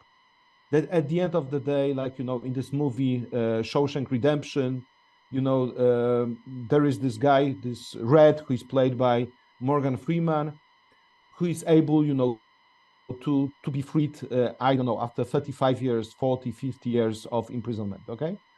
But, you know, it is a relatively new standard of human rights protection. So sometimes it is quite difficult for members of the parliament to know the standards. So that's why it is so important that they know this, that they have this knowledge from some professional experts. Second, it is extremely important, and it is basically a standard expressed in different soft law documents, that within the parliamentary work, not only members of parliament may talk, but also you are giving access to members of the civil society, to different kind of NGOs that may express their views. You are making, in case of some controversial projects, public consultations or public hearings of those laws. But also the important role could be played by the National Human Rights Institution Ombudsman. With Ombudsman, the situation is a little bit controversial. Like, for example, my predecessor on this position was saying that she's intervening only when the legislation is passed. I thought that, sorry, but you should not wait for the legislation that is violating human rights to enter into force, but you should react before. You should give some kind of an opinion before. So it is the question to decide along the, let's say, lines of some constitutional limitations and constitutional powers of the ombudsman institutions. So I think I would accept both points of view, but in my opinion, the Polish constitution at least allows for the ombudsman to be active already at this legislative phase. So in my opinion, it is important as this kind of a preemptive warning that there is something wrong with the legislation. The third point I would like to say is that please note that the role of the parliament and in enhancing human rights protection is bigger in a situation when the judicial review of the legislation is weaker. So we have experienced in Poland, we still experience the situation when the Constitutional Court of Poland has been subject of a dramatic political subordination. So maybe you have heard in media that Poland is subject of the rule of law crisis, and basically that is the case, that the Constitutional Court is not able to give independent judgments as of now. Maybe in future it will come back to its role. But when the judicial review is so weak, it means that it is a bigger role on the parliament and the bigger role on the opposition especially to pronounce or to express different views that a certain piece of legislation is violating human rights, is violating fundamental rights. So in my opinion, in case of, because you know the primary responsibility in such a situation is on the parliament not to adopt a legislation that would be contrary to human rights, especially when the parliament knows that the judicial review is weak. I remember when we still had the independent constitutional court, I remember quite often like talks in the parliament saying like this, you know, we cannot allow for that kind of a legislation, for that kind of a provision, because we know that we will lose our case in the constitutional court. If there is no independent constitutional court, there is no this kind of a threat, there is no this fire brigade that would put water on a fire when you see this, you know, danger coming from the legislation, including some provisions contrary to human rights. So this relationship with the constitutional review, in my opinion, is extremely important from the point of view of performing the role by the parliament in the process, in the legislative process. Please note also that it is important when you are reviewing the legislation, not only to take into account the constitutional language, but also ratified international treaties. International treaties such as ICCPR, International Convention on Economic and Social Rights, Convention on Rights of Children, recently Convention on the Rights of Persons with Disabilities. I just mentioned those ones that are adopted at the UN level.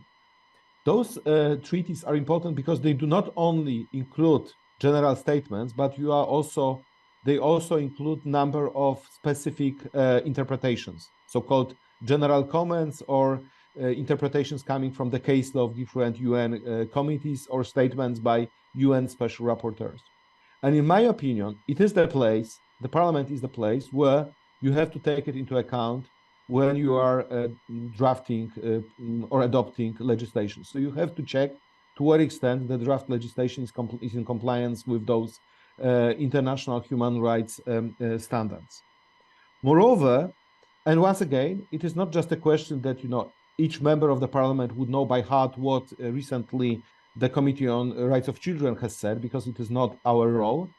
But basically, you should have expertise, you should have a service that is responsible for this. That you maybe even sometimes kind of a automatic type of a service that any piece of legislation is reviewed from the point of view of compliance with international treaties and case law of different international codes. That basically it is kind of like a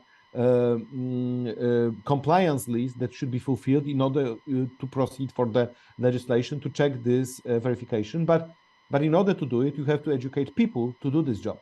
So you must have people that are experienced enough, that are familiar with this international human rights standards that could work in this role in the parliament. But second, please note that sometimes the role of the parliament could be such, and it is the case in my country, that it is the parliament which is initiating some pieces of legislation. So the legislation is not coming from just from the government, but it is the parliament which notices that there is a lack of regulation of a given field, and is proposing a certain piece of legislation. Like in Poland, the Senate, the upper chamber, has a legislative initiative. And quite often, because of a good cooperation between NGOs and the ombudsman, it is the Senate which is proposing some nice, some interesting legislation that is promoting some specific issues of human rights protections. And please note that this role is especially important when you have to, let's say, fill in some loopholes that appear in the legal system. So, so the legal system is quite complex, and sometimes, there are different mistakes, there are different areas that are not properly regulated. And with this kind of an active role of the parliament, you may fill in those gaps. So I think it is important to remember about it. And also, in number of parliaments, there is a right to petition, that it is the parliament which is reviewing petitions, and quite often those petitions concern human rights. And in consequence, in order to respond to those petitions, you have to prepare a relevant piece of legislation. So I would like not to forget about this element, that it is not just about passive reviewing role, but it is sometimes also about active role of repairing the legal system from the point of view of creating like this complete system of human rights protection in a country. And finally, please note that in case any country has ratified the International Human Rights Treaty, it means that this country is subject either of the jurisdiction of some specialized bodies courts, or it is subject of review by some specific committees, like the UN committees I've mentioned. And the question is, okay, so let's imagine that we have UN Human Rights Committee, and this Human Rights Committee is preparing recommendations for a country. Naturally, it is the government that is responding to those recommendations. Naturally, it is the government that is preparing some relevant public policy actions in order to fulfill those recommendations. But in my opinion, it is important that in the parliament, there are sessions organized in order to review those recommendations. So, for example, my big dream for Senate is that like regularly, like every 2 months, I would organize like sessions devoted just to all those particular UN committees, just to give the voice to NGOs, to experts, to academia members, to all the people who are involved in a given field, in order for them to speak, in order for the parliament to get to know what was happening at this UN level, or in case of Poland, at the Council of Europe level. So in my opinion, sometimes it is up to the, you may use different broad powers of the parliament to extend also some level of interest in the protection of human rights. And I think that parliaments might be important safeguard in creating a legal environment which is free from human rights abuses. Thank you very much for your attention.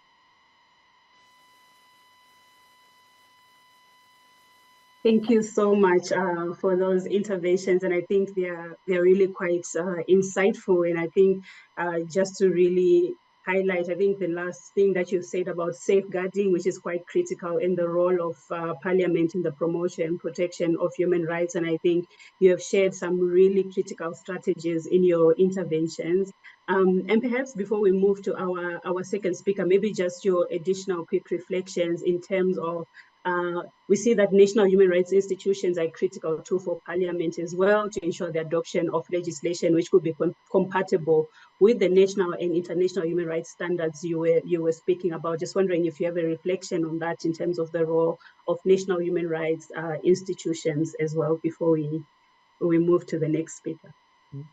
Of course, yes. You know, I was trying to be involved into any international discourse on human rights concerning my country, being the ombudsman.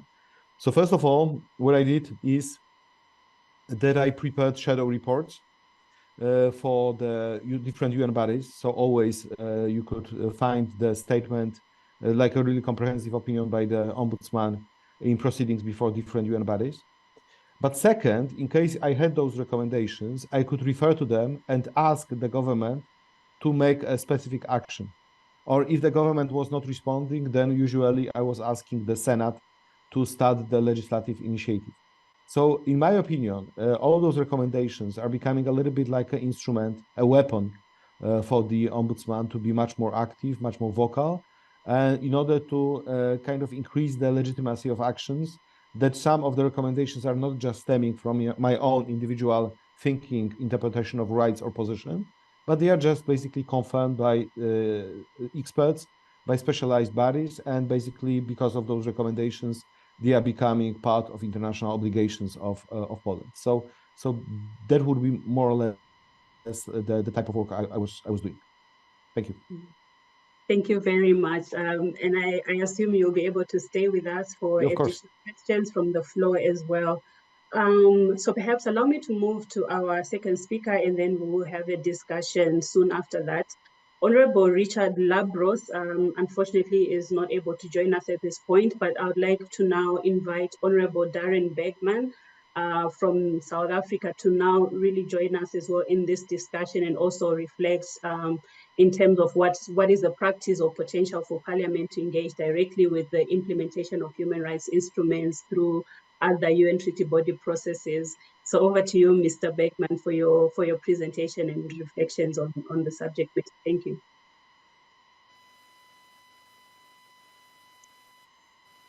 Thank you very much, Chair. And greetings to everyone on the platform. I must say that South Africa, as a new, young constitutional democracy, should be the masters on protection of human rights. In fact, we should have the blueprints on how to forgive, marry, and prosper through dialogue and not war. I'm sure if Nelson Mandela was released at the age of 60 and had 2 terms as president and world statesman, that is exactly what would have happened. He saw the birth of one of the most progressive constitutions in the world, with a Bill of Rights that is the envy of many democratic free countries around the world. Remember, a country is judged by how it treats its prisoners and elderly. South Africa was indeed on the road to prosperity. However, the real test of human rights comes in the trying times and not in the time of peace and plenty. We have made provisions for these eventualities with the establishment of the Constitutional Court, the introduction of Chapter 9 institutions like having the public protector, some watchdogs to watch over the politicians and the courts, and entrenching the Bill of Rights in our Parliament. However, post-Madiba, we would be put to the test first regionally, then internationally, and before long domestically too.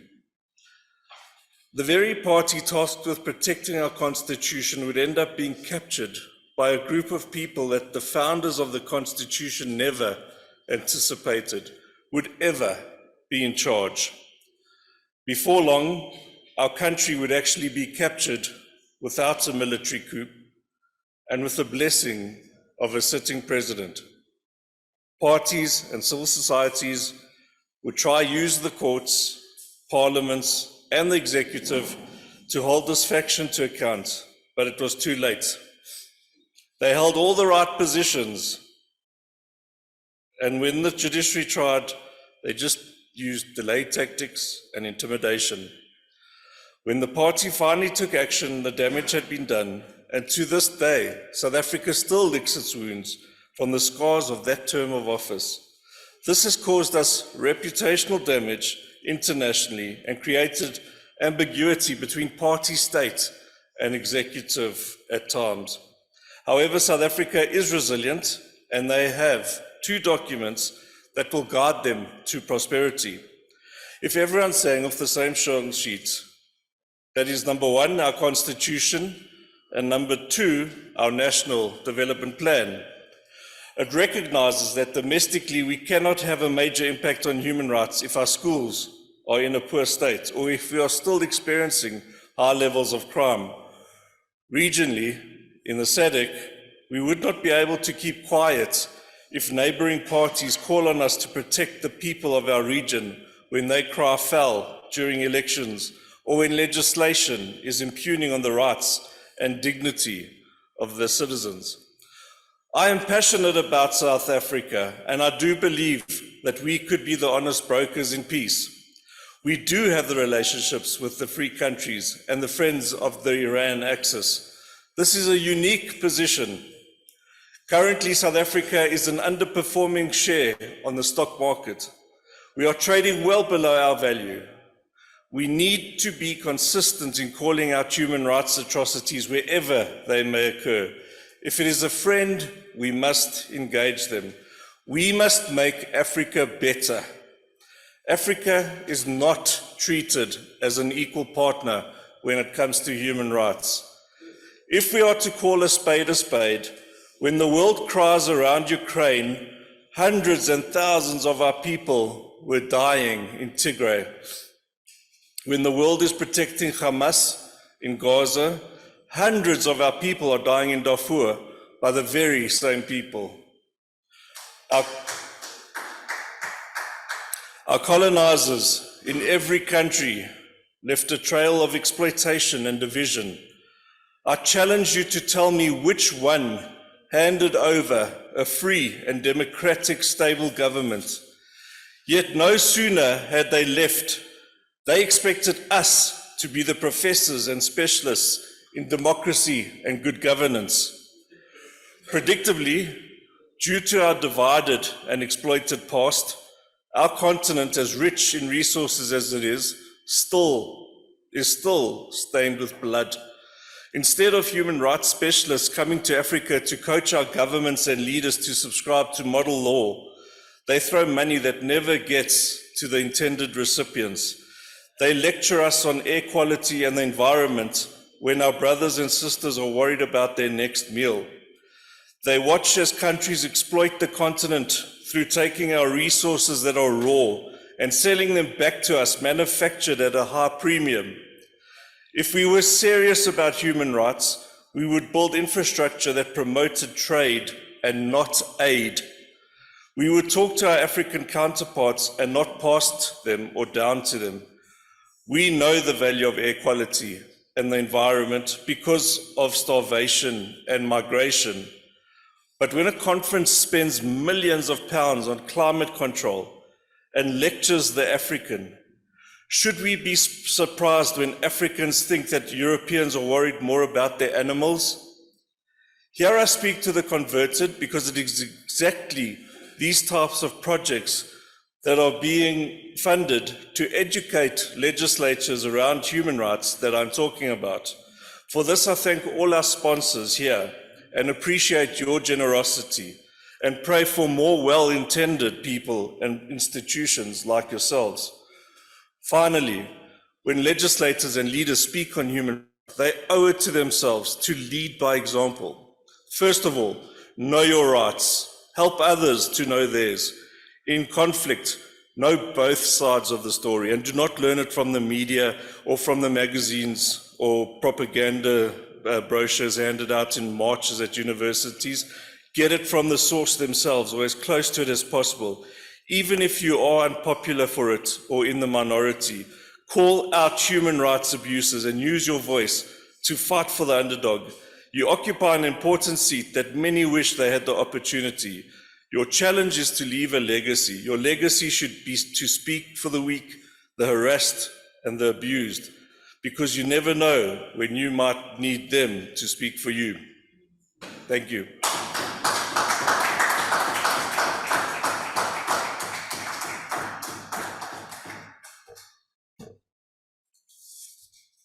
Thank you. Thank you so much for those submissions. And I think the key calls to action in terms of how the parliaments can promote human rights. And I think that's a passionate appeal to really learn the facts, know your rights, and assist others to know their rights. And I think that is so pertinent for our time. Mr. Kurasha, I stand guided if I should continue and just to acknowledge the president of the presence of the Secretary General. I stand guided. Do we proceed? Yes, let's proceed. Okay, thank you so much. So in the absence of our third speaker, we can now get into a discussion. And I just wanted to indicate that Honorable Darren, that you share some critical issues, and I would like to give you this opportunity as well briefly to reflect on the question of what has been the practice and potential for Parliament in South Africa to engage directly with the implementation of human rights instruments through the UPR, for instance. Just some reflections on that before we get into the broader Q&A. Thank you, Chair. We regularly submit to the Universal Periodic Review, which reports to the United Nations Human Rights Council. In 2022, SA submitted the 4th cycle PR country report. That's highlighted significant milestones, achievements, and challenges that were faced in responding to and implementing there were 243 recommendations that were issued for the consideration in the 3rd cycle, which of the review report in 2017. South Africa accepted 187 of the recommendations, and we compiled a composite document based on verified documentation from our various government departments. And some of the highlights that were included is that we've managed to put a stop to state capture. We are addressing the challenges of poverty, inequality, and unemployment through our fiscal policies, our social assistance programs, and employment institutions. And we are protecting the vulnerable and low-paid workers. We have made efforts to improve our access to health rights with the build of the National Health Insurance, and we are making major strides in addressing the gender-based violence and discrimination. In terms of human rights challenges in South Africa, according to Amnesty International, our biggest challenges are gender-based violence, childhood, pregnancies, climate change, the state mismanagement of infrastructure, poor conditions in schools, and unfortunately now xenophobic violence, which is creeping in, which unfortunately I think is due to the economic climate. But the Human Rights Watch in its World Report of 2022 stated that South Africa had failed to take meaningful measures to protect its social and economic rights, especially after COVID-19, the flooding and the rioting. So it's almost like the plagues of Egypt. South Africa has gone through quite a lot of debilitating events that it hadn't been used to, and each time it finds itself having to recover. So Parliament itself has held plenary debates. They've introduced sectoral parliaments for the youth, for the women, and taking Parliament to the people. They have formed a men's parliament to teach respect and to teach men to end GBV. They are reviewing the Women's Charter. The Speakers Forum was established to review legislation that has been passed since 1994, and they consistently contribute to the SADC model laws through permanent membership. And, excuse me, finally, you would note that we've been a contributor in adopting the SADC PF human rights model and its Article 6C of its constitution. And so I think we've done quite a lot to try and follow that, to try and reverse our human rights and to, should I say, create a model for SADC to follow. Thank you very much. Thank you so much. And while you still have the floor, and I think it's really commendable that the South African Parliament has used the treaty body processes to bring to the fore some of the critical issues, the key issues, societal issues that you have managed to highlight, and really that alignment which you speak about in terms of international human rights instruments is quite key. I just have one last question for both our panelists before I hand it over for Q&A from the audience. And you have 3 minutes each to respond to this. So the issue is that civil society, human rights groups, and citizens in general, they can become strategic partners for parliaments in reevaluating the human rights standards in the country and modernizing the legal framework for human rights protection at the national level. Could you share an example when the citizens or civil society engagement with your parliaments contributed to the improvement of the human rights environment in the country? And what were the lessons learned that you might like to share from that experience?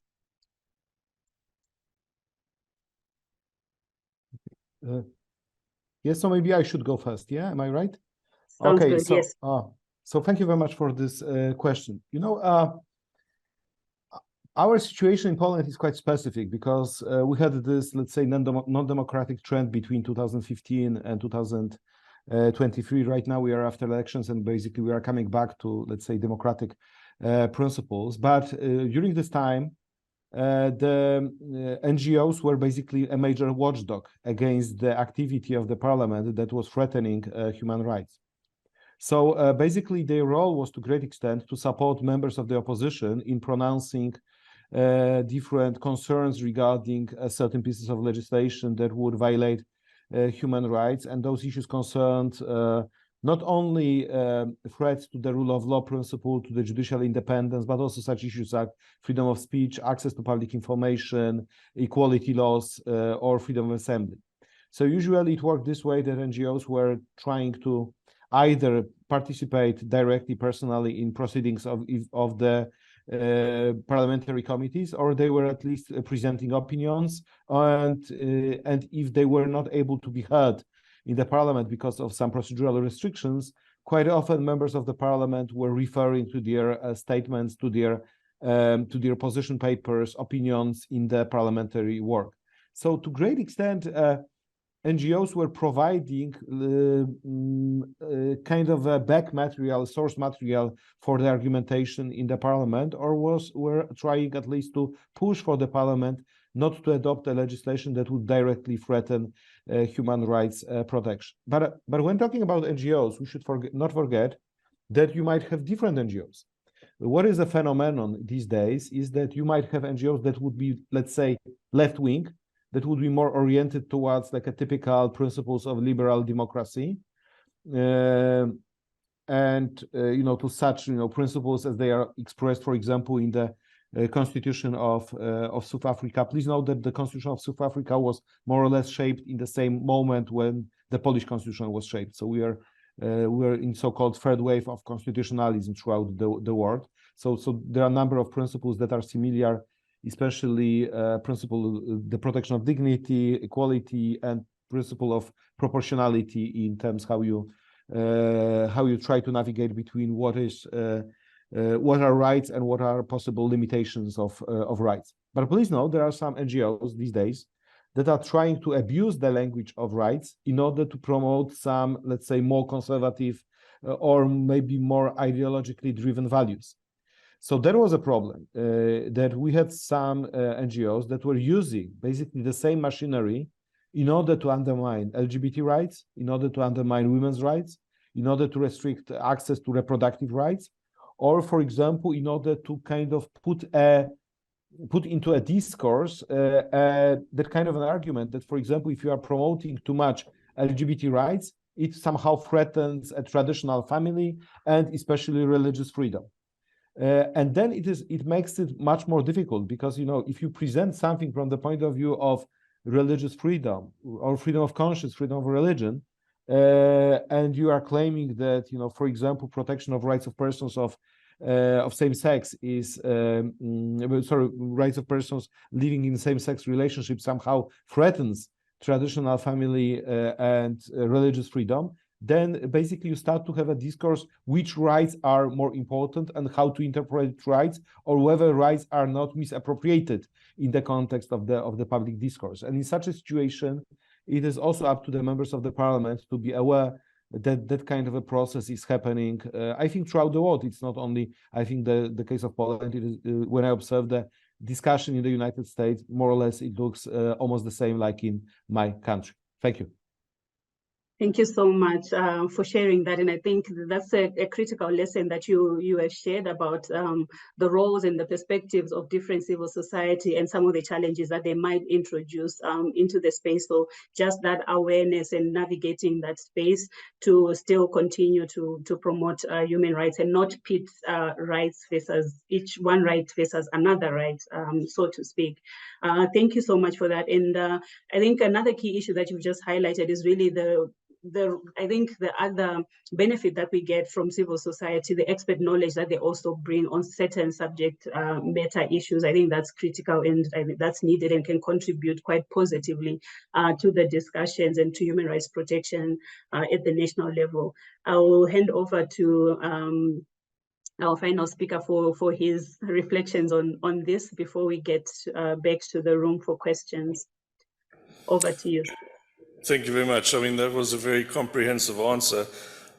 Just to say that, first of all, we need to educate and empower our citizens and our civil societies and to give them access to our parliaments.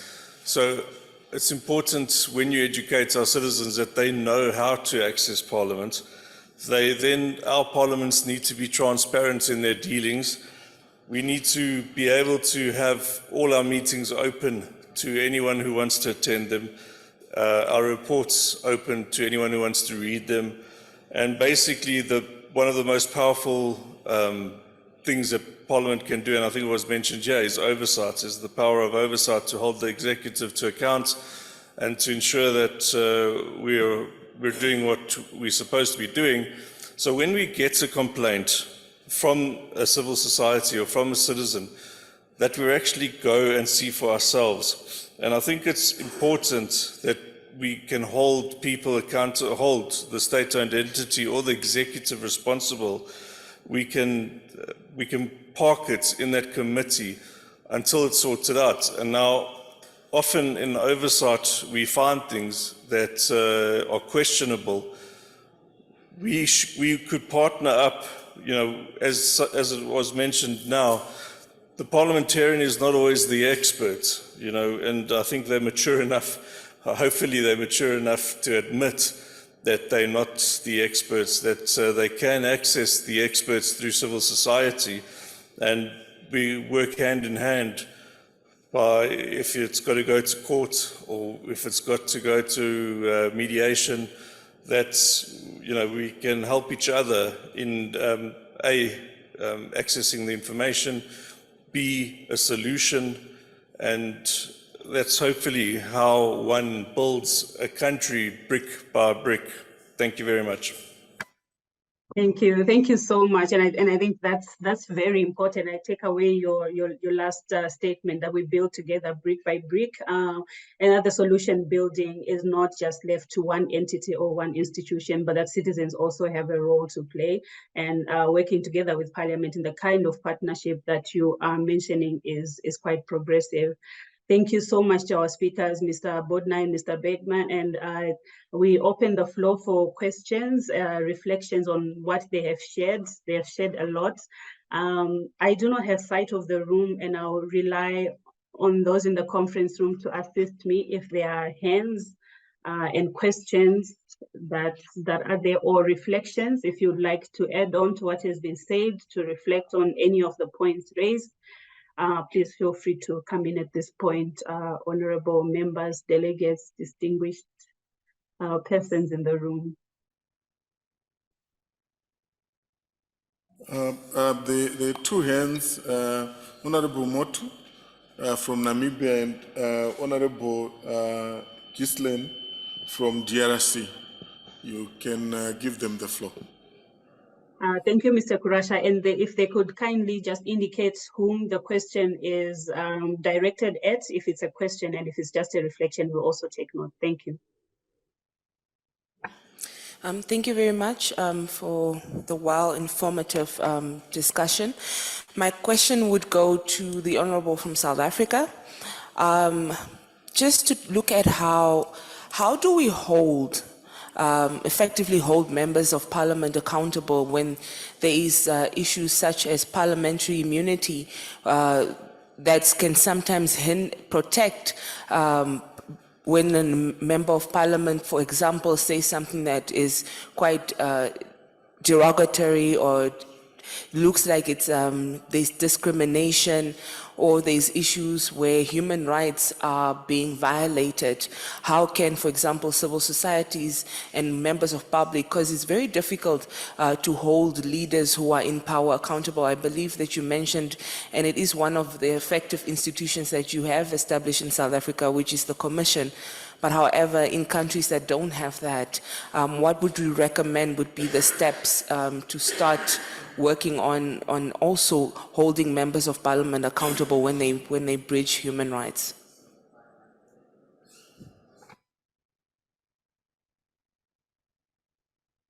I presume we allow DRC to take the floor? Yes, please. Thank you, Mr. Chairman, for the flag. Since it's a very general question, allow me to speak in French. Yeah, there is interpretation. Je vous remercie, comme je disais, et à travers vous, tous les intervenants de ce matin. Monsieur le Président, je n'ai plus l'âge de jeunes gens. La plupart d'entre vous ici, ce sont nos enfants à qui nous, comme aînés, nous devons léguer une Afrique beaucoup plus attrayante, beaucoup plus douce pour y vivre. Revenons à l'essentiel. je me pose la question de savoir que devrais-je, à mon âge, bientôt 30 ans de vie politique, je dois me retirer, que devrais-je léguer aux plupart des participants qui se trouvent être mes jeunes frères, si pas mes enfants? Pas ce que je viens d'entendre aujourd'hui, les droits de l'homme, les droits parlementaires. L'Union européenne, j'ai entendu parler de bonnes leçons d'intention qu'il donne au Parlement africain. Allons plus loin. La sagesse africaine, une des sagesses africaines dit, regarde là où tu t'accroches pour tomber et non pas là où tu tombes. Par où est-ce que c'est? Là où je rejoins Barène aussi. L'environnement, là où l'Afrique est en train de chercher à manger, vous lui parlez de l'environnement. Soyez-en remerciés, cher Barène. Il me semble que c'est une diversion, ce que j'ai entendu dire de la bouche de Jonathan et de Ivo, une diversion. L'Afrique a besoin de beaucoup plus de choses. Comment pouvez-vous parler des droits humains là où les amis de l'Union européenne sont des juges et partis? Ce sont eux qui décident de tout. Je me dis, regardons-nous comme Africains dans les yeux, qu'on parle franchement. Sinon, nous serons dépassés. Regardez ce qui se passe en Afrique de l'Ouest. Anticipons les choses. Ces droits ne doivent pas être seulement aux parlementaires sur ce qu'ils font, mais sur ce que les partenaires européens font, américains font. Ma fille a parlé aussi de ce qui se passe en Palestine. Il me semble, la préoccupation est la suivante. Comment peut-on être juge et parti? On nous perd le temps avec les droits, mais le vrai droit, c'est la Banque mondiale. Comment on doit l'organiser? Le Fonds monétaire international, ce sont eux qui contrôlent tout. Les conseils de sécurité des Nations Unies, tout est organisé pour qu'ils dominent. À quel moment nous aurons droit aux droits humains? Non. Ils sont juges et partis. Regardons les choses en face, sinon nous serons dépassés. Donc, ma préoccupation est de dire pourquoi est-ce que le panel des droits humains ne doit pas s'adresser aux véritables questions, la Banque mondiale, les problèmes qu'il pose. Nous devons en parler en tant que structure parlementaire. Le Fonds monétaire international, c'est le développement de tout le monde. Nous devons en parler. Le Conseil de sécurité des Nations Unies, nous devons en parler. C'est ça les véritables droits humains, mais pas une diversion. Une diversion. Regardez le BRICS qui est en train d'arriver. C'est ça le véritable droit. L'Afrique a droit à une nouvelle configuration des droits humains, parlementaires bien sûr, mais aussi sur le plan international. Parce qu'il ne faut pas venir nous distraire alors que les véritables problèmes ne sont pas posés. Les problèmes véritables, c'est le partage des richesses. Ils creusent ici, ils vont avec chez eux, ils fixent les prix, ils fabriquent le matériel fini, ils viennent imposer les prix. Où est les droits humains? Il est où? Je pense que le Parlement devrait s'en saisir. Je termine par ceci. Dans cette diversion qu'on est en train d'organiser, le Parlement, qui suit les droits, comme on le dit, est victime de l'invalidation de 5-6 membres du gouvernement, membres du Parlement. Ils ont été invalidés soit parce qu'ils sont de l'opposition, soit parce qu'ils pensent autrement que la majorité fabriquée de toutes pièces. J'aurais voulu qu'à partir d'ici, comme à l'instar de l'Union parlementaire des Nations Unies à Luanda, tenue il y a 2 semaines, qu'une position soit fixée sur ce qui se passe dans mon pays. Les droits, c'est aussi la différence. Mais dès que vous avez la différence, on vous met en prison. Il y en a même qui meurent, il y en a qui sont maltraités. C'est ça les droits. Il faudra qu'il y ait une position, je termine par là, une position claire sur les violations des droits de l'homme. Regardez quand nous jouons au football. Les règles sont les mêmes pour tout le monde. Pourquoi est-ce que la SADC n'a pas de mesures contraignantes pour dire tel membre du Parlement, s'il n'exécute pas, carton rouge? Pourquoi ils ne font pas ça? Nous observons l'injustice qui est en train de se passer en RDC mérite que nous nous adressions à cette question. Comment on peut chasser, invalider des parlementaires élus par le peuple? C'est quel droit ça? Donc, je me résume, il y a les droits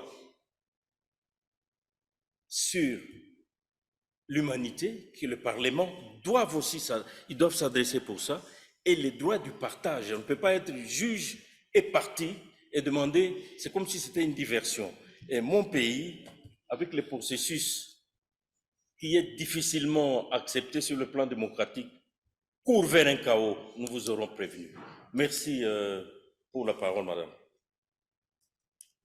Thank you so much. And I think you raised a lot of pertinent questions that can Any be further comments addressed or not only by the questions before we panelists. hand over to our chairperson?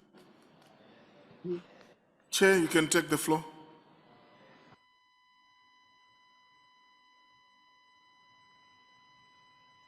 I think you may be muted, ma'am. Sorry, Maureen, over to you. Okay. I thought she was trying to come in. Thanks, Mr. Kurasha. I think we have two interventions that have come through for our panelists. And I think the first question was to South Africa, to Mr. Bergman, and I think you could kindly reflect on that, how to hold members of parliament accountable for human rights issues, addressing the impunity, addressing the immunity question. And Mr. Bodnar, please feel free to reflect on that as well.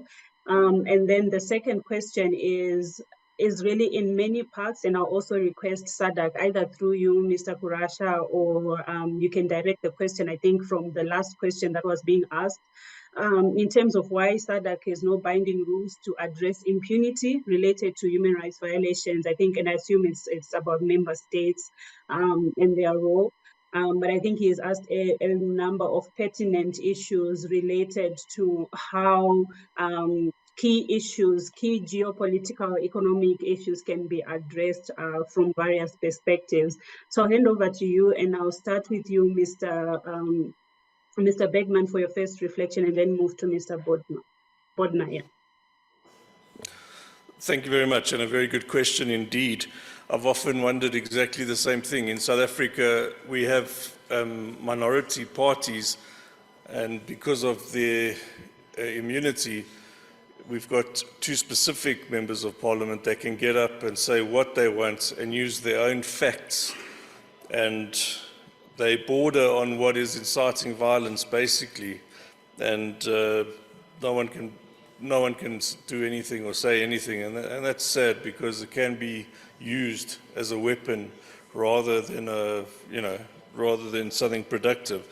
What I would like to see is that speeches are fact-checked, that the media fact-check speeches. You only have to embarrass one MP once and say that what that MP said was a lie, what that MP said was rubbish. And you just have to embarrass or humiliate that person once and, basically get a community to laugh at the fact that a member of parliament who is getting a member of parliament's salary didn't do his homework, didn't prepare, and humiliated not just himself, but humiliated the institution. And I think that would go a long way to correcting some of the injustices that we see in the houses of our parliament. So I would challenge the media to fact check some of the utterances that are actually made in our parliaments. Second of all, defamation, incitement to violence and hate speech should be questioned. There must be a way in which that could be brought up, or it could be challenged. And that immunity, it stands there because it hasn't gone to court. It hasn't been tested in a court in a country to say, what you've just said could lose me my job as an MP, or what you've said could get me killed as an MP because you lied, or because you weren't, you're completely dishonest with the truth. And that's holding the person to account and not just giving him a blank check to do what he wants. The electoral system is also very important. In South Africa, our system is not constituency-based, it's PR-based. And I think that's a problem, because we're not accountable to anyone. I can basically just, if my party allows me, I can stay at home, lie in bed for the whole month. And if my party doesn't care where I am, I don't have to go to Parliament, because we're now home-based, because there's no Parliament to go to. And so basically, I don't account to anyone. If I had a community, a constituency that voted me in, that very same constituency should be holding me to account, and that very same constituency should be able to vote me out. So a certain percentage of a community should be able to have a vote of no confidence in you, and be able to put in a vote of no confidence against you when you're not performing. And then there should be able to be a by-election against you due to a lack of non-performance. And it should be a threshold that's higher than the normal turnout, but real enough to gauge that there is real unhappiness within that constituency, to suggest that the unhappiness is real and not just staged by the governing part, the ruling party of that country, or whatever, or paid people bribed to make a political play. And I hope that answers your question from our side. Thank you very much.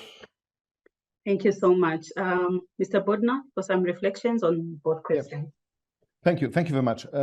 First of all, maybe like a general reflection.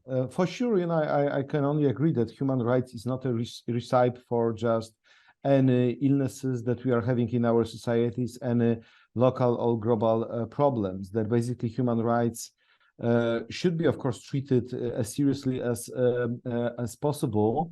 But there are different concerns concerning, let's say, financial relations, security matters that create a danger for human rights. Nevertheless, I do believe that enhancing two things: institutional capacity to protect rights, and second, and that's why we are participating in the session on the role of parliaments, and second, supporting civil society and shaping awareness concerning human rights.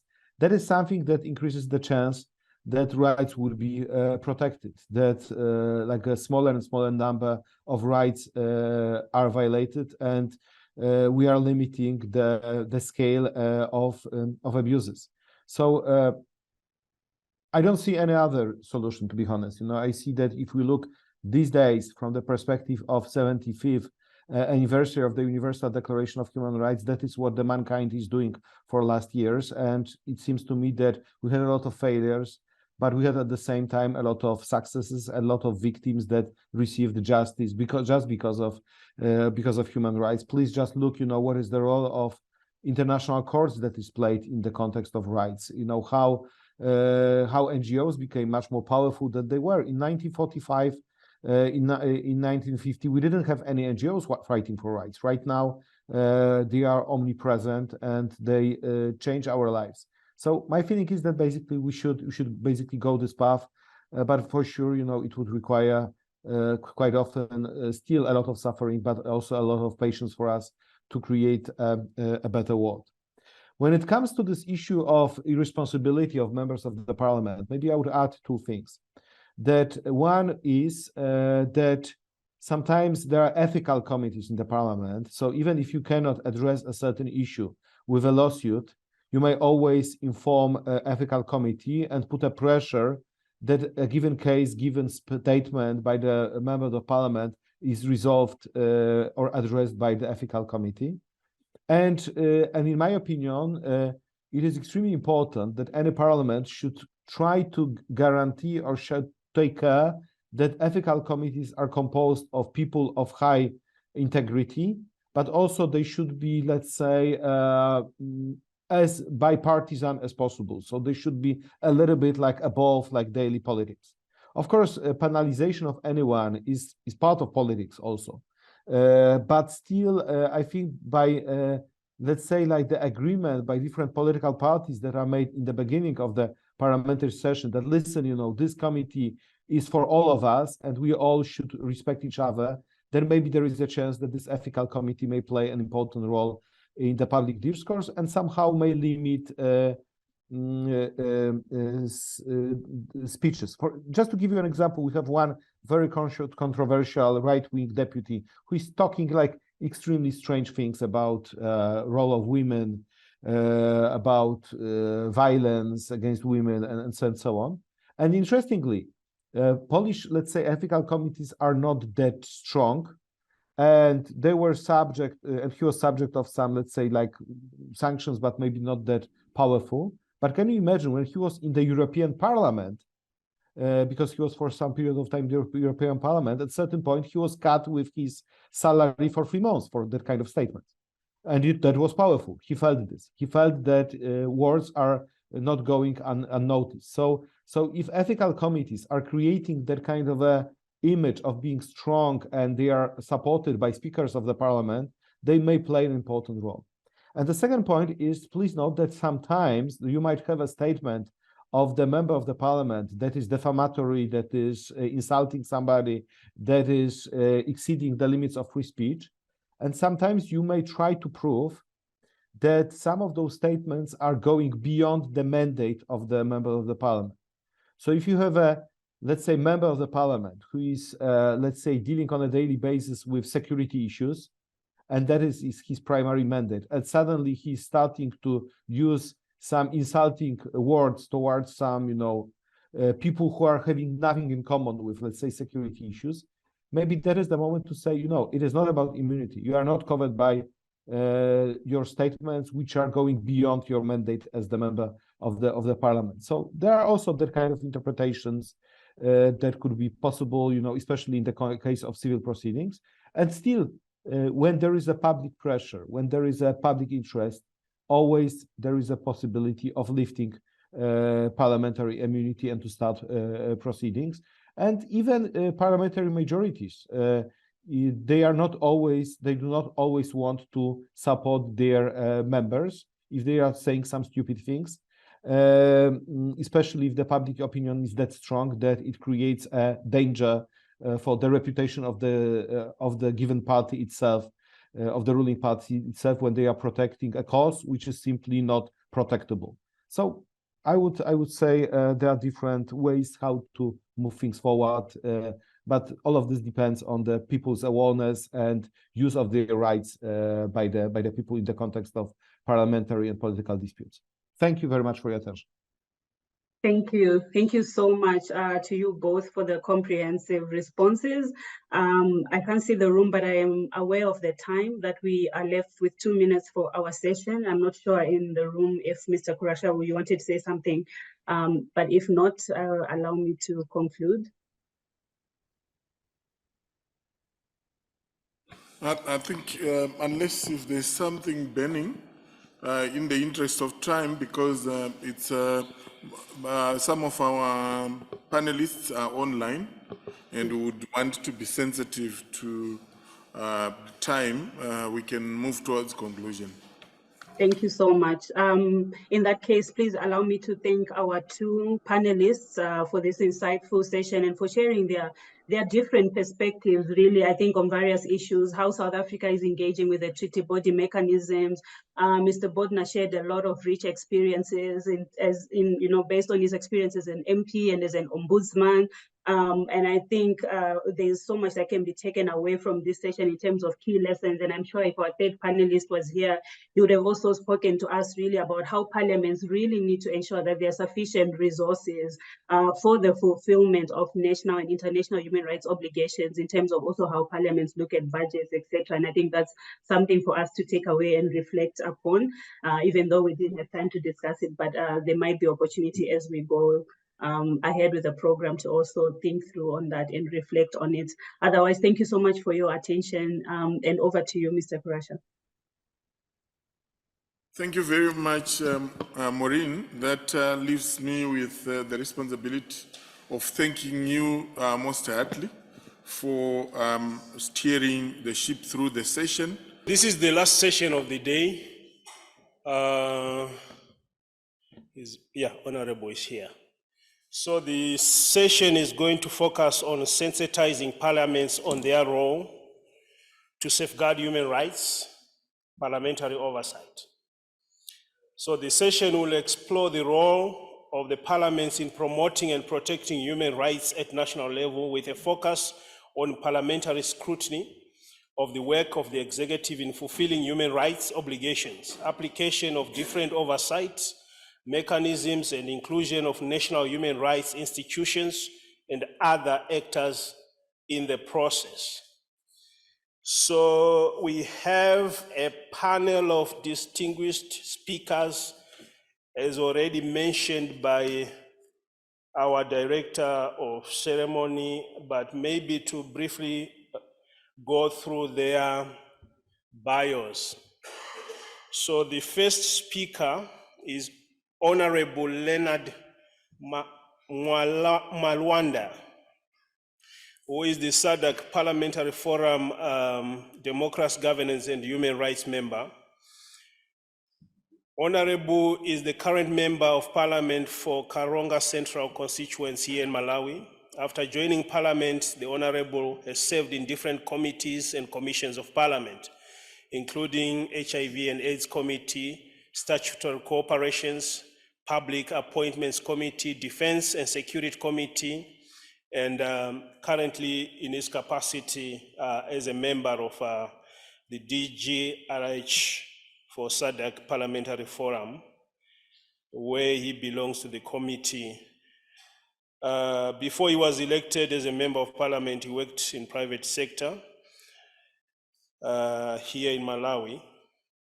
The second speaker is Honorable Eric Ottosson, who is the Deputy Chairperson of the Committee on the Constitution, Parliament of Sweden.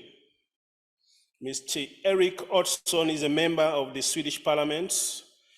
Since 2014, he became involved in politics at a young age with a focus on education and infrastructure. But since 2018, he has refocused to constitutional issues. He is a member of the moderate party, that is governing party in Sweden since the election last year. Mr. Ottosson studied political science and economics at Stockholm University. He has held various political positions in Sweden. He is currently the deputy chair of the Committee on Constitution. And the third and last speaker is Mr. Eduardo Sudai, who is the head of Secretariat Committee on Human Rights and National Minorities, National Council of the Slovak Republic. Ms. Sudai has served as the Secretary of the Committee on Human Rights and National Minorities of the National Council of the Slovak Republic since the beginning of 2023. Prior to this role, he was a member of the Committee on Incompatibility of Functions and also worked at the Parliamentary Institute of the Chancellery of the National Council of the Slovak Republic. The profile, the bio is quite long, yes, which attests to the level of experience that is bringing to this conversation. So in terms of the format on how we are going to approach this, I'll ask specific questions to the panelists. And I'll start with Honorable Luanda. So, Honorable, violence against the persons with albinism has been one of the serious human rights challenges for Malawi. However, with effective measures taken by the government to eradicate the incidences of violence, including adopting the National Plan of Action on Albinism, the situation has been gradually improving. So here's the question. What has been the role of the Parliament of Malawi in overseeing and following up on the government's fulfillment of the national plan? You could respond from where you are sitting, or you can come this side.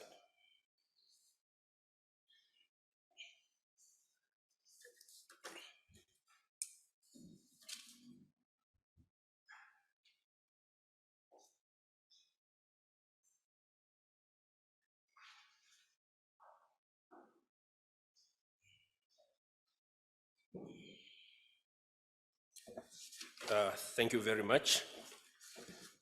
I'll not take too much of your time. Let me take you through, from the question, the role of the Parliament of Malawi in overseeing and following up on the government fulfillment of the National Plan on Violence Against Persons with Albinism. Parliament of Malawi plays a very vital and crucial role in overseeing and following up the government's fulfillment of National Plan on Violence Against Persons with Albinism. Malawi witnessed human rights violation of persons with albinism face significant, who have been facing discrimination, persecution, and violence, making it essential for the government to devise measures of addressing these issues. The violence has been very serious, high prevalent, and deeply entrenched, resulting in widespread discrimination against this population group across the country. In response, the government of Malawi, through the Ministry of Gender, Children, Disability, and Social Welfare, developed a national action plan on persons with albinism. The Parliament's involvement in this process is instrumental in ensuring that the plan is effectively executed and the rights and safety of persons with albinism are protected. The population of the persons with albinism has been increasing because from the last research, it showed that in Malawi, we had, from 2013 to 2018, we had about 7,000 to 10,000 people with albinism. So from 2018 to date, definitely the number has increased. So that also brings in the high risk of persons with albinism. The law of Parliament in ensuring fulfilling of the National Plan Against Violence Against Persons with Albinism. Number one is the legislative oversight. The Malawi Parliament is responsible for enacting legislation and policies to protect the rights of persons with albinism. This law is important as it enables the institution to review, amend, and pass laws that specifically address the issues facing these vulnerable groups. Thus, the Parliament can initiate, amend bills relating to albinism, ensuring that legal framework is conducive to the objective of the national plan. For instance, the Anatomy Act, Chapter 34, subsection 3, was amended in 2016 to broaden the offenses of removal and unauthorization possession of human tissues and enhance the penalties for offense under the Act. Because usually we have too many human rights legislatures which protects the persons with albinism, but when you look at the way we enforce them, makes the perpetrators to have a lot of room to do what they want to do. And the other problem is the social media which we have today, because we have late freedom, the users of social media to discuss the values of persons with albinism. So some feel like, okay, I think there is still market where we can do this business. So it is important if we can look into it and make sure that maybe we enact another law where we protect people with albinism from being discussed from the social medias and pricing them from the social medias. Government of Malawi also have got another role whereby it's supposed to provide budgetary control and support. To effectively implement the national plan, financial resources are essential. The Parliament holds the power of national pace as it approves the national budget. It is the responsibility of the Parliament to allocate sufficient funds for the execution of the plan. Additionally, Parliament can scrutinize the budget to ensure that the allocated funds are used appropriately and effectively for the protection of persons with albinism.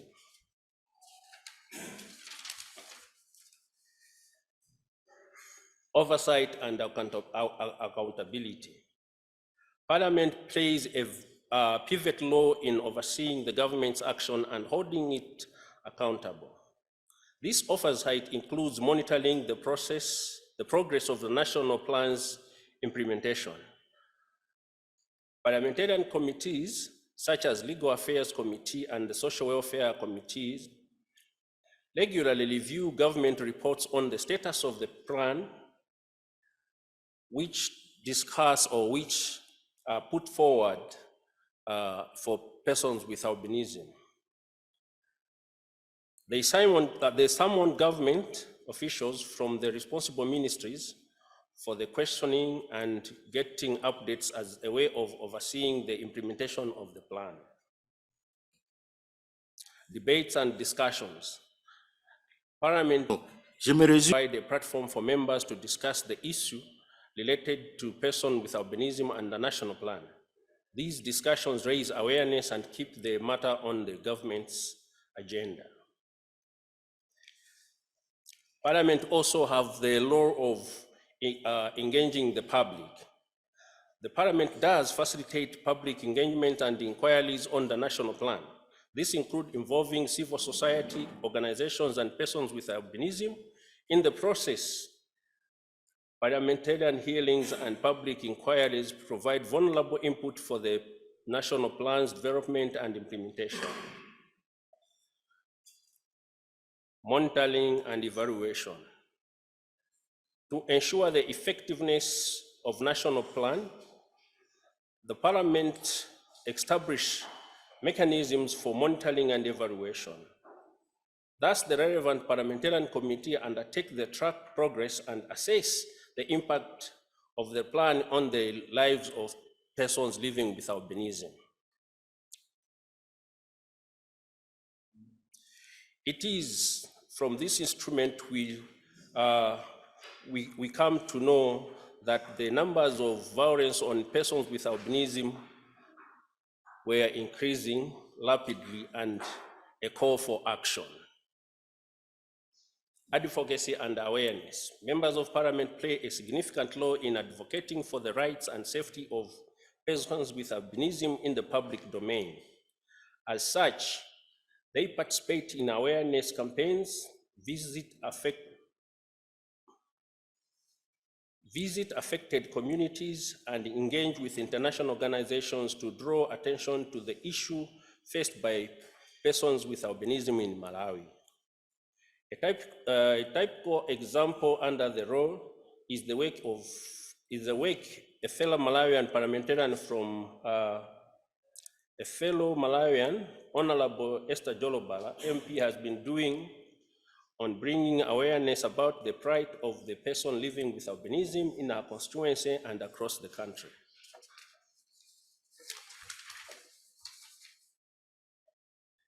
Engagement with local and international organizations. The Parliament of Malawi has been engaging with international bodies and organizations to seek support, resources, and expertise to combat violence against persons with albinism through its functions. This has entailed engaging both local and international to provide resources for thorough and timely scrutiny of the relevant piece of registration that with a bearing of protecting persons living with albinism. In my conclusion, the Parliament of Malawi plays a first role in overseeing and following up on the government's fulfillment of the National Plan on Violence Against Persons with Albinism. By leveraging its legislative, budgetary, and oversight and advocacy powers, the Parliament does contribute significantly to the protection and empowerment of persons with albinism and the successful implementation of the National Plan. It is therefore essential that the Parliament remain committed to this cause and continue to work in collaboration with the civil society, affected individuals, and other government ministries, departments, and agencies to ensure that the rights of persons with albinism are protected and violence against them is eradicated. Thank you very much.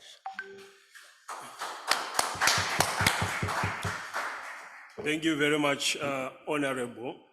I'll come back to you with some specific questions on some of the issues that you have raised here in terms of how the Parliament is providing oversight to the implementation of the national plan. There are quite a number of countries across Africa that is facing this similar challenge, violence, against the persons with albinism. And I think it will be useful for them to hear, like some of the practical lessons, like in addition to what you have already elaborated in terms of what the government of the Parliament of Malawi is doing. For example, you mentioned the issue of budget oversight.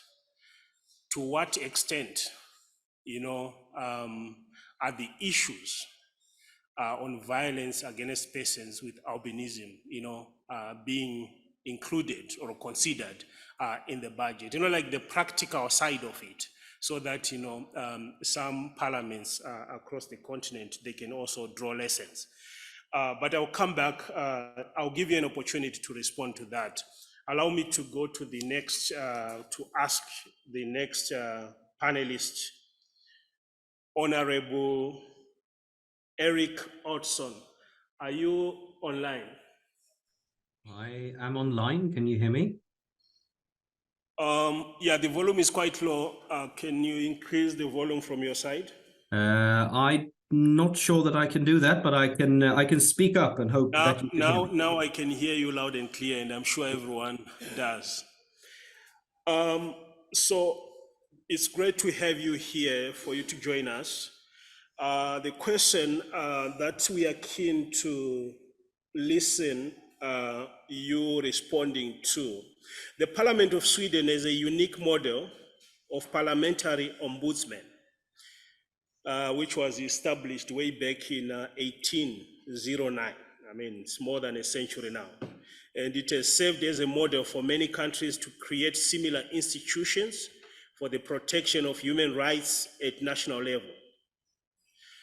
What is the mandate and basic principles of the parliamentary ombudsman in Sweden? And what role does it play in the work of the Committee on the Constitution, which I understand you sit on that committee as well? Yes. Thank you very much for the opportunity to address you on this very interesting topic. As you said, we have a very special way of organizing the Swedish democracy, and in order to understand how the ombudsman work, I need to begin with a small crash course in the way we have organized Swedish parliamentarism and democracy. And I think the most obvious thing when you look at it is that in Sweden we have very clear-cut differences between the political power and the executive power, The government and the ministers are in a way separated from the day-to-day executive power of the authorities of Sweden, which are all autonomous. They have their own boards in some cases, and they only get a sort of framework from the government in order to have some sort of democratic influence over the work. So there's a lot of professional freedom in the Swedish model, where these agencies have a great autonomy.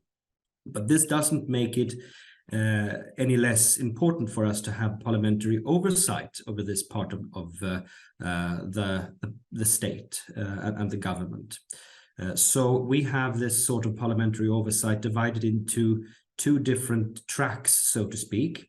The first one is the parliamentary oversight on the political level, which is conducted by the Committee on the Constitution, of which I'm, like you said, the deputy chair. We do that on a yearly basis, on the basis of issues submitted by members of parliament on the spring, and in the autumn, fall time, we look at it from a more aggregated statistical perspective to see if we can see any trends that needs to be brought up. We do a report every year, 2 reports every year, where we present our findings, present our recommendations, and also point out things that needs to improve. We have no other powers than these to enforce and make sure that the government do as we say, but we try to make it obvious what our views are, and more often than not they comply with our recommendations, since the Swedish Parliament have the authority to revoke the mandate for the government if need be. And this is also the way we do the parliamentary ombudsman does it, but they have this sort of parliamentary oversight towards the authorities, the civil servants within the Swedish agencies with the autonomy that they have according to the Swedish Constitution, and make sure that they comply with the basic principles of the Swedish Constitution, human rights, and other relevant laws.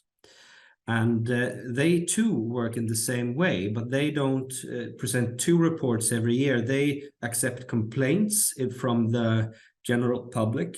They look at these complaints and decide whether or not to criticize the agency in question. It can be it could be the Swedish Authority for Migration, or the Swedish Prison Service, or the police, or healthcare institutions, or courts, or any other public institution in Sweden. They have an exceptional mandate to have this sort of oversight over basically the entire structure of the Swedish government and its operations. On top of that, they have the ability to make announced and unannounced inspections into every agency, but also into municipalities and the regions, which are elected by the people, but sometimes they all have, so to speak, different jobs that fall within the purview of the ombudsman and the oversight they have from the parliamentary mandate. And one very important thing we find is that these ombudsmen, there are 4 of them, they have to enjoy autonomy and freedom of operations from the political government. So every agency, every authority in Sweden is organized under the government, except for the ombudsman and the National Audit Office. These are instead organized under the parliament as separate institutions under the Parliament, and both are handled by the Committee on the Constitution, in order to make sure that this sort of oversight over the Swedish public sector is not influenced by the political government, and that the opposition has as good an insight in the workings of these institutions as the majority in government. So that way we make sure that there are no secrets between the majority and the opposition. We make sure that the liberty and the freedom of operation and the autonomy of these ombudsmen is maintained as well for the national auditor, which has a similar solution in how it's organized. And they are able to bring things into light that otherwise might not have been as publicly acknowledged as if they hadn't existed. So they have about 4,000 complaints made every year to them from the general public. They don't investigate each and every one of them. Some of them are identical with each other, so they look at them in one context rather than doing it over and over again. Others are deemed not worthy looking into, but a very big portion is looked into, and a very big job is done in giving guidance and directing criticism towards civil servants and institutions that haven't met the criteria for constitutional compliance, compliance with the laws, and human rights and other relevant regulations. So that's about that. Thank you very much. Thank you, Honorable. While you still have the floor, I'm keen, maybe you can reflect on this a bit more, to what extent that the parliamentary ombudsman support the work of the Committee on the Constitution, to which you are the chair. Like, what's the level of collaboration between the two entities? Yes, of course. I think that the level of collaboration is that every year they submit an aggregated report on their findings to us. And we are the institution that also supply them with the funds and the means of doing their oversight over the public system. So we have a quite close collaboration, and it's also the Parliament that elects these ombudsmen, these 4 of them, with a few years apart, to make sure that they're not all elected at the same time. So we have quite intense and continuous work together with them to make sure that their institution have the means to do its best work. And we also receive these reports. They're not only made public for the public to see, but they're also given to us so that we can, as parliamentarians, use them as a tool to find what parts of the public sector needs improvement the most according to their findings. So I think I have one of them. This is one of the reports received just a year ago, and it's filled with brief conclusions on each and every case they look into. And it's basically, for me as a parliamentarian, a handbook to find issues within the Swedish society that needs to be fixed. Thank you very much, Honorable. That's quite insightful. I'm sure you will stay for the last round of questions and also for the questions that might come from the floor. Absolutely. So I move to Dr. Sudai. Are you still online, Dr. Sudai? Yes, I'm here. Can you hear me? Yeah, we can hear you loud and clear. Hearing and consideration of reports by various national human rights institutions is an important tool for parliaments to inform its work and ensure strong oversight over the fulfillment of government's human rights obligation. What is the experience of the Slovak National Council in this regard? You want me to repeat the question? I understood it and I heard it. Thank you. Okay. Thank you very much. Yeah. Over to you then.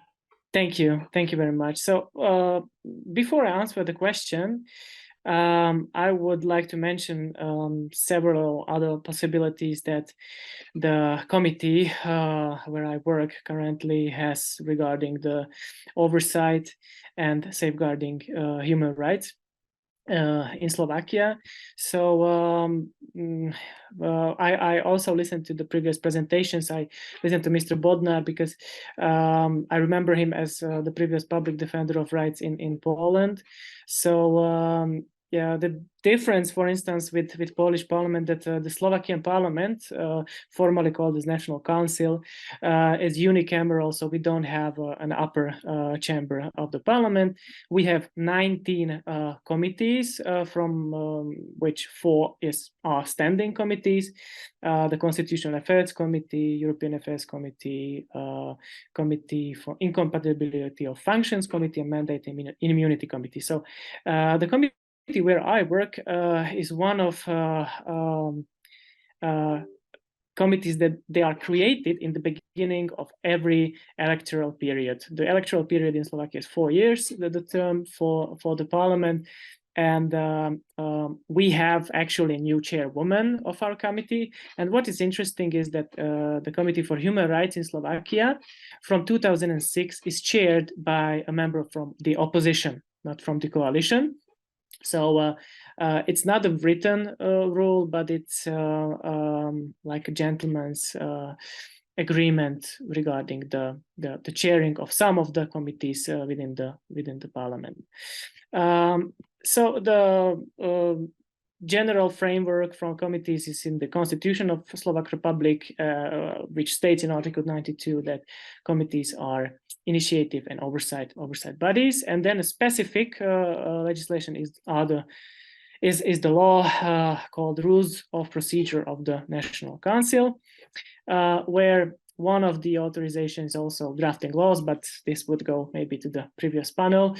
But also within the general authorizations of a committee, the committee may notify appropriate member of the government in case if it finds that a law was violated. Then the committee may also discuss fundamental issues regarding economic and social development. And what awaits for us in the next week is the government's program declaration. And also one of the general authorizations is collaboration with public authorities and considering their suggestions and proposals to their activities. This also includes the cooperation with civic sector or non-governmental organizations. One of important authorizations of the committee is also that it may forward proposals, suggestions, opinions to the relevant members of the government or heads of central bodies like the Supreme Audit Office, etc. And the members of government has to, within 30 days or the time frame, maybe longer, has to then reply to the committee about the actions they have taken. If there is a no response from the government, then the committee may take or may submit its recommendation to the whole parliament, to the whole national council. What is also important to mention is that, for instance, the president of the republic, members of government, attorney general, and chairman of the Supreme Audit Office, they have a right to attend the meetings of the committee. They have the floor whenever they request it. And but vice versa, the committees have the right to invite members of government and also the Attorney General to their meetings, and the committees have the right to request explanations, reports, or necessary supporting documents as well. Also, the rules of procedure state that the committees can request experts, scientific institutes, or other institutions to provide expert opinions. This includes also non-governmental organizations within the area of human rights. Or the committees can also cooperate with the state-based human rights institutions. They have the right to make, to provide, or to do a parliamentary inquiry, similarly as Mr. Ottoson said in his presentation. And the committees have also right to establish commissions, and these commissions may have other experts from the human rights area. So, for instance, attorneys or representatives from non-governmental organizations or representatives from human rights institutions that are state-based and state-funded. What is really important also to mention that the committees have the right to request reports from the government, and this is a little bit more harsh authorization that the committee has, because the government has to send within 30 days, not more, the report to the committee. If the parliament as a whole requests a report from the government, the parliament may shorter the time frame to 15 days. There is also a possibility to handle petitions that they come to the National Council. If there is a petition of at least 100,000 citizens, then it has to be a subject to discussion for the National Council. Last but not least, I want to mention the relationship with the national human rights institutions in Slovakia. So Slovakia was very fruitful within the institutionalism of human rights area, because we have ombudsman called Public Defender of Rights, Commissioner for Rights of Child, Commissioner for Rights of Persons with Disabilities. These three institutions are ombudsman type of institutions, parliamentary type of ombudsmans, and they are independent from each other. So there is no legal framework for them to cooperate or, to have formal interventions between each other. But what I saw that they intervene in some human rights cases. And these three institutions have the obligation to send annual reports every year by the end. So the Public Defender of Rights has to send it in the first quarter of the year, so by 30th of April, and the commissioners by the end of March. There is also another human rights institution. What is interesting, that is the oldest one, established in 1993, so when Slovakia became a sovereign state. It's called, its name is Slovak National Center for Human Rights, which is the national human rights institution dealing with several issues, because it doesn't follow the Paris principles as it should. So that's why it has only a B status, not an A. And it's the equality body in Slovakia, which has a really important authorization to represent victims of discrimination. So as you can see, we have four very important human rights institutions, where three of them has to send their annual reports, or they are obliged to do so, but the Slovak National Center for Human Rights doesn't have to do it, if I say it like this very easily, but they do it, and they send their annual report to the committee, and the committee can discuss the report. Also, what I wanted to mention is that the committee revises the budget that these institutions have, and in the recent years, all of the institutions got higher and higher budget than in previous years. So we will see what will the new government do. And answering the question, the experience of the National Council regarding the annual reports, mostly the annual reports of the human rights institutions, because the Public Defender of Rights has the right to send an extraordinary report as well. So regarding these annual reports, I would say it depends, because there was, and I'm not happy to admit it, but some of the electoral years within the last electoral period, from 2020 until this year, was connected with ignorance of the human rights of the annual report of Public Defender of Rights. It was also connected with the ignorance of the Commissioners for Rights of Child annual report, but it was not ignored, and the plenary session took into notice the annual report of Commissioner for Rights of Persons with Disabilities. So the commissioners and the Public Defender of Rights are elected by the Parliament, and there occurred some of personal animosities between, the MPs and the person leading the human rights institution. So I really hope for the future that this will come to an end of this so-called, I don't want to say it's ignoration, but not a very pleasant experience. But yeah, this is the reality, and thank you very much for your attention. I'm looking forward for another questions and for the discussion. Thank you very much, and thank you very much for that insightful presentation on the work of the committee. I think there are a lot of lessons to be drawn from that, and also, for highlighting that in as much as you have these structures, these institutions, there are also some challenges, especially when you mentioned the issue of weak coordination between the national human rights institutions and the committee, and also on the annual reporting. So while you still have the floor, may you please take your last question from me, and I'm giving you 2 minutes because the timekeeper has been looking at me. 2 minutes for this last question.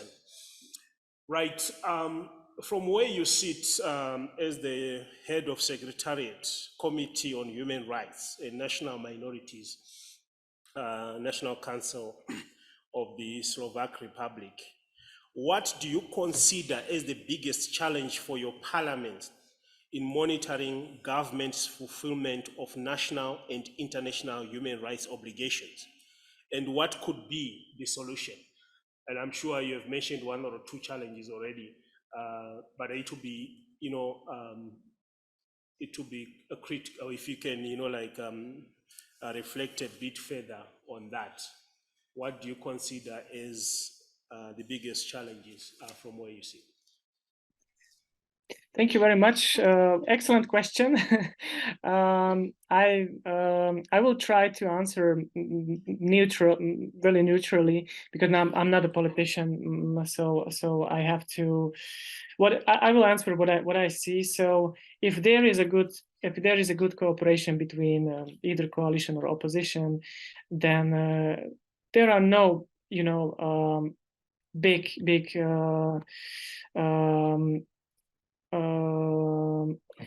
challenges within the parliament. But yeah, when I would say that I'm an opposition politician, that the biggest challenge is for me the lack of majority within my committee, where I can push forward some of the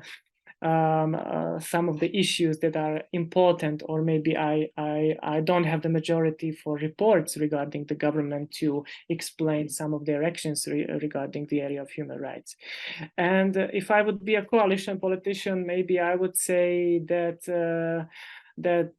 the issue is lack of cooperation from other coalition parties, because recently in the last year there was very low how can I say it?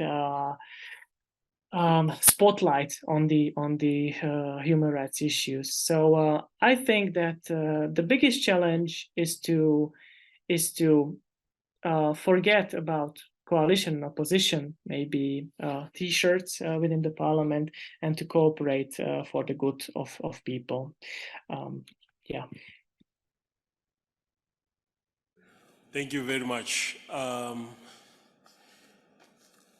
Honorable Hodgson, I want to ask the same question to you and probably reflect on your experience in Sweden.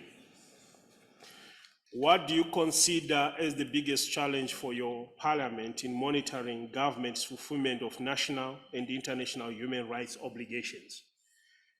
And what could be the solution from your experience?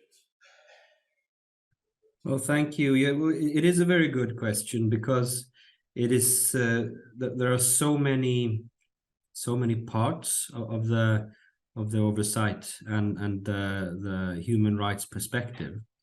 But I think that one of the issues that we have pointed out that needs some extra care is the safeguarding of human rights within the prison system of Sweden. We have a situation in Sweden with escalating violence, especially in gang-related crime. That also means that we have started filling up our prisons in a way that prisons meant for a certain number of inmates are now populated by sometimes the double what they're built for. And that means that we have some issues in handling this. So we actually had an overview of our ombudsman system quite recently, and one of the conclusions was that we needed to have a system where we handle this sort of cases in a special track with a special ombudsman looking at things focusing on policing and prison system. We have that sort of institution with a general oversight within the healthcare system. We have it within the educational system, but we don't have it within the police and prison system. And we can see that the number of complaints made by inmates have skyrocketed due to this unfortunate situation with the overpopulation of our prisons.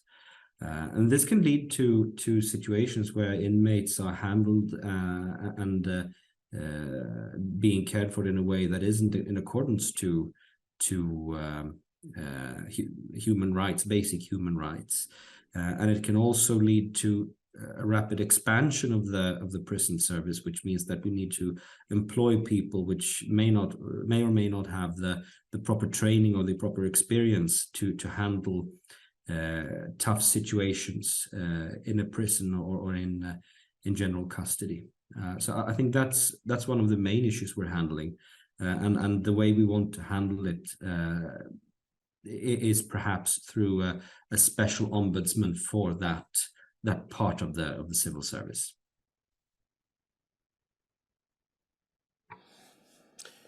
Thank you very much for that.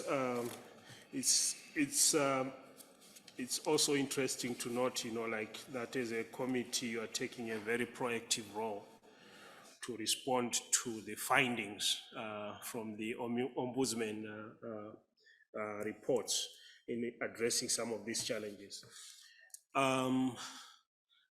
Honorable Mwalwanda, I'm taking the same question again to you, probably to share with us your experience from Malawi Parliament. What do you consider as the biggest challenge for your parliament in monitoring government's fulfillment of national and international human rights obligations?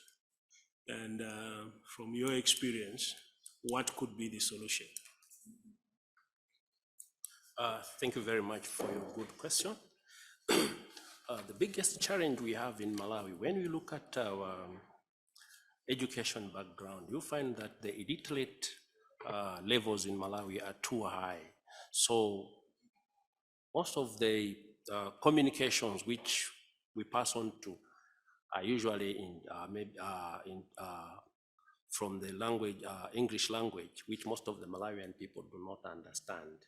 So that also brings the challenge, because Parliament is deliberated using English language. So it is very difficult for people to get the first-hand information when the parliamentarians are deliberating issues concerning them.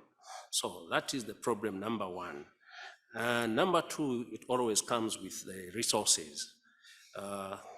As the Malawi economy struggles with its resources, that's a very big challenge to meet all its obligations when it comes to resources. So those are the two problems which I have. Maybe others might come, but the major ones are those, because as we deliberate, people would want to understand what we are talking about, but the languages catch them off balance. So there are very few who understand what we want to give to them. Thank you. Suggested solutions. Suggested solutions, I think our parliaments should be allowed maybe to be deliberated into local languages. We choose the local languages and have some interpreters to give to those we feel they need the information we are talking about, because the information is paramount to our people, not vice versa. Thank you. Okay, thank you very much. So while we still have our two panelists online, shall I open this session to questions, comments that we might have emanating from the presentations that we have received? Can I see I have one hand up. Who else wants to say something? It might not be a question, but just a comment. Okay, no, that's. Thank you, Graham. Let me join others in appreciating yourself, Graham, and the panelists for very informative engagement. What caught my attention, I think it should have been Edward. He mentioned the requirement for government to submit a report within 30 days or a specified period, and then he said they could be given a further 15 days to submit a report. I wanted to find out whether where is this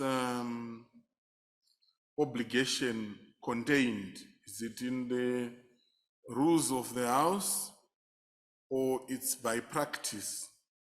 And in the event that government does not comply, what are the remedies that are at Parliament's disposal to resort to in that situation? The second aspect, seeing that you are part of the Secretariat, I wanted to find out from your experience in terms of the role of the Secretariat in terms of supporting Parliament in embedding human rights as a cross-cutting issue. I ask this question because not all of our parliaments in Southern Africa have committees that are specifically for human rights. and human rights are often dealt with as cross-cutting issues. And I would want to hear from your reflection in terms of what role, from your experience, does the Secretariat or the administrative side of Parliament play in permeating the agenda of human rights into the work of parliaments, and any technical advice that the Secretariat provides to the committees under those circumstances. Thanks very much. Thank you. Honorable Nyabani, you have a question. Kindly proceed. Thank you very much for the question. Okay. May I answer, or we are I waiting want for to ask the Honorable of Malawi, Honorable Leonard, that since you have noted the language barrier, that people are not able to get information, and as we can say that we are violating the rights of our people to access of information. What are you doing as Parliament in order for you to have to enact laws that suit your people, so that you may introduce local languages? Thank you. Thank you very much for good. Honorable, before you answer, I want to check if there's another question in the room.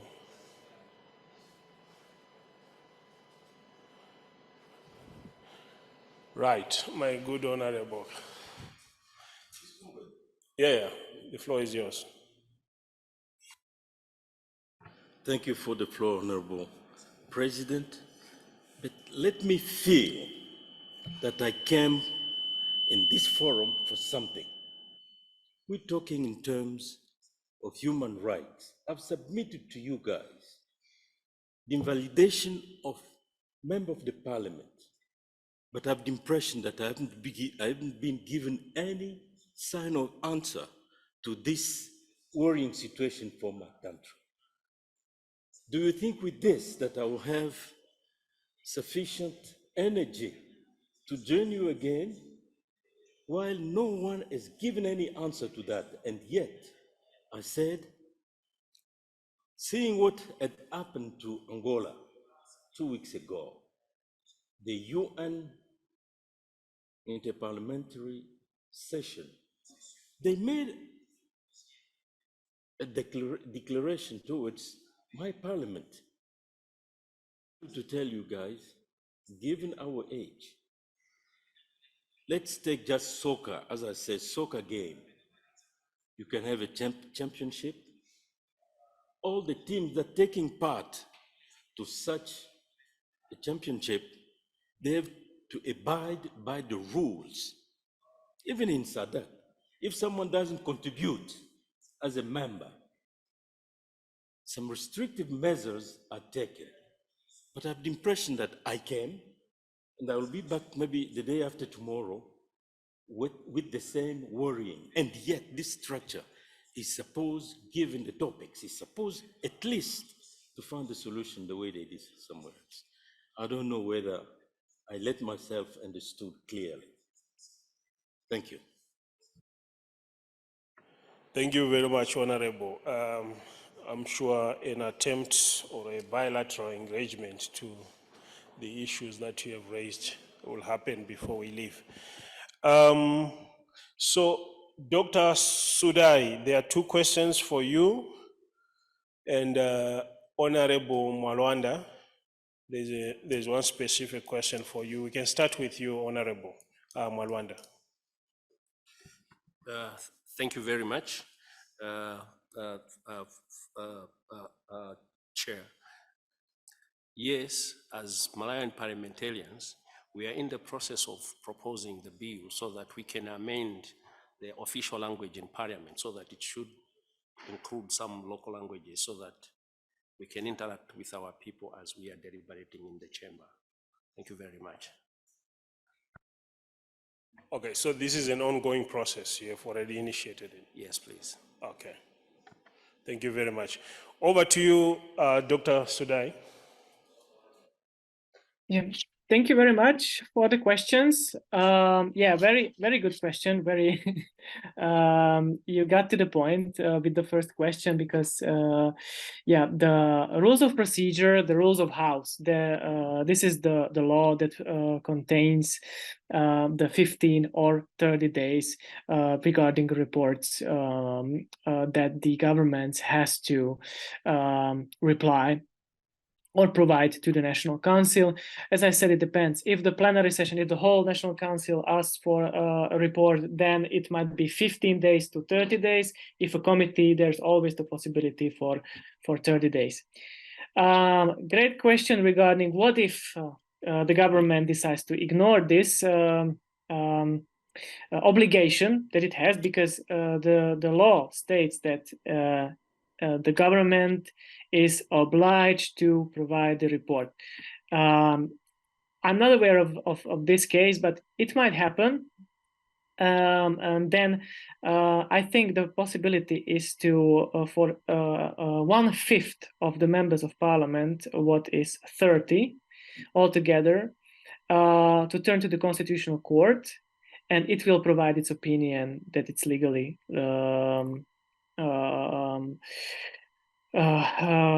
binding then the government to act. But I'm not aware of this case that it could happen. I'm not aware that if it happened in the past. I'm sorry. And regarding the role of Secretariat, so yeah, we are the eyes, the ears, and maybe everything for the committee, because we prepare the elections of, for instance, public defender of rights, the commissioners. Then we communicate with these human rights institutions. My new chairwoman, she wants to actively meet with the human rights institution. And maybe we will have new commissions that will deal with the human rights issues, and maybe these commissions will deal with the government's actions or with the recommendations of human rights institutions in the annual reports that they were not taken care of by the government. So we also help the MPs with anything they want and need. Also with drafting the laws. We are not drafting the laws, but we have a special department in the parliament, and we often communicate with the other department regarding the laws. And finally, yeah, we are there, and we are doing our best to help first of all our chairwoman, and then also the other MPs within our committee. And we work also with other committees, because some of the human rights issues, they are dealt with several committees. For instance, the Social Affairs Committee has a lot of laws that we also discuss within the Human Rights Committee. And as I stated, the Human Rights Committee is in the Parliament from 1998, so quite a time, and it's chaired by the opposition. So I hope I answered your questions. If there's some follow-up questions, I would love to answer as well. Thank you very much. I think you answered the question. Mr. Kurasha is satisfied. I saw him nodding his head. Well, this has been a very insightful session for me. I don't know about you. I think we have another burning question. Is it a question or a comment? It is really just a response to the question that has consistently been coming from Honorable. And I think that I can just try and seek to address the question with respect to the guidelines. It is a pity that we didn't really comprehensively get into the guidelines, but one of the issues that the guidelines talks about is parliamentary sovereignty. And that really comes from the fact that parliaments across the continent have not had the level of sovereignty that is desirable, and there are a number of factors and parameters that speak to the sovereignty of a parliament. And so what is happening in the GRIC is really a symptom of some of the things that the guidelines seeks to cure and seeks to prevent. But I think that it's very difficult to give, a clear-cut answer in terms of what should be done, because that is really dependent on some of the constitutional factors that exist. But I think that as members of parliament here, once we get a reading of the guidelines and try to implement some of the implementation factors, we will find that parliaments can become a bit more strengthened, and we'll find that progressively or incrementally some of the problems that affect the sovereignty and strength of parliament can be mitigated. So I think that this is kind of a global answer to a local question, but I think that that can be to a certain extent helpful. Yes, a global answer to a local question, Honorable. I think the lawyer was speaking, and me as a political scientist, I will not attempt to give any legal opinion to what the lawyer has said.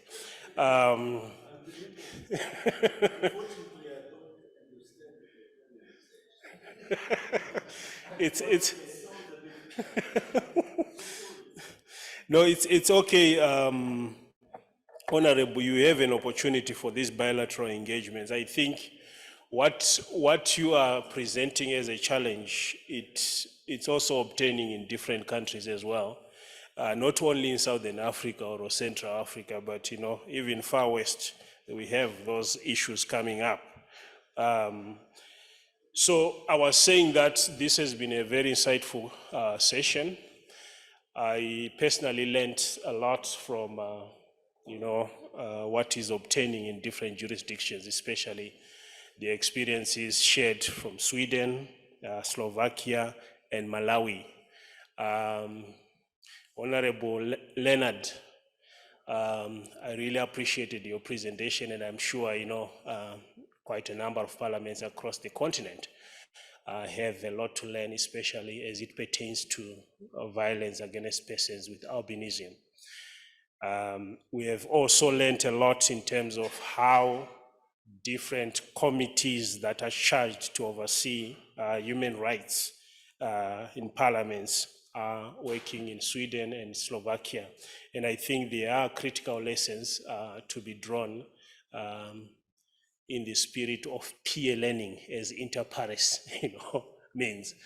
So allow me to join me to appreciate my panel with a round of applause. Thank you. So thank you very much, Honorable Otson, Dr. Sudai, and Honorable Malwanda. Thank you very much.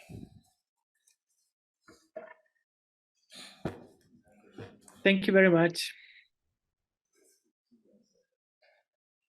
Thank you, Graham. Thank you, our panelists. Thank you, honorable members and colleagues. All good things come to an end. At least this is an abrupt end, a brief end. We will resume tomorrow. We must conclude the day